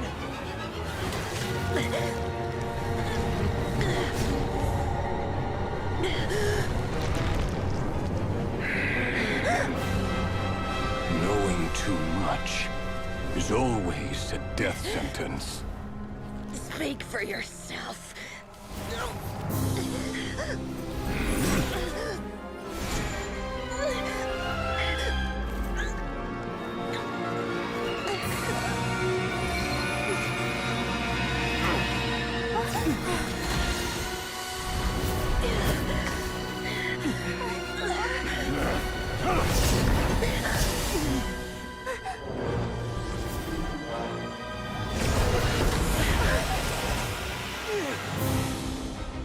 How repulsive.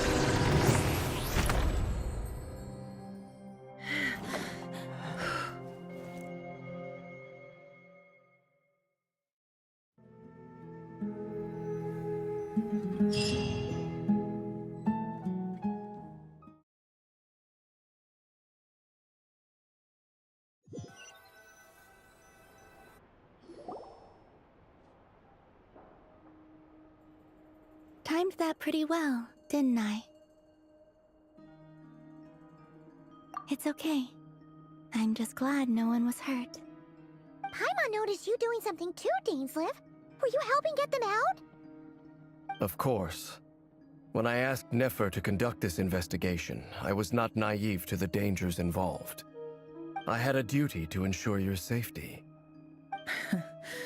Good to know your sense of justice is still intact after all these years. I take that to mean that you saw the truth. That comes as a great relief. I certainly did. And thanks to your help, I also managed to trap Rerir inside the chess set. Whoa, really? How'd you manage that? Well, to be honest, I sensed that something was wrong long before we made it to the temple. By using this fragment to probe into Rerir's past, well, the monster formerly known as Rerir, it seems I alerted him. I was tracking him, then he caught on and started tracking me too. Can't say I'm surprised. But how did he track you through your thoughts alone? That shouldn't be possible. Rerir was a secret agent who reported directly to the Vinster King. He is an expert at finding a trail and hunting down his pursuers. No wonder. He infiltrated the chess set, read my thoughts, and built a new virtual chess set inside of it. That's why we weren't able to leave at first. Speaking of your chess set, it's quite a remarkable item. Would I be right in thinking you have some connection to King Deshret? You overestimate me. I only have a connection with one of his underlings, the Ibis King. You all saw how this came to be.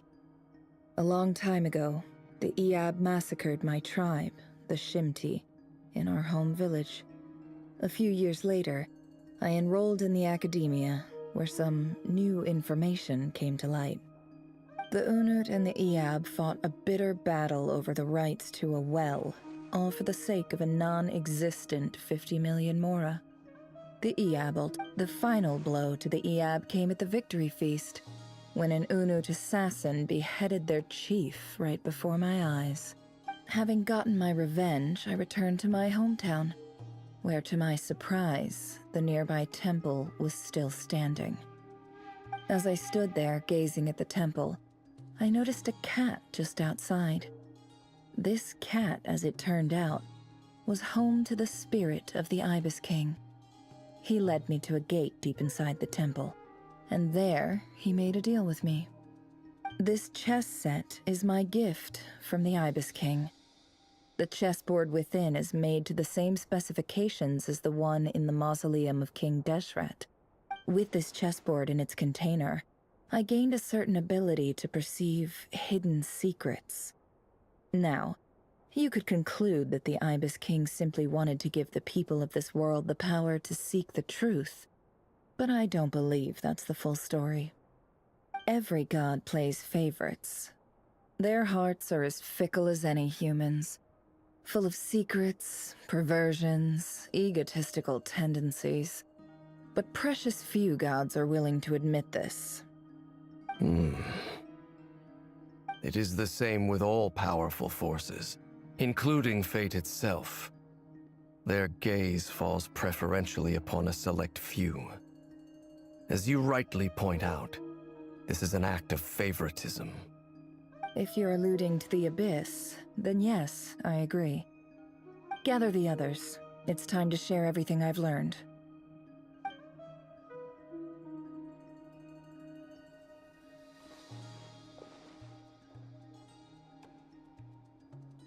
Thank you all for being here. As promised, I did some further investigating into the Raker of Solnari's background. I am pleased to report that the investigation has been most fruitful indeed. The Raker of Solnari, real name Rerir, was once a Conrian subject who served the Vinster King. I will now share the important details of his story. Please save any questions or comments for the end.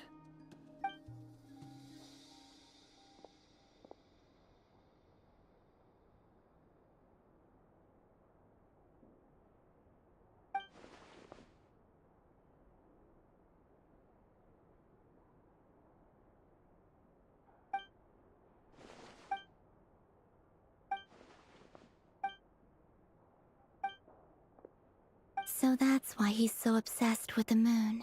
A tragic tale, to be sure. But it does not excuse his many transgressions. No matter how much Rerir suffered in the past, the fact remains that he is what we know today as the Wild Hunt, wreaking havoc upon innocent lives in Notcry. He becomes more dangerous with each passing day. If left unchecked, it is simply a matter of time before all of Tevat suffers the consequences. This is a threat that the Knights of Favonius cannot ignore. A question for Miss Columbina. Forgive me if this is presumptuous, but have you ever seen the spatial gateway that appeared in Rerir's memory? Never. But I have heard stories of something called the Moon Gate, and this seems to fit the description. Miss Lauma, any thoughts on this? In the lore of the Frost Moon Scions, the moon is believed to hold many secrets. Some sources speak of ancient knowledge, others of a gateway to the unknown. The term Moon Gate is one I have heard before, but as is the case with all of our legends, there are no records of any first-hand witnesses. We cannot know whether it truly exists. Then back to Miss Columbina. As a moon goddess yourself, do you have some idea of where the Moon Gate leads to? Not at this stage, sorry. I do hold the power of the Frost Moon, and my strength is recovering well. I can sense that the gate would open at my command, but... But there's more to the power of the Frost Moon than that? Yes. A moon goddess has the right to open the Moon Gate, since it is a path to the moon. But as never mentioned, holding open a spatial gateway takes a huge amount of power. And right now, I need to conserve my energy to fight the Raker of Solnari. I'm afraid this is one mystery we may have to leave unsolved. I agree. Better to save your strength. But if you'll humor me for a moment, I have a bold conjecture of my own regarding the world beyond the gateway. I highly suspect that neither Tholindis nor Rerir made it through unscathed, The evidence pointing to this is the fact that the Rehir of Solnari exists in the form of countless fragments. With the abyssal power he wields, no ordinary foe can touch him, let alone tear him to shreds. And yet, the Wild Hunt proliferates wherever his scattered fragments lie, drawing hordes of monsters to many different locations. So your theory is that Rerir was physically torn to shreds by some powerful force? Hence, why the Wild Hunt is a distributed phenomenon. Makes sense to me. Explains why the Wild Hunt is so pervasive, and why he's been trying to piece himself back together. Without the power of the Abyss on his side, he almost certainly would have perished the moment he was torn apart. I could not agree more. The power of the Abyss is most surely a curse. It is a compelling explanation, and one that accords with my present understanding of Abyss creatures. Whether the life form in question is primitive or advanced, if a curse has extended its lifespan unnaturally, this raises some interesting questions. I will run some experiments, and that being said, regardless of whether my research bears fruit, I would like to thank Miss Nefer for conducting such a thorough investigation. My pleasure, Mr. Albedo. I too hope that the information I have shared today proves useful as we look— Hey! What is it, Dainsleif? You look really upset! It's just... when I think of the man I once knew as Rerir, I struggle to understand why things had to turn out like this. The two of you used to be friends, didn't you? I don't know if these words will bring any comfort, but my heart goes out to you. Mine too. We can never know all the hows and whys of the way things are. The moon and stars are full of untold secrets and lies, and the skies are host to many more mysteries than these alone. Yet, none of that can begin to compare with the complexity of human life. Those are the first comforting words I've heard in a long time. Thank you both. Well, I think this is a good place to end today's meeting. I'm sure Nefer needs some time to recover. She's been through an awful lot today. That's very thoughtful of you, Lama. Of course. Sounds good to me. Take some time to rest and digest before we reconvene to nail down a plan.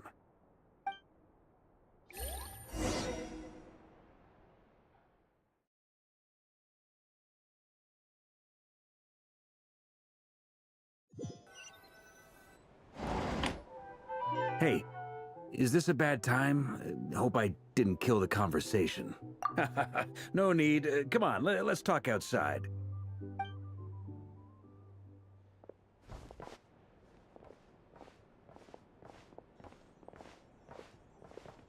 Anyway, Nefer went back to the Curatorium to get some rest. But before she left, she shared some things with me that I thought you should be aware of. Firstly, although she managed to trap the Raker of Solnari inside her chess set, there's no guarantee that the power of the Ibis King is any match for one of the 5 sinners. Their powers are beyond our comprehension. It's only a matter of time before he finds a way to break out. We have to come up with a plan and take care of him before that happens. Honestly, my mom figured that might be the case. So, how long have we got? Well, I asked her that same question. She talked for a long time, but for the most part, it seemed like she was trying to convince me how precious her chess set is. What a long and storied history it has. It felt like some kind of sales pitch, you know? The kind where you end up handing over Mora against your will.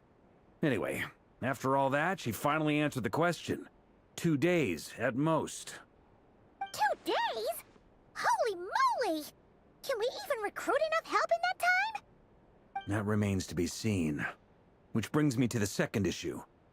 Dainsleif is obviously conflicted about this whole thing.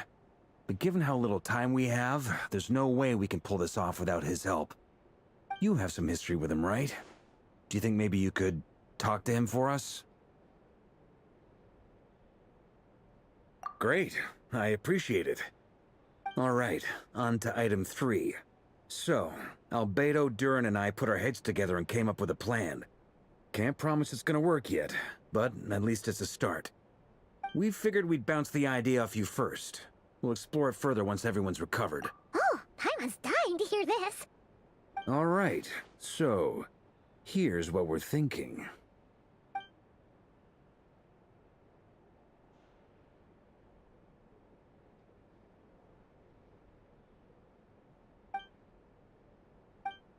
We felt a little uneasy about roping you into this. I mean, firstly, you're not locals, and secondly, none of us are your boss. You're well within your rights to refuse if you so choose. Roping us in? Why would you even say that? We know the stakes here. It's all of us against the Rayher of Solnari, or none of us stand a chance. I choose my words very intentionally, I'll have you know. I like to think there's an art to striking a down-to-earth tone even when the stakes are through the roof. Sir Varka, I have a few thoughts about this plan. I'm all ears. I think we can be more flexible with how the roles are allocated. In my view, the most sensible lineup would be like this.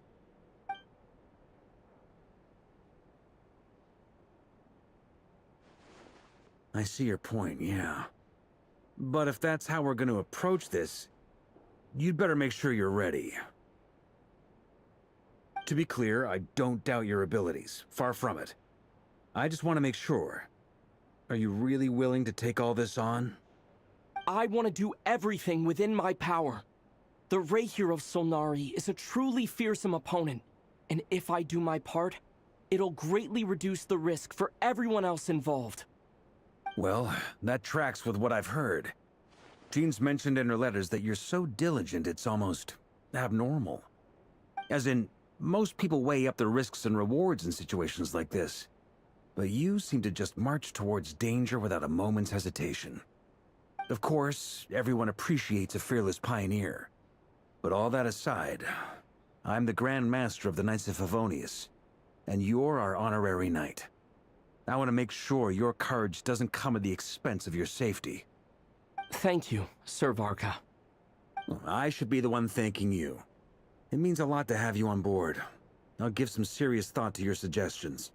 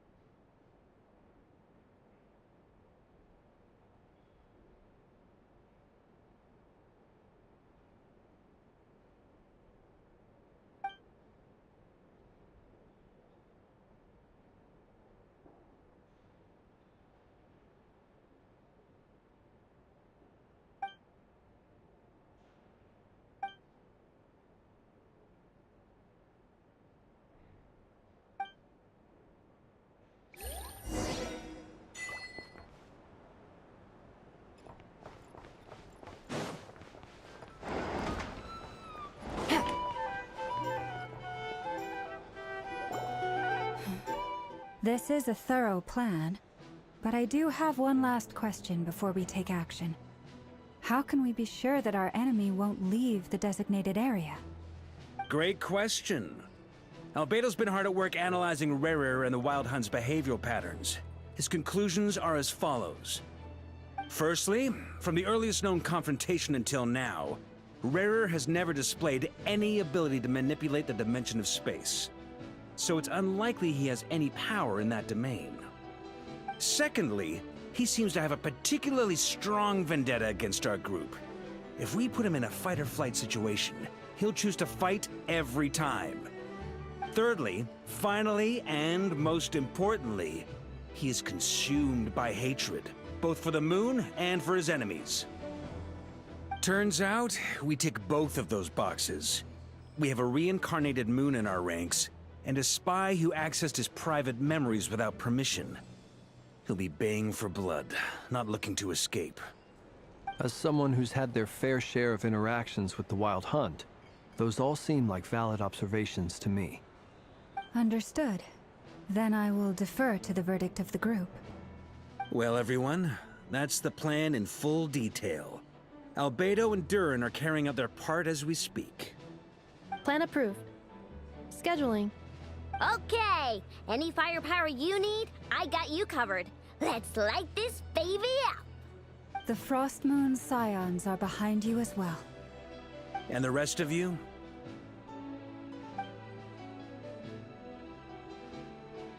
No objections? All right, then it's settled. This is the plan we're going with. Next up, an old tradition of mine. Anyone who wants to back out, now's your chance. Wait, we can still back out of this? Everyone says things they regret, right? I don't want anyone feeling trapped because their mouth said yes before their brain had time to think things through. A very people-first approach. I hear that's common practice in the Knights of Favonius. Heh. Who'd you hear it from? D-Luke? Shh. We don't use people's real names at work. This contact will be known only as Owl, please and thank you. This plan can only work if everyone does their part. Flint's and I will absolutely support it. We shall indeed. You'll be glad you accepted our help. Also, you are the last person I expected to see here, Miss Dory. It's not often I get called Dory in a work context. My peers usually call me Lord Sangama Bay. So, the longer your name, the higher your net worth. Is that the idea here? In that case, Mr. Flint's here must be worth a fortune. That's right, I know your full name. It's... The walls are thin here. I'd appreciate you keeping that a secret. Okay, fine. I'm actually only here as a favor for someone else. Do you have any idea how much it would cost to hire me otherwise? Oh, does this mean someone out there actually has the power to boss Dory around? It most certainly does not. We have a long-standing and mutually beneficial business partnership. She's actually the mom of a friend of yours. Said mom supplied me with a great little trinket, but now that lady's ruined everything. If I don't start building a little goodwill now, my whole business in Notcry is gonna go down the drain! Okay. So what exactly is so special about this pendant? It's a lucky charm that a great mage made for me.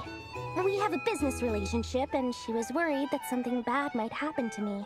So, she wanted me to have something that can store power to protect myself with. I finally got it all fully charged up with Kuvaki, and then never went and used it all up at once! Never lost so big in my life! You're right. It was all my fault. I didn't mean to drain all the Kuvaki in the pendant, but I'll make it up to you. You will? Well, in that case, how about you give me your chess set, and we call it even? I knew you'd say that. Well, it's yours if you want it. In fact, take it now, and I'll even throw in a free Raker of Solnari. Deal? You're putting me in a difficult position here. It's a very useful thing to have around, but I have a funny feeling it won't be around much longer. I guess we'll see in a couple of days. Looks like bankruptcy for me. Hey, don't be so pessimistic. See this through and you never know. You might find a new business opportunity on the other side.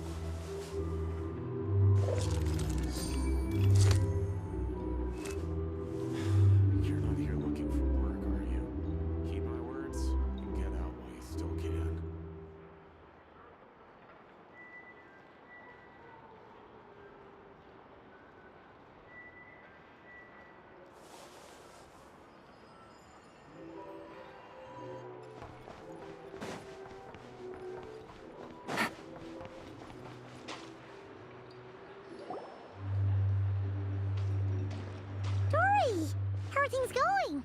Feeling ready? Oh, I was born ready. We only have 2 days. You think Lord Sangamabe would let an opportunity like this slip by? Don't forget, when something's in high demand, the people with the goods on hand get to charge the highest price of all. Even higher than the sellers taking advance orders. Ta-da! See? It's right here! Ah, it's so pretty! Did you make it?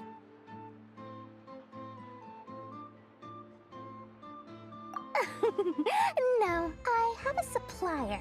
We go way back, so he made me a very attractive offer. Aha! No wonder you were talking about Lucky Charms at the meeting. You've been getting Kave to make them for you. That's not the full story. It actually started a while back as a project between me and the Dendro Archon. Mage Alice once warned me that this world won't stay safe forever. There may come a day when everyone faces a great crisis. I passed this on to the Dendro Archon, and she secretly brought together a research team made up of Sumeru's top scholars to invent a technology that could keep people safe. I won't go into the details because it's all very complicated, but if you want to know more, you can ask the Dendro Archon about it sometime. Anyway, point being, it was the Dendro Archon who asked Kave to build this little contraption. As one of the top Kashara War talents, he was the obvious choice. Took him long enough. He stressed over it for ages. Must have gone through at least a dozen designs before producing a final product. But that's Kave for you. Marak delivered it to me a couple of days ago, along with a letter from Kave. Could I ask why I'm sending this technology to you? And what's your proposed use case? Has it been approved by the relevant authorities? So nosy. My fault for sending him the research permit to begin with. Surely Nahida must have told him you were involved in this project. He was probably just nervous because you're always so secretive about your business. Could be, could be. Anyway, I just replied, let's hope there never has to be a use case, because it would involve grave danger. Fair enough. But it sounds like he was just being cautious. He probably felt responsible as the one who made it. Or maybe he was asking as a favor for his housemate. He's done that before. Not sure why, though. His housemate doesn't seem to really care that much about this kind of stuff. Either way, all's well that ends well. I'm just glad to finally have my hands on the product. I wouldn't want to be without it, given the potential dangers that lie ahead. Huh? What does that look mean? Paimon's just super surprised. This must be the first time we've ever seen you actually get serious about something.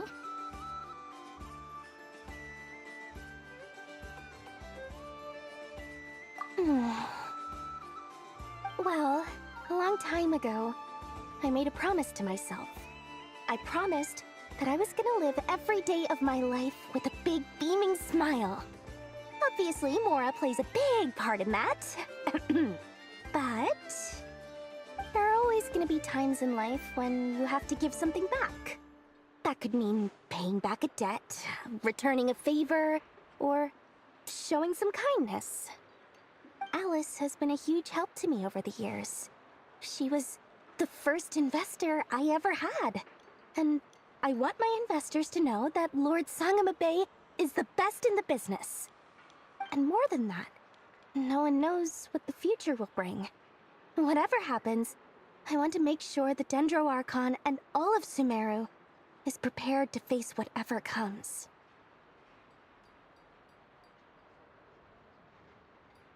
Oh, that? I was just making sure Nefer and I are square. Don't be thinking it was some sort of benevolent act. I'm no saint, so don't treat me like something I'm not. My priority is doing the business that I want to do. So long as my conscience lets me, but it usually does. That's the Lord Sangamabe business model. Alright, if you say so. I do say so, and that's the whole point. I'm a businesswoman. Don't go trying to figure out what kind of person I am. You'll exhaust yourself. Oh, and could you two help me get this stuff where it needs to be?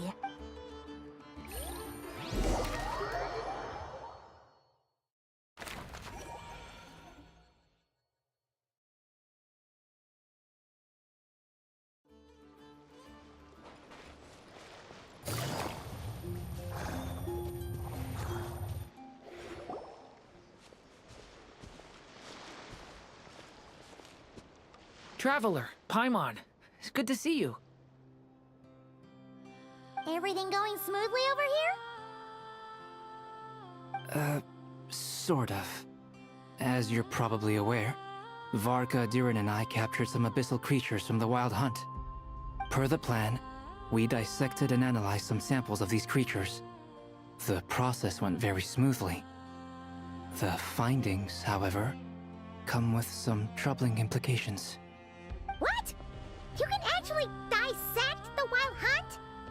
That depends on your definition of Wild Hunt and dissection. Harmless, lifeless. These words are accurate descriptions.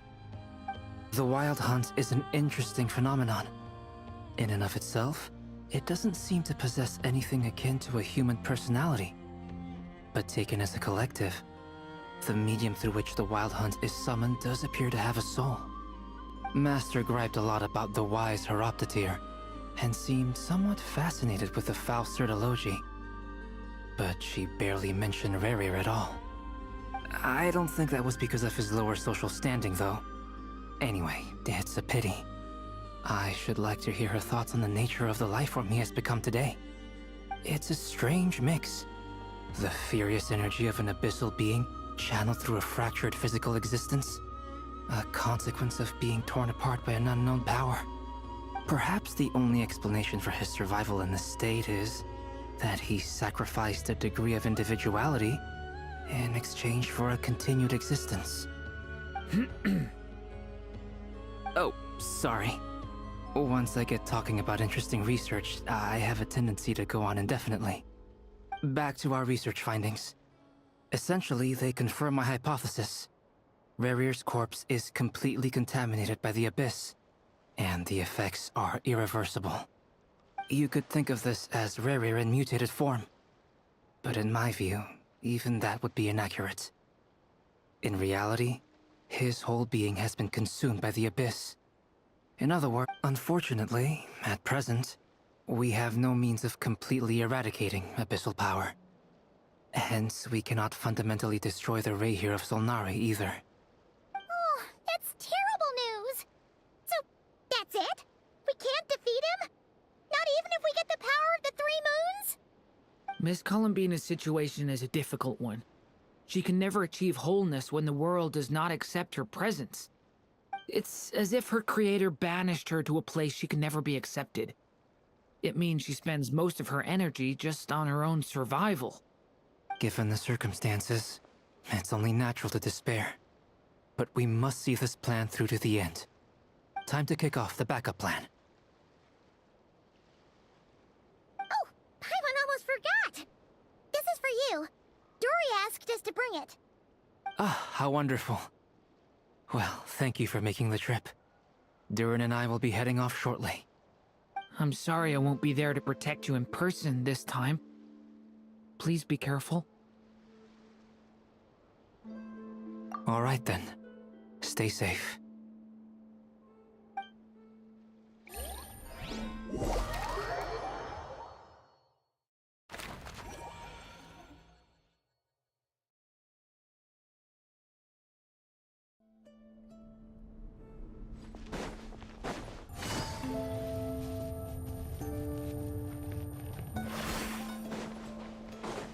Take it easy.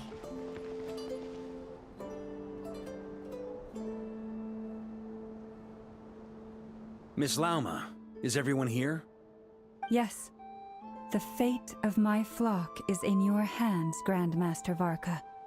Please keep them safe. My lady, what are you saying? Within the next 24 hours, we will face the biggest crisis the world has ever seen. This is not a burden that we deserve to bear, but I believe that we reap what we sow in this life. So I intend to act. I must do what I think is right. For me, that means fighting for the future of Nodcry. This gentleman is the Grand Master of the Knights of Favonius, Varka, Knight of Boreas. In my absence, please follow his lead. Hey, everyone. Guess I should introduce myself. Well, to start with, I know my way around a battlefield. Biggest strengths are honesty and hard workingness. Anyway, point is, I don't intend to let Lauma down. I'm gonna do everything in my power to keep every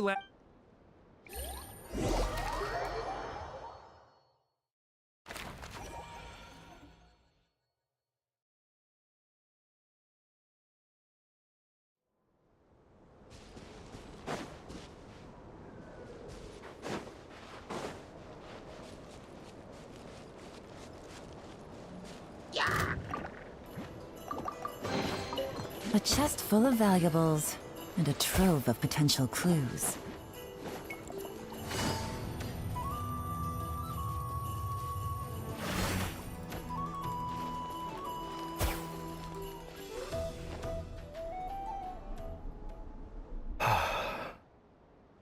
Something on your mind?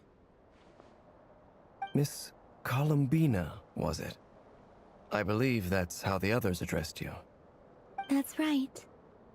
Names are funny things. Have you always been called Dainsleif? Yes. I take it your own name has a more complicated history. I have a different relationship with names than other people. To be honest, I'm not even sure that Columbina is my name. At least, not in the same way that Dainsleif is yours. But it's what everyone calls me, and I go along with it. A lot of my life has been that way. I get so used to things that I forget to question why they are so. I never used to think much about where names come from, or what they mean to people. Maybe something's wrong with me. You're different from other people. I sensed it the first time we met. You're more perceptive than most. I'm sure your long life and rich range of experience explains that. Do you ever find yourself missing Conria, Mr. Dainsleif? Difficult to answer. I have dreamed of the past many, many times. Sometimes I'm fighting tooth and nail. Other times I'm lying on the ground, defeated. I don't recall any happy moments from that time. It has been too long. Is that because hatred survives longer than love and affection? That would not be for me to say. I make no excuses for the grudges I bear. But whatever the reason, I remember little that was beautiful or sentimental.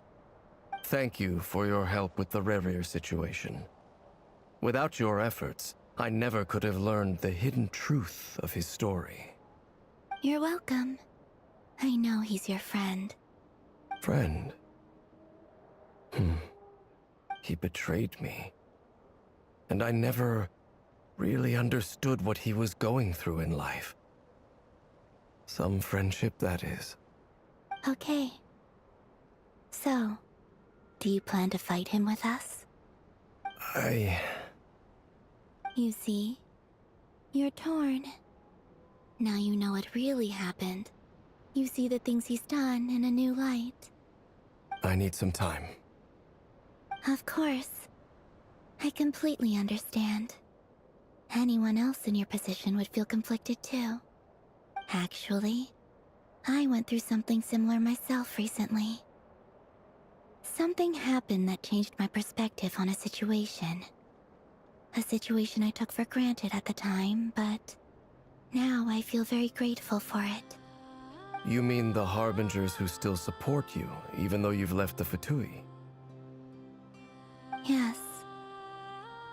I always thought they were only helping me because Harbingers are forced to work together.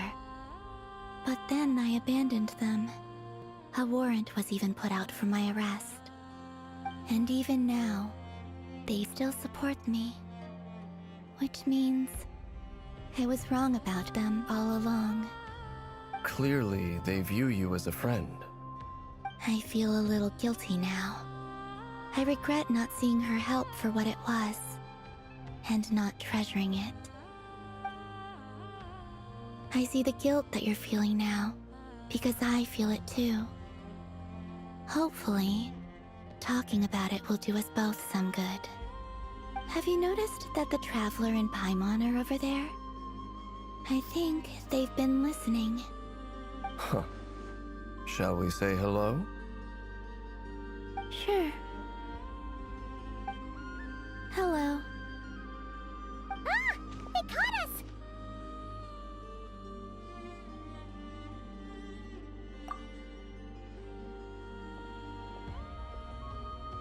I apologize for making you worry.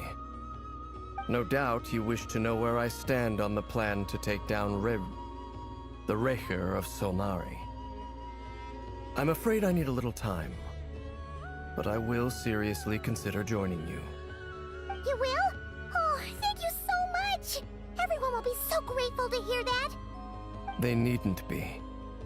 This was something that I was going to have to face up to eventually. That doesn't matter to them.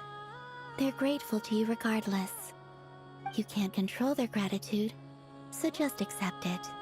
And then...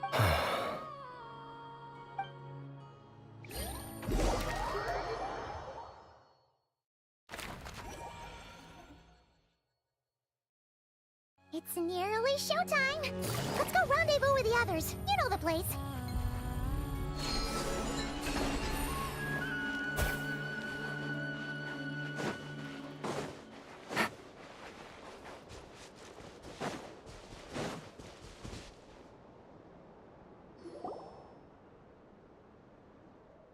Ah, you're earlier than I expected.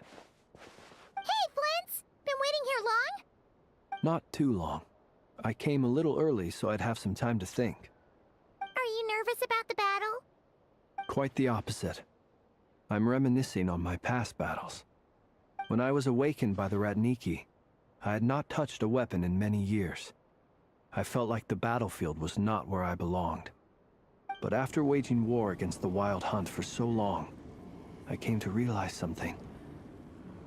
A life of absolute peace is simply not a possibility for me.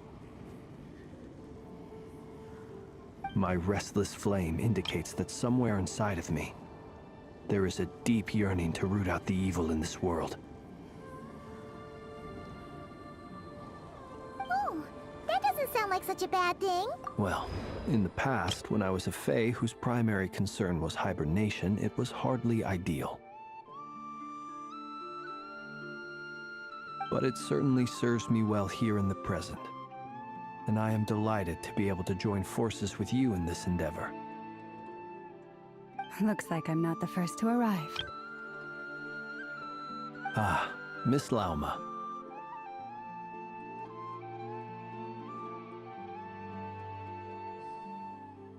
Did you sleep okay last night?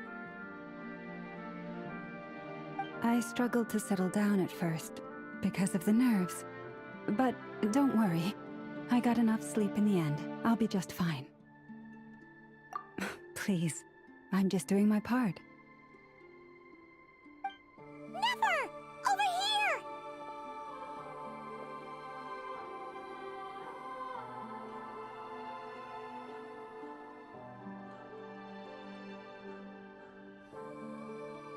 Aino asked me to relay a message. She said Anefa will be on high alert and keep a close watch over all secondary districts where defense is required, providing support as necessary. Meanwhile, Aino herself will provide range support to us directly, using her latest invention. Excellent. My thanks to all involved. The chess set's looking a little unstable. It won't hold him much longer. We should be prepared to engage at a moment's notice. No sense sitting around waiting. Let's make the first move while we still have the option. I agree. Paimon, find a safe hiding place. Got it! Be careful, Traveler! I will.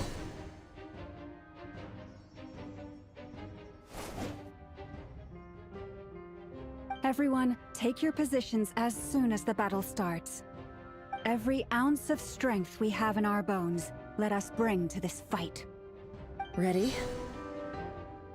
Let's go. A I've seen all your futile ploys before. You have become the authors of your own demise. I wouldn't be so sure about that. You are merely a moment of sport before I tear down the moon.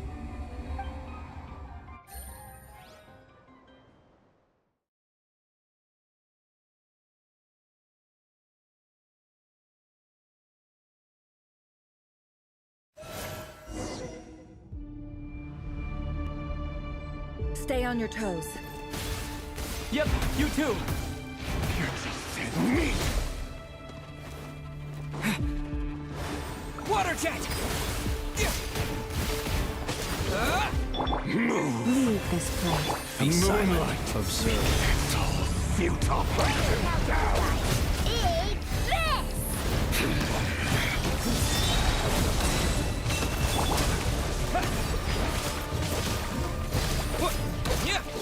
Hunt them down! Forest, protector. No more lies. Can't hide the truth. Let's see what you're made of. Move!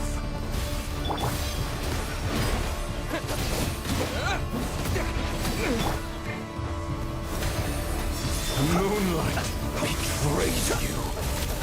Be silent.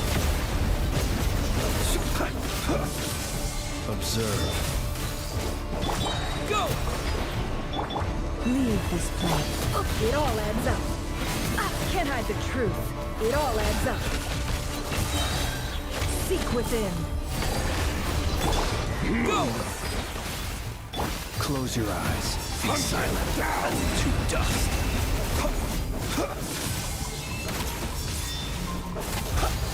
For the everlasting forest. Forest? The moonlight betrays you. A grave transgression. Close your eyes. Do you fear the dark? Hunt them down. Observe. It began with the moon, and so shall it end. The moon will protect you.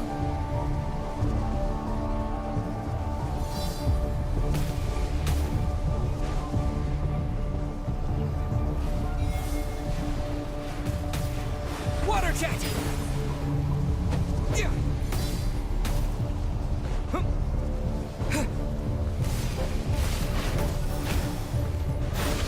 Go! Can't hide the truth. Leave this place. Close your eyes.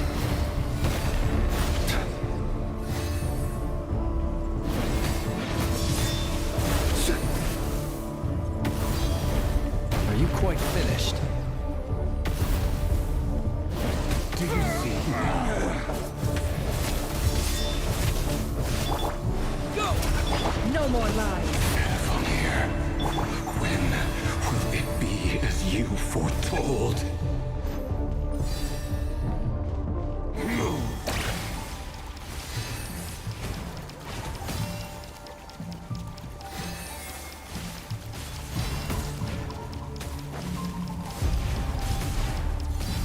The moonlight betrayed you.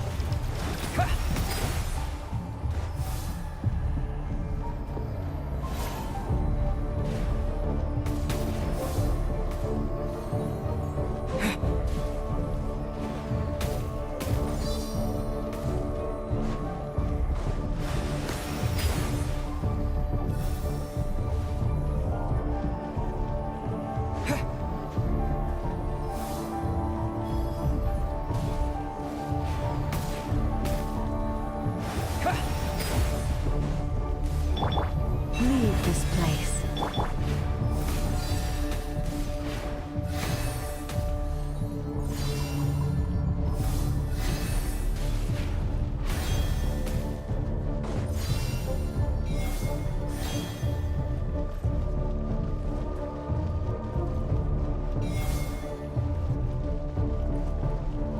Move! No more lies.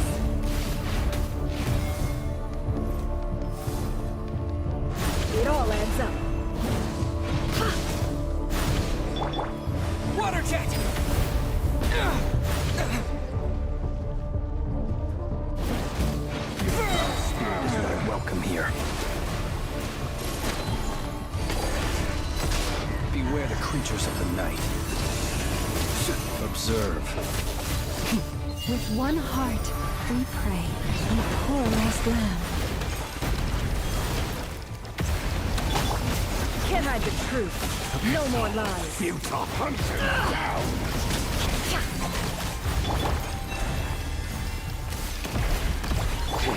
Close your eyes.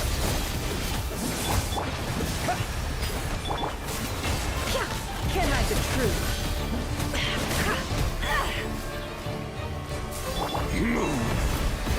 Stay your hand. Futile hunt him down! Be silent. Close your eyes. Pathetic! Seek within. No more lies. It all ends down! Go! Forest, protect. Be silent. Observe. See you at the graveyard. The moonlight betrays you. It's all futile.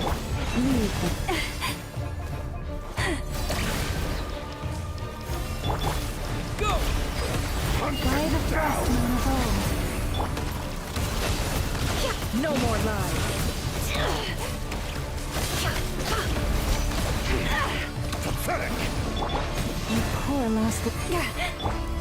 Hunt him down! Close your eyes. Observe. Be silent. The moonlight betrays you. Observe. Futile. Forest, It all adds up. Can't hide the truth. The mystery of Your little game of heroics is over. Who wants to go first?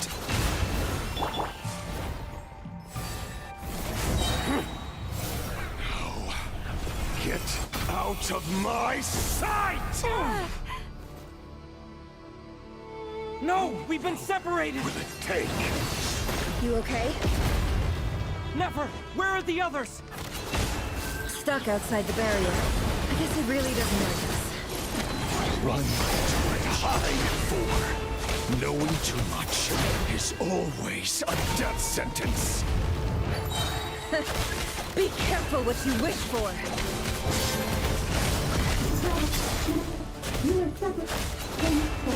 Lama! Can you hear me? Hold on, please. Silence. Your voices are gone. But at least I know they're still there. I need to focus. Stick to the plan. Remember my most important task. Just keep stalling him. If I can stall him for long enough, the moment will come.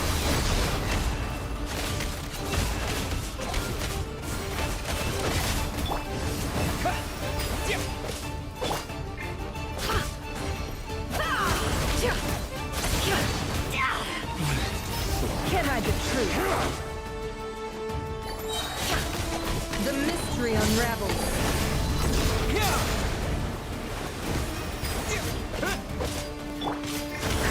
It all adds up.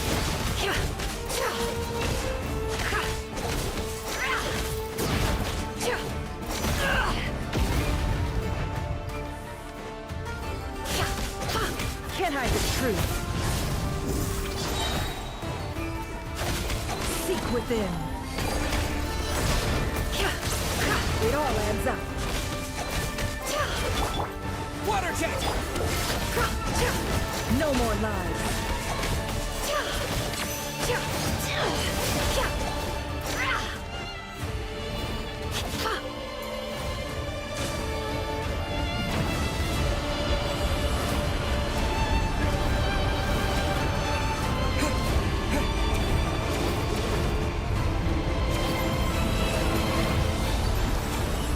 I've got this!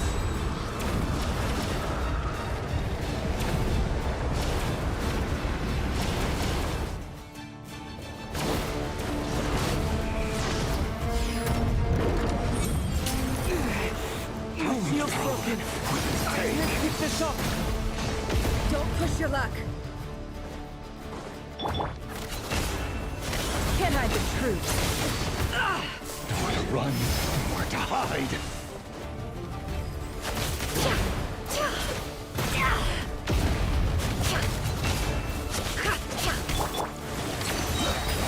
Bombs away! The deception ends here. No more lies.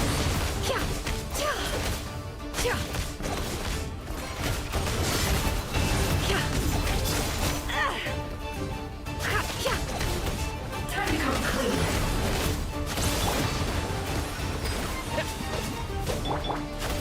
It all adds up. Seek within. Wipe out! No more lies.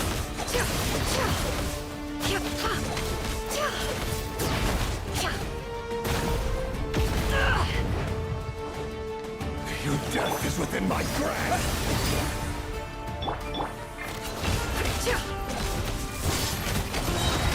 The mystery unravels. Can't hide the truth. Go!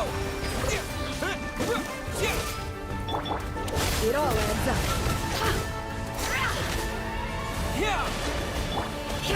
No more lies.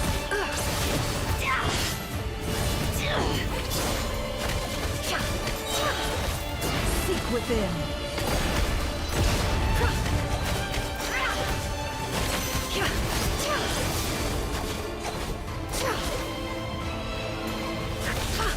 It all adds up. Absurd. Can't hide the...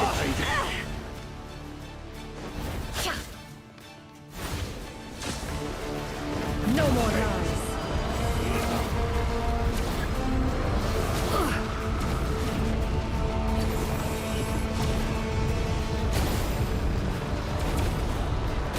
Curses. There's no other way.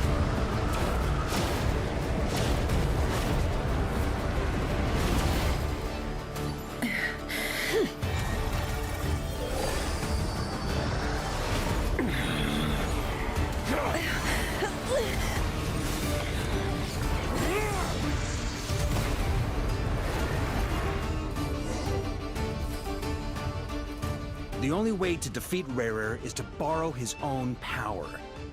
That means Columbina will have to disappear while you two bear the brunt of his attacks. You have to hold on. Find a way to keep him focused on killing the two of you.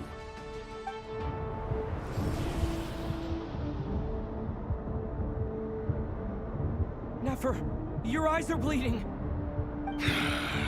Soon you will be powerless to resist. And then, I will reduce you to dust. But that dust will plague your memories. Come on, keep holding on. Any other tricks up your sleeve? Let's see them. As entertaining as they are. You've backed yourself into a corner. You don't fool me. I see your fear clear as day. I have to stoke his rage. Make him unleash everything. You fear what you could never defeat. You fear the thought of never being able to save your beloved. You cannot win the fight against fate, Rarir. Is that what you think? Well, now it's your turn to feel afraid!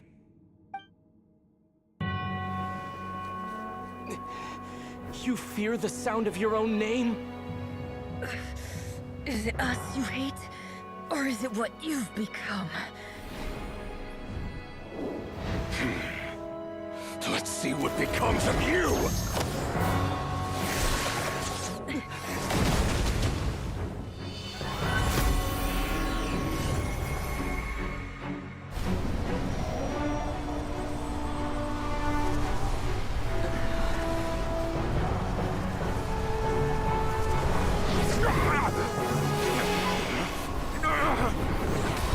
What's happening?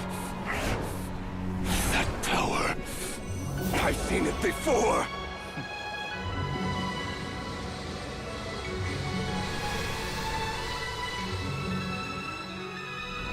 His power is on another level.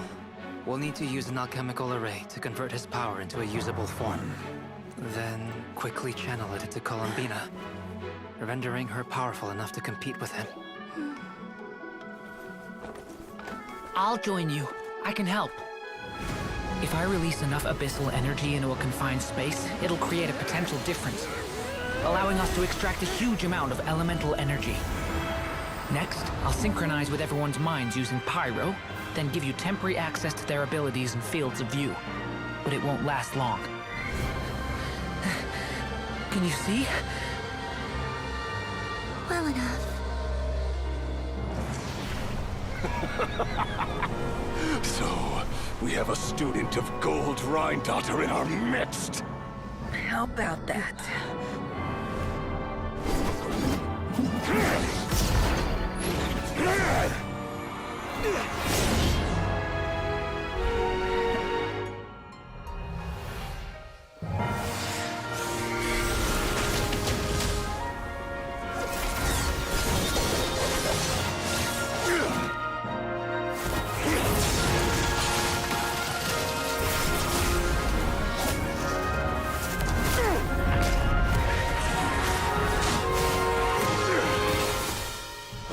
You use my own power against me?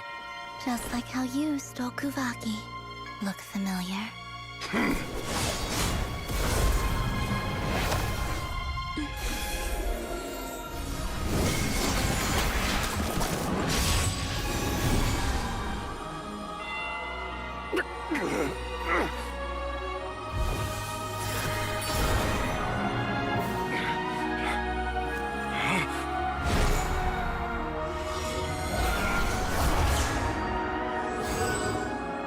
Don't you realize?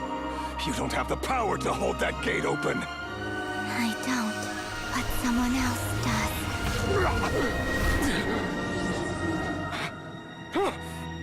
Goodbye, Rerir.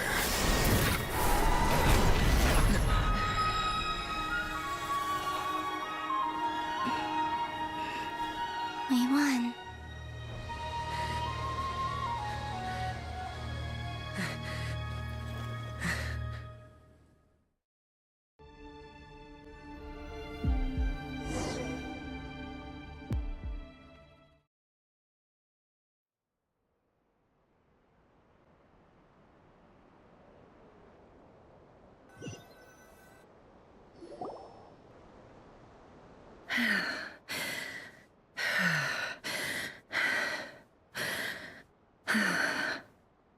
Nefer, how are your eyes?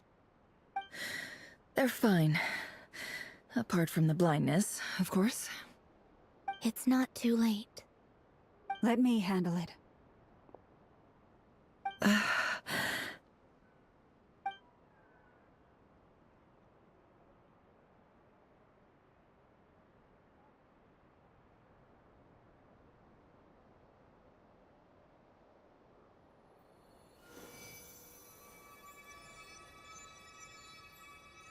Miss Nefer, it's not like you to lose your composure. That was the most reckless thing I've ever seen you do. Reckless how? The situation was critical. Our lives were at stake. We had to do something. Even so. Okay. I guess you're right. Under the circumstances, it was a wise decision. You traded your eyes for an incredible victory. In business terms, I suppose that's a huge return on investment. I'd be hard-pressed to argue otherwise.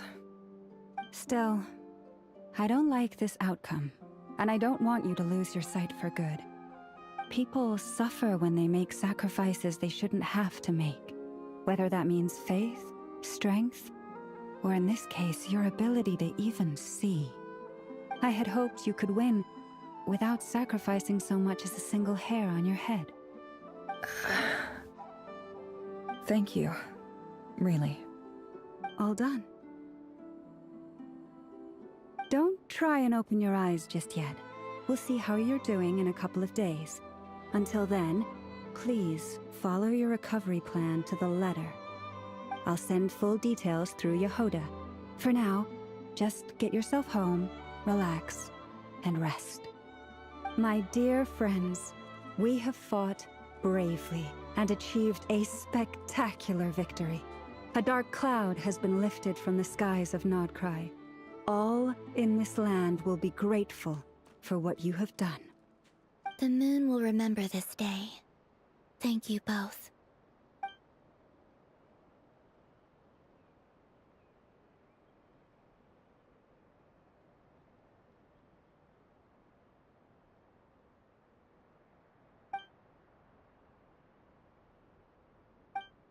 There's something I want to let you know. What is it? When Durin connected everyone's minds so I could access their powers, I also felt everything they felt. And since Nefer's eyes were injured, my eyes are hurting now too. Huh. Hold on. Let me try. I only feel the pain. There's no actual damage. I just thought I should tell you. You're right. There's no damage. That's a relief. But I must say, I'm surprised to hear the Kutar share something like this with me. In the past, you never used to open up about yourself. Things are a little different now from how they were. I'm learning to share how I truly feel with my friends. Friends? You have no idea how glad I am to hear that.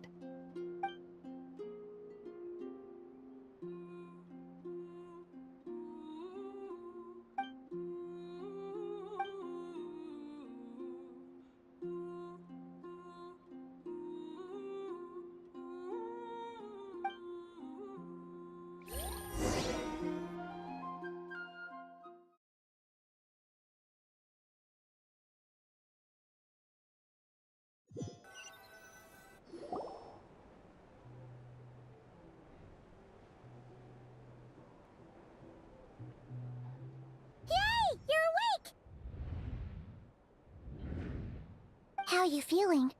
Any aches and pains? Did you sleep well? I'm doing all right, Paimon. No need to worry about me. Phew! Well, that's good. Paimon's been sitting on the edge of the bed worrying about you for ages. Glad to hear you didn't starve. How was the food? Well, it wasn't the same without you there to share it. Honestly, Paimon just can't relax when you're not your usual self. She couldn't enjoy the food and settle down to sleep. Well, I'm back to normal now.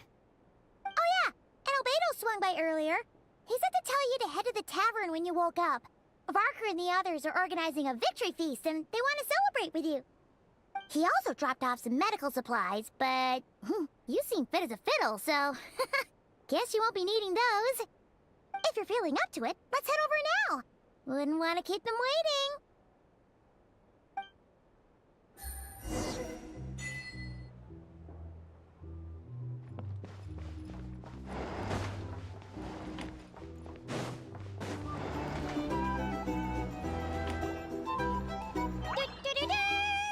We're here! Traveler and Paimon! Perfect timing! We were literally just saying how there's no way we're holding this victory feast without you. How are you feeling today? Much better. Thanks. Don't worry about me. Relieved to hear it. If that changes, just let me know. Yep, we're here for you. Anything you need, just let us know. Oh wait, where's Nefer? How are her eyes doing? Nefer's right over there. I'm sure she'd love to catch up with you.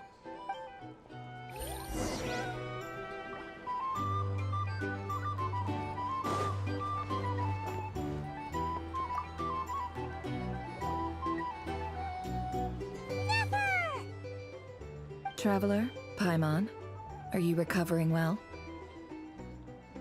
Turns out that moon chanter has some real talent after all. My eyes were mostly recovered after just a couple days rest. I can actually open them again now. Yeah, but you gotta be careful. Lauma says not to strain your eyes while they're still healing. Yes, thank you. I'm well aware. Yehoda, could I borrow you for a moment? I could do with an extra pair of hands. Oh, sure. Coming. Did you hear that? I gotta go help Lauma for a second. You guys chat among yourselves. I'll grab us some drinks on the way back. Paimon, you still like 'em sweet? You bet! Make it extra sweet, because Paimon's earned it! Sure thing!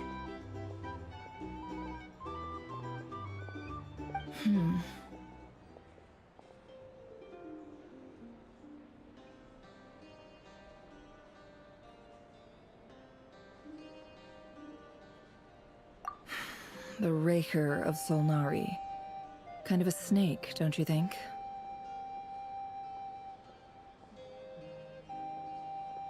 No, definitely a snake. A poisonous one who spewed his venomous hatred everywhere. Anyone who seeks revenge out of hatred for other people has become a snake. That's something my dad used to say. Perhaps. I'm sure it sounds like a very wise and open-hearted perspective to your ear. What else is left when everything you depended on in life gets stripped? If you're worried about me, you can nip that in the bud. I'm not someone who gets stuck in the past. It's just... I suddenly feel like I was wrong to call my father a liar. He was just a fool. Oh, father. Look at the Ibis King. Thoth is a fiendish... He's never brought it up, but I'd bet he feels the same way. Why else would he give me the power to perceive the truth, while at the same time training me in the art of... Well, King Deshret banished him to Aru, which is essentially a prison, and posed... His response was to take on a physical form and approach me, hoping that... Did he really think I'd fall for that? So that's enough for you to decide he's nice, is it? He's a prisoner, and he was scared. So he decided to perform some good deed. He lives in fear because he's a deceiver. How is Rerir any... It's preposterous. Yet I can't say I don't understand it. Liars live in the darkness of their own making. But it's still human nature to want to go on. They say that a liar's soul is the most worthless thing in the world. What do you think?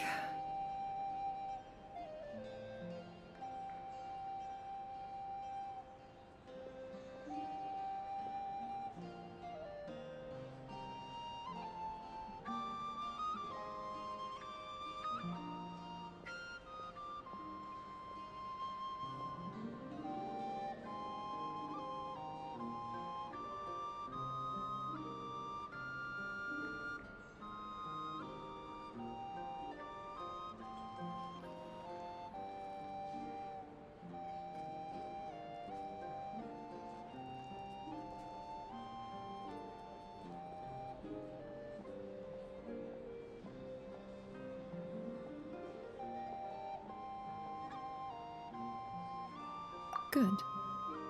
If you understand that, it means you're smart, and you see things objectively. If you ask me, the soul of a liar really is worth nothing, because all they care about is themselves. For example, when something good falls into my lap, I don't go sharing the news around. Stops other people trying to steal it from me.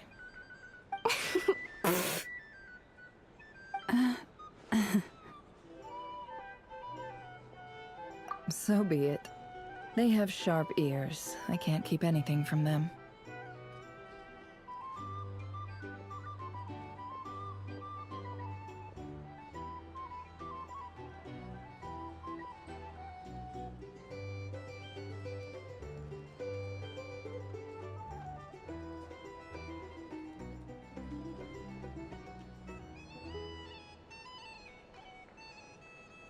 Oh, is that what it looks like? Well, you all know my past now. And I can't simply... When you find yourself in a situation you can't... If you understand what's at stake, very good. Oh wait! Now that the panic's all... After all that...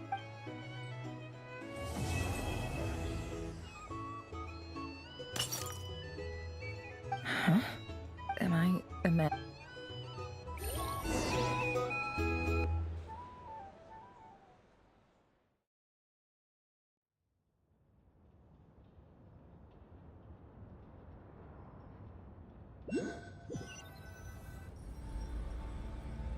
So, that close colleague who stayed behind with you? What's he been up to recently? Don't know, don't care. I get more normal human interaction from hanging out with Bosco too than... Although, now you mention it, he hasn't bothered me in a while. I wonder... If he's disappeared without a trace, it's the biggest gift he ever gave to the world. But he won't lie low forever. So we'd better stay on guard.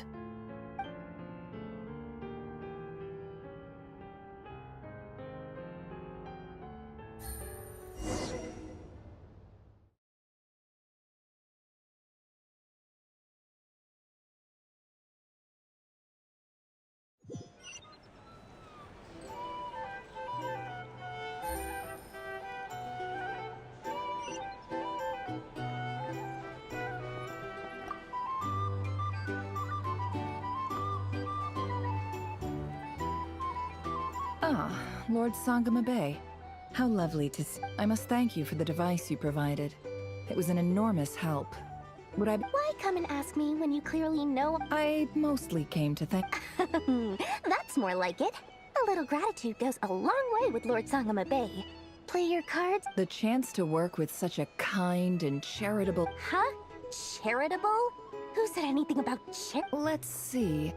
The first plot of land... Stop! What do you think you're doing? Exposing my investment history! It's nothing to hide from. They're all perfectly legitimate investments. And some of the land you purchased was with the intent of building a sanctuary? Yes, I heard about that too. How did you... You're a curious case, Lord Sangama Bay. You don't like people finding out about your good deeds, do you? But I'm afraid no matter how hard you try to keep things under wraps, where there's a will, there's a way. You did it for Sumeru, didn't you? It was empty land that was gonna go to waste otherwise. I figured if I built something there, it might... Disasters are capricious things. They strike without any warning. I've lost family to a disaster before, and I don't want to lose any friends or business partners if I can help it. My elder sister used to dream of finding a sanctuary. Somewhere with plenty of food, water, and medicine. Where everyone could live happy lives. It was something I looked into, but after discussing things with the tech people handled the tech, and Moneybags provided the Mora. It's a pity that so few people know the truth about you. Everyone says that you view everything in terms of Mora, and all you care about is growing your own wealth. So? What's the problem with that? Everyone wants to be rich. It's human nature. So yes, I love Mora, and it's nothing to be ashamed of. But surely you have dreams of your own, beyond just making Mora. You don't get it, do you? My dream is to invest in other people's dreams. And, you know, make a nice little slice for myself along the way. Just thinking about it makes me happy. That sweet, sweet sound of Mora. Thank you. For the device? And the pendant. Oh, that. I was just returning a favor. Don't worry about it. Seems like we've both been away from home for a very long time. Yeah. So long that I barely remember what my family even looked like. That would be your mother, father, and sister? Yeah, though it's been years since my sister passed away. It's not like I want to forget them, obviously, but memory can be even more ruthless than the most calculating business person. Beyond a certain point, if something isn't helping you, it just gets rid of it. My sister can't help me now. Slowly but surely, her face is fading from my mind's eye. It's become a vague impression. Not everything will fade. When loved ones pass away, the beautiful memories are the ones that last the longest. Yeah, that's true. If you ask me, that's the one silver lining in all of it. Well, that, plus, I'm sure that life is much better now than it was back then. Oh, absolutely. I have tons of Mora, a big beautiful house, business is booming, and I'm as happy as can be. You've got a lot going for you too. Boss of the Curatorium of Secrets? I'm sure there's plenty of mora to be made in that line of work. I appreciate the vote of confidence.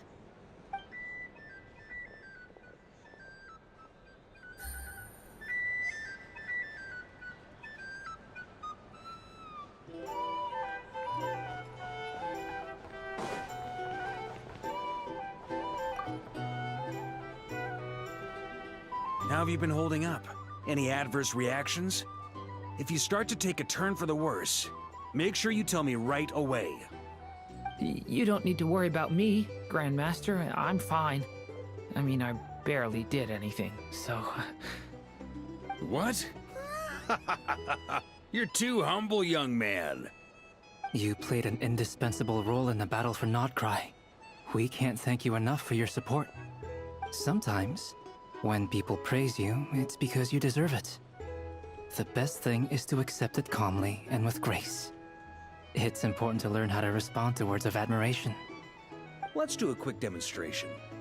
Albedo, that was an incredible feat of alchemy. The pressure was on, but you worked flawlessly at lightning speed to get the job done. Thank you. I can't take all the credit, though. Durin played a big part in forming the alchemical array. See? Did you catch that? A masterclass in how to take a compliment. Okay, yeah. I did work pretty hard to help prepare for the battle. No point denying that. Hey, you guys! Hey, look who's bounced back. Looking good, Traveler. Seems like you've recovered. You won't need to take any more medication. Can I get you a drink? Huh? You know how to order at a bar now? You've sure learned a lot recently. Handling a drinks order is ridiculously simple compared to alchemy. Don't worry, I'll blend into society yet. Paimon believes it. You're clearly a fast learner, just like your brother. To be totally honest though, Paimon didn't quite follow all the details when you first explained the plan to us. Don't worry, that's completely understandable. Unless you're a student of alchemy, it's hard to grasp the principle and how the process works. To put it in the simplest terms, we saw how our enemy stole the power of Kuvaki. And that gave us the idea of stealing his power to turn it against him. When facing an enemy you have no hope of defeating, it's best not to engage them in battle. So, instead of looking for a way to overpower him, we decided to help Columbina get strong enough to at least stand up to him in a fight. For this to work, we had to analyze his modes of attack, confirm who his main target was, and make sure that he wouldn't go beyond the range of the alchemical array. For added security, we prepared a total of 4 arrays. But to mitigate the impact of the battle, we identified one location in particular as the ideal spot. The alchemical array absorbed his abyssal power. Then Durin, that power enabled her to do what would otherwise have been nigh on impossible. What surprised me was that Dainsleif actually agreed to join us. Given his history with Rerir, he had every right to sit this one out. It must have been a painful choice to make. Absolutely. He was torn between 2 paths, but in the end, he made his choice and stuck to it resolutely. Anyway, however you cut it, everyone gave a stellar performance.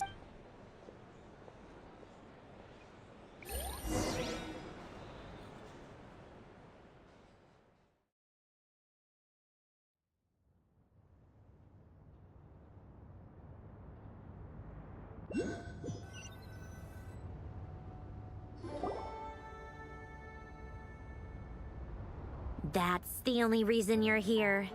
Yes. I've thought a lot about it. And I've realized that you, me, and Arlecchino should be friends. I think this is very important. So I felt I had to come and tell you. Well, this is a new one. I'm so moved. I can't even hold my teacup. If that's all, you can leave now. Do you not want to be friends with me? Or is it that you prefer being co-workers? What is this, Columbina? Are you deliberately testing my patience threshold? Right now, my politeness module is active. But if you say another word, I swear I'll shut it down. If your politeness module was active, wouldn't you say the word please at some point? Polonia, please see Lady Columbina to the door. Will you still invite me to your next tea party? What? Yes, I think you will. Bye-bye, dear Sandrone.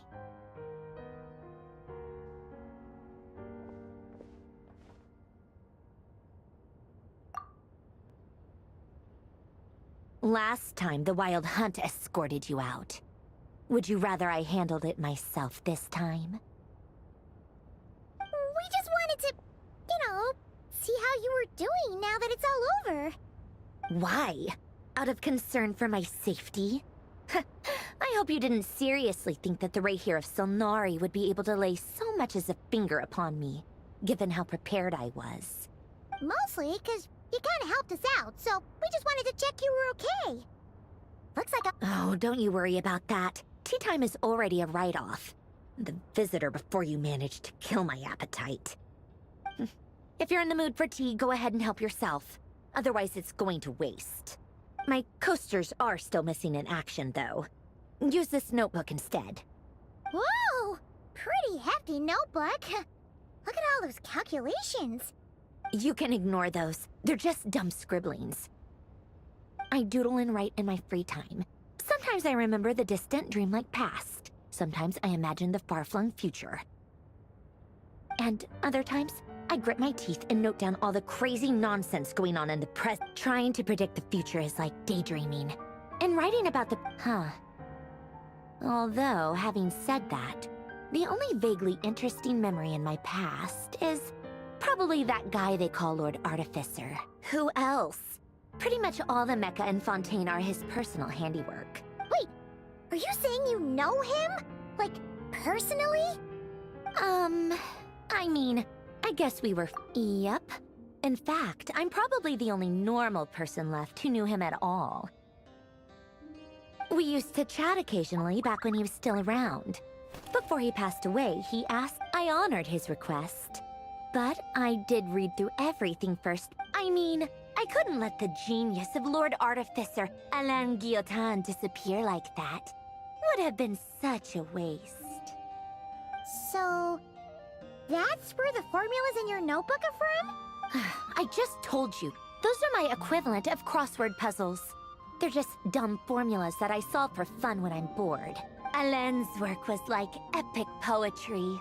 The formulas in my notebook are just silly little riddles in comparison. Not that there's anything bad about them. At least, solving those riddles isn't going to hurt anyone. Except me, 'cause I lose a few brain cells in the process. Anyway, while we're on the topic, I might as well tell you about what happened to him and his friends. Alain Guillotin had two close buddies, Renee and Jacob. They spent their childhood years together in the Narzissenkreuz Institute. They were all quite competitive, so there was some rivalry between them. But it was a friendly rivalry. But beneath the friendship and the rivalry ran something deeper, a sense of nostalgia for the past. Unfortunately, childhood would end, the prophecy would come true, the apocalypse would arrive, and the future would never be. A mad dream that would normally only capture the minds of lunatics begin to take root in their hearts. And if Renee and Alain had been people of lesser wits, that dream would probably have ended up as something for them to joke about in their older years. But alas, they were some of the sharpest minds around. They nurtured that dream with the full power of their intellect, and it grew into something that ate away at their souls. The first of them to fall under its spell was Renee. Against Alain's wishes, he persisted in experimenting on a mutual friend of theirs to try and save their life. Alain did not approve and parted ways with Renee. It's complicated. Alain wanted to believe that Renee only did what he did for the sake of their friendship. Perhaps the seed that would grow into a nightmare had already sprouted in Renee's mind. Even then. The next time they met, Renee's soul had been completely engulfed by the dream of salvation. His futile attempt to change the tide of fate only resulted in a wave that swallowed up the world. And although that wave died down eventually, I hear that it just recently came back with a vengeance. As I understand, Renee wanted to live out his dream of salvation once more. But I'm told that the attempted resurgence finally died out for good. What do you think of Renee? Do you admire his transcendent genius? Or do you despise him? Same difference, really. Just a matter of perspective. Doesn't surprise me. The only difference is, your dream came true. I don't like fanatics who give up their whole lives for their ideology. Maybe I could understand if Renee had just been an ordinary person. Anyway, that's enough about Renee. He managed to put a stop to the first storm whipped up by Renee. To his credit, I suppose, the loss of his family and friends was purely a tragic accident. After that, the only thing supporting his work was the same dream that had dragged his closest friend down to the abyss. But although the desire to save Fontaine drove him to found the Fontaine Research Institute, Alain continued to reject any form. I think that formulas and machines derived solely from human intellect. Yet Alain's intellect was simply too great. Once he realized that the end of his life was approaching, he finally accepted the truth. He quit working on his formulas, trading them in for the fairy tales that had played such a formative role in his childhood. He told me that the director of the Narzissenkreuz Institute used to read those fairy tales to the children as bedtime stories. I think that all he wanted at that time in his life was to be able to sleep deeply without being plagued by depression. At the very end, he laid down to rest in the ruins of the former Narzissenkreuz Institute orphanage. Many years after that, tensions over competing dreams would once again cause a rift. And that is the story of two people from the Narzissenkreuz Institute who both wanted to save the world. One went all in on his fantasy of salvation without ever looking back. The other sought desperately to burn bright in his life. I do sometimes wonder, why is it that people like them have such grand hopes of... Even the grandest tree starts as a tiny seed. So they were young children with friends and family who mattered to them. Or maybe they just wanted to find something to anchor themselves within the chaos. But instead, the search for their own salvation took them down the rocky road. Do you think the desire to save oneself is enough of a justification to try and save the world?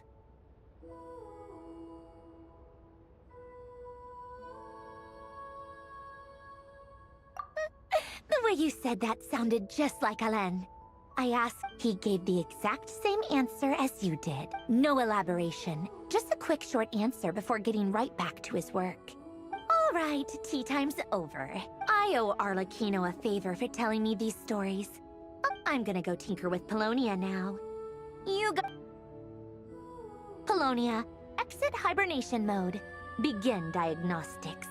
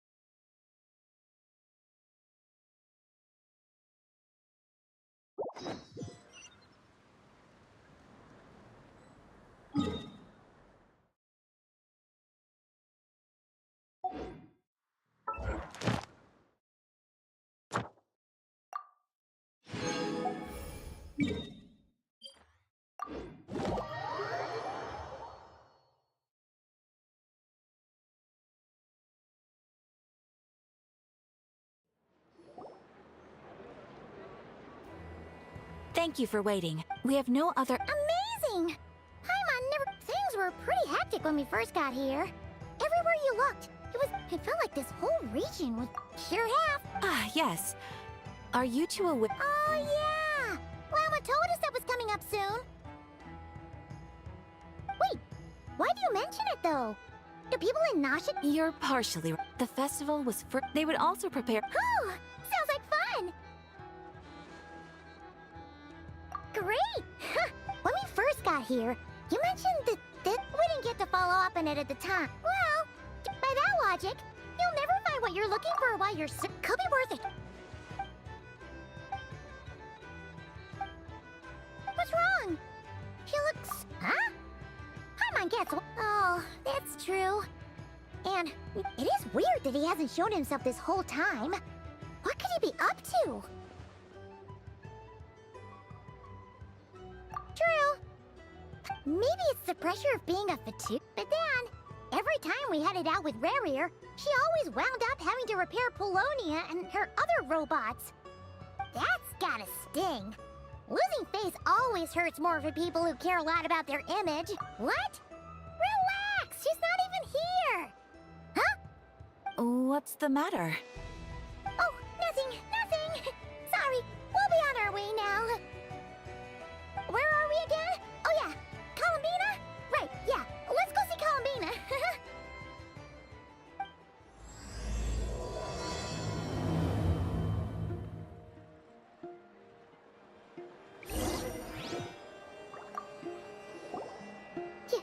What? I'm not entirely— Phew!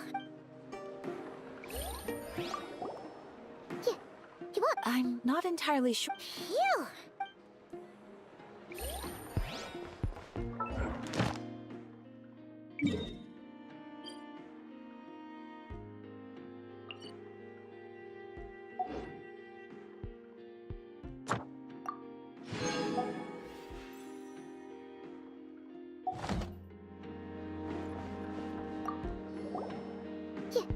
What? I'm not entirely— Phew!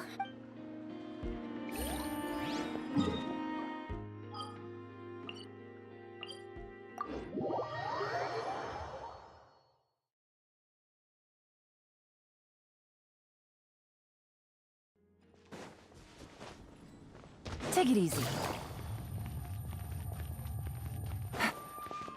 Ad Astra. Thank you for Ad Astra.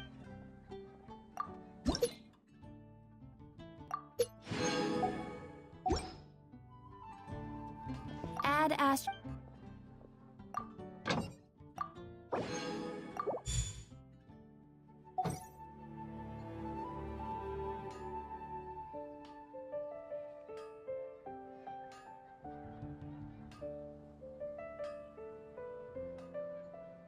When you're high up, everyone can hear your voice. There will definitely be something that catches your eye.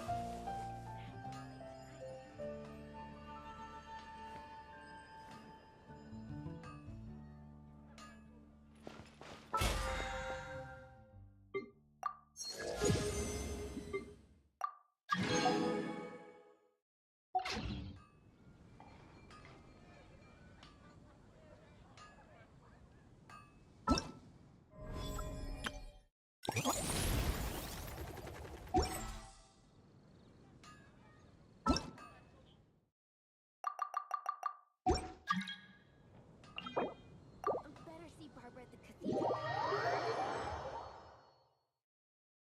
Can hear your voice. What I'll make tonight. There's a strange wanderer in your wolf.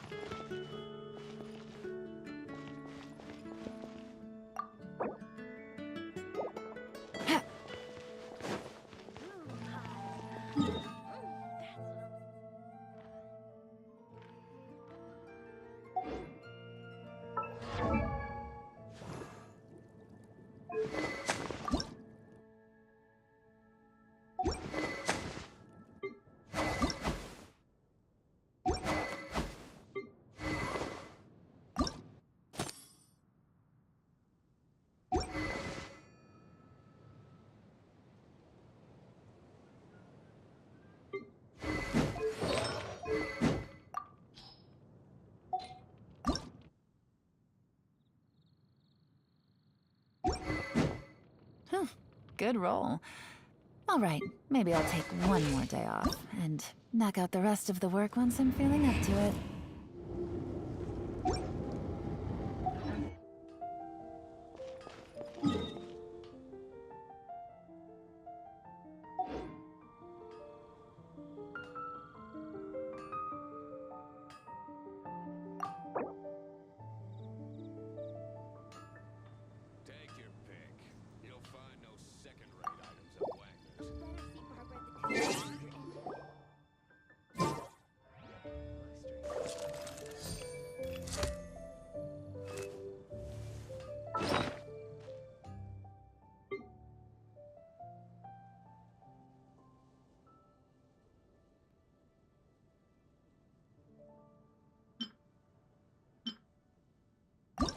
I got a new letter from an informant. Looks like the situation has changed again.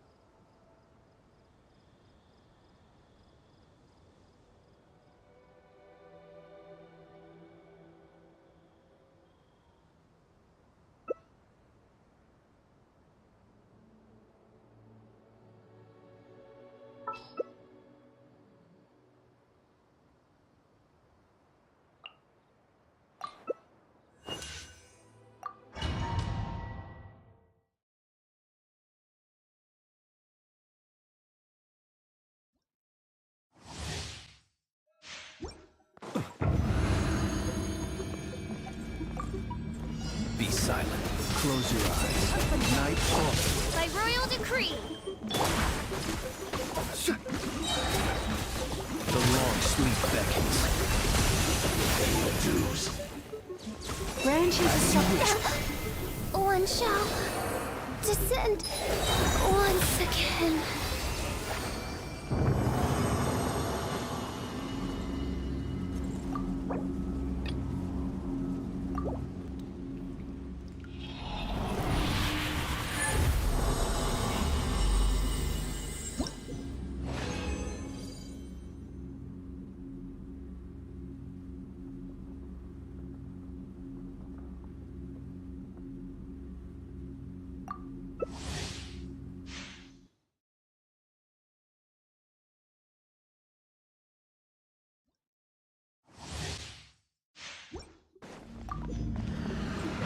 Close your eyes. Night falls. Be silent. Stay your hand. With one heart. Close your eyes. To dust.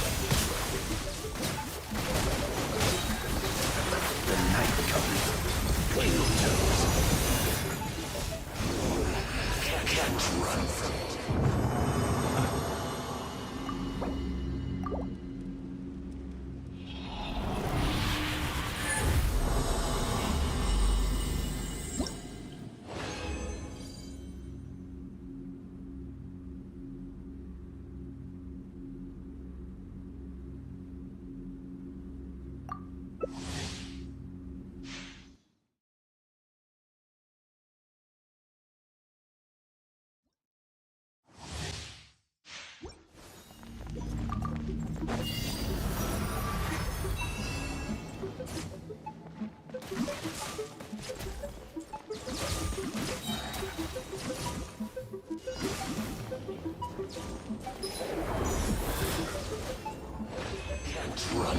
debt.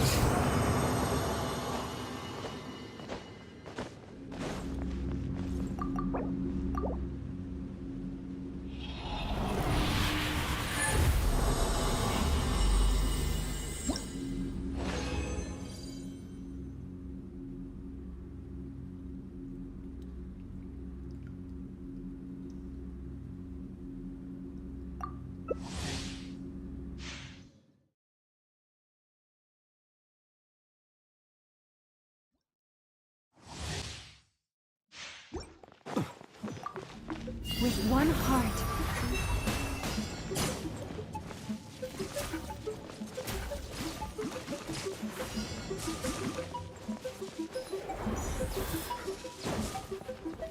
Run from death. Beware the creatures of the night. Can't run from death.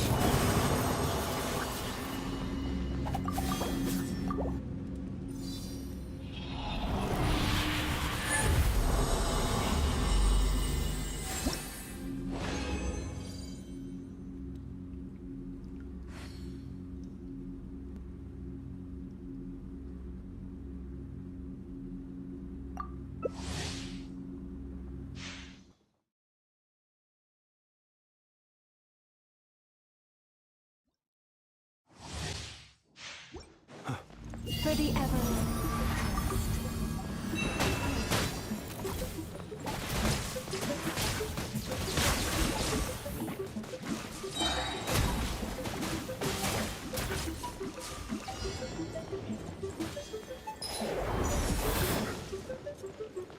Run from death.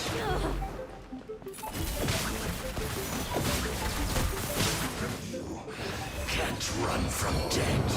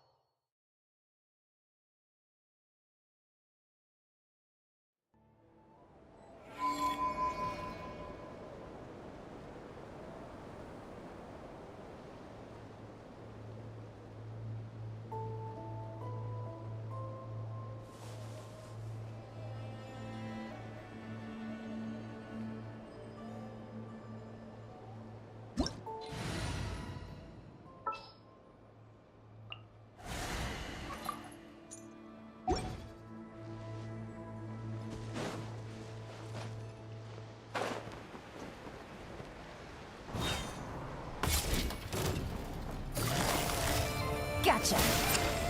The night cometh. Observe, be silent. The night falls.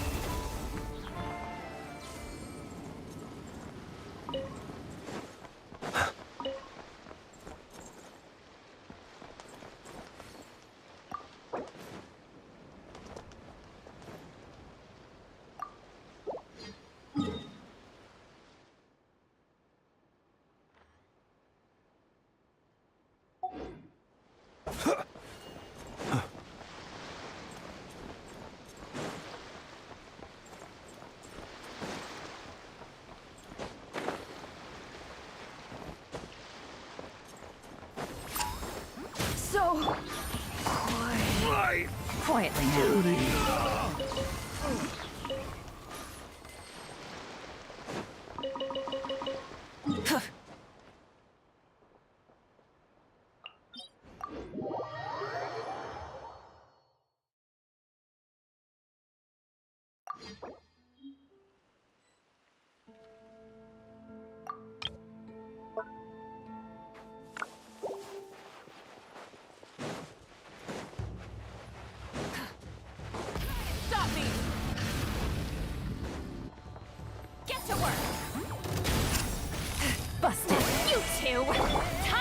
Observe. Close your eyes.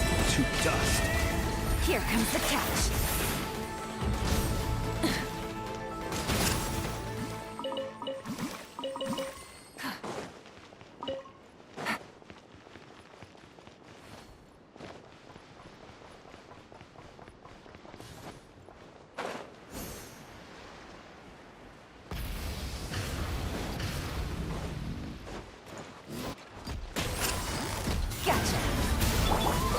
Observe. Do you fear the dark?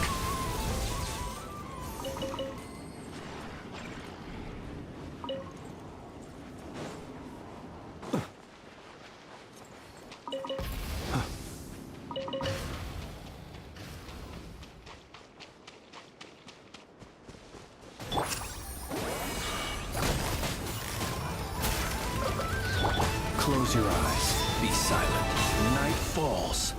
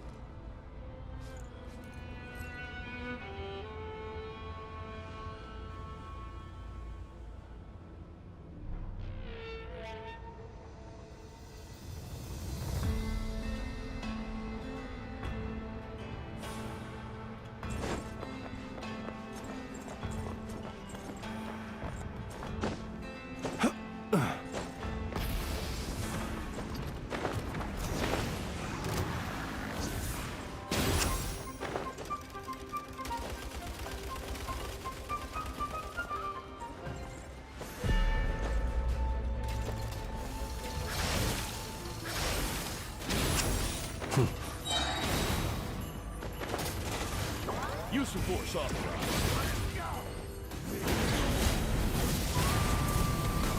Observe. Do you fear the dark?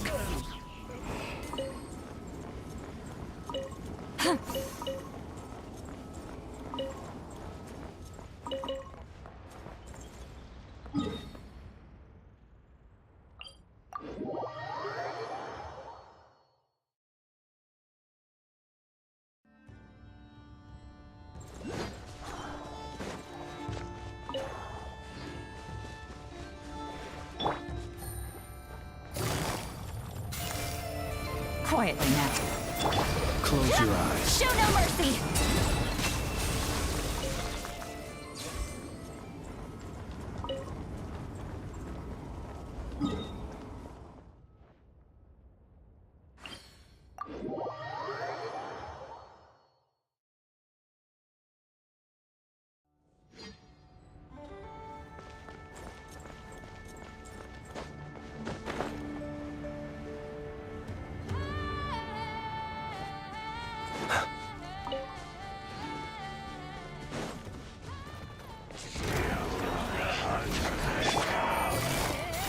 Busted. Be silent. Do you fear the dark? Things are about to get dicey. Suffer the wrath! Burn it down! Light up a blazing Beware the sun! creatures of the night.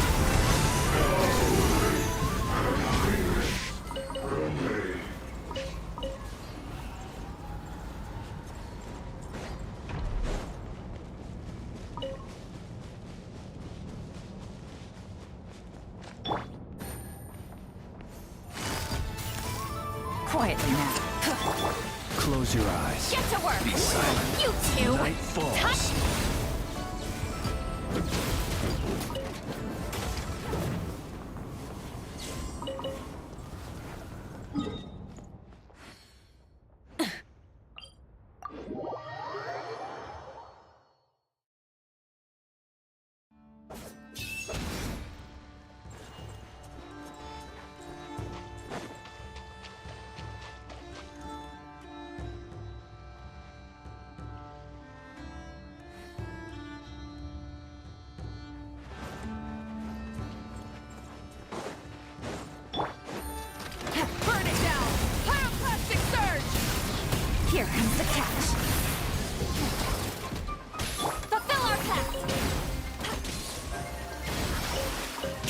Close your eyes.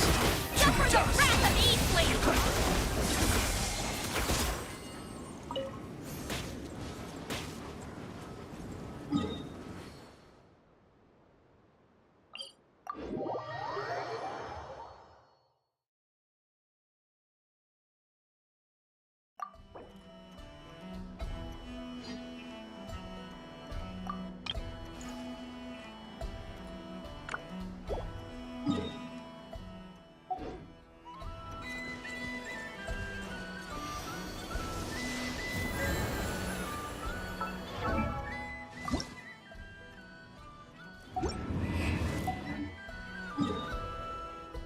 Many insects have a compulsion to follow the light.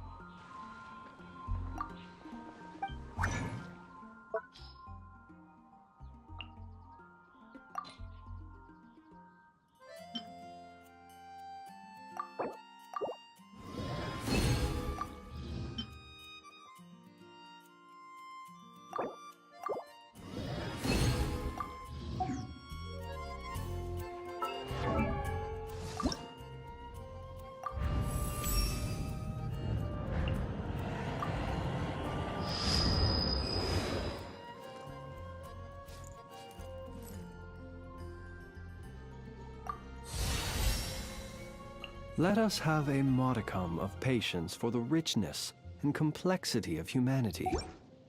The wanton cruelty of the few is not worth our ire.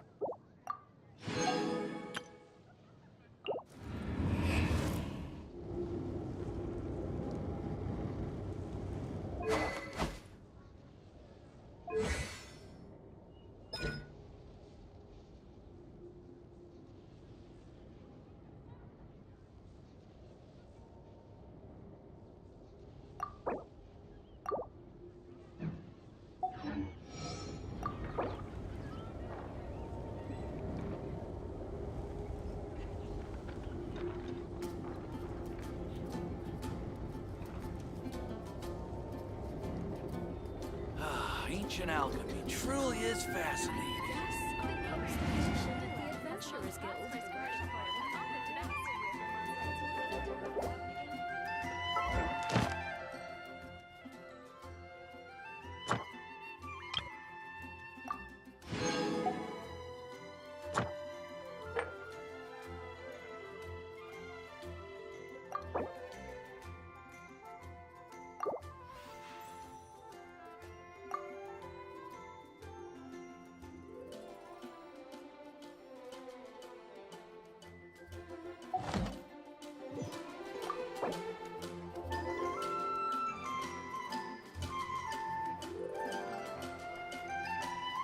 People ought not be so frightened of ghosts.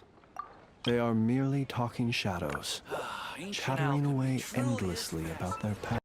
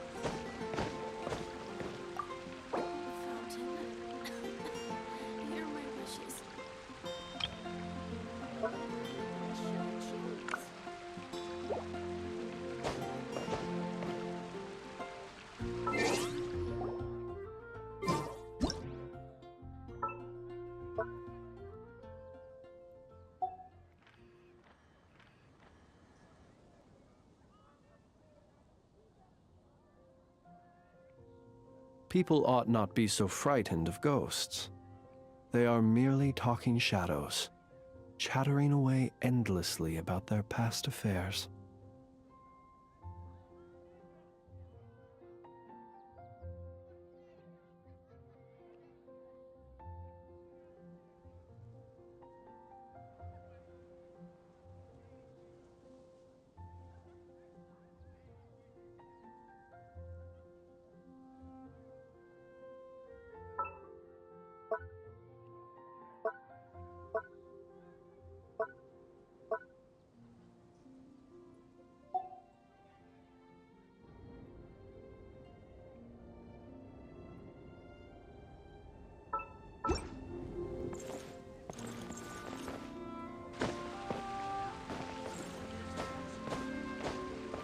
Today's recommendation is the steak.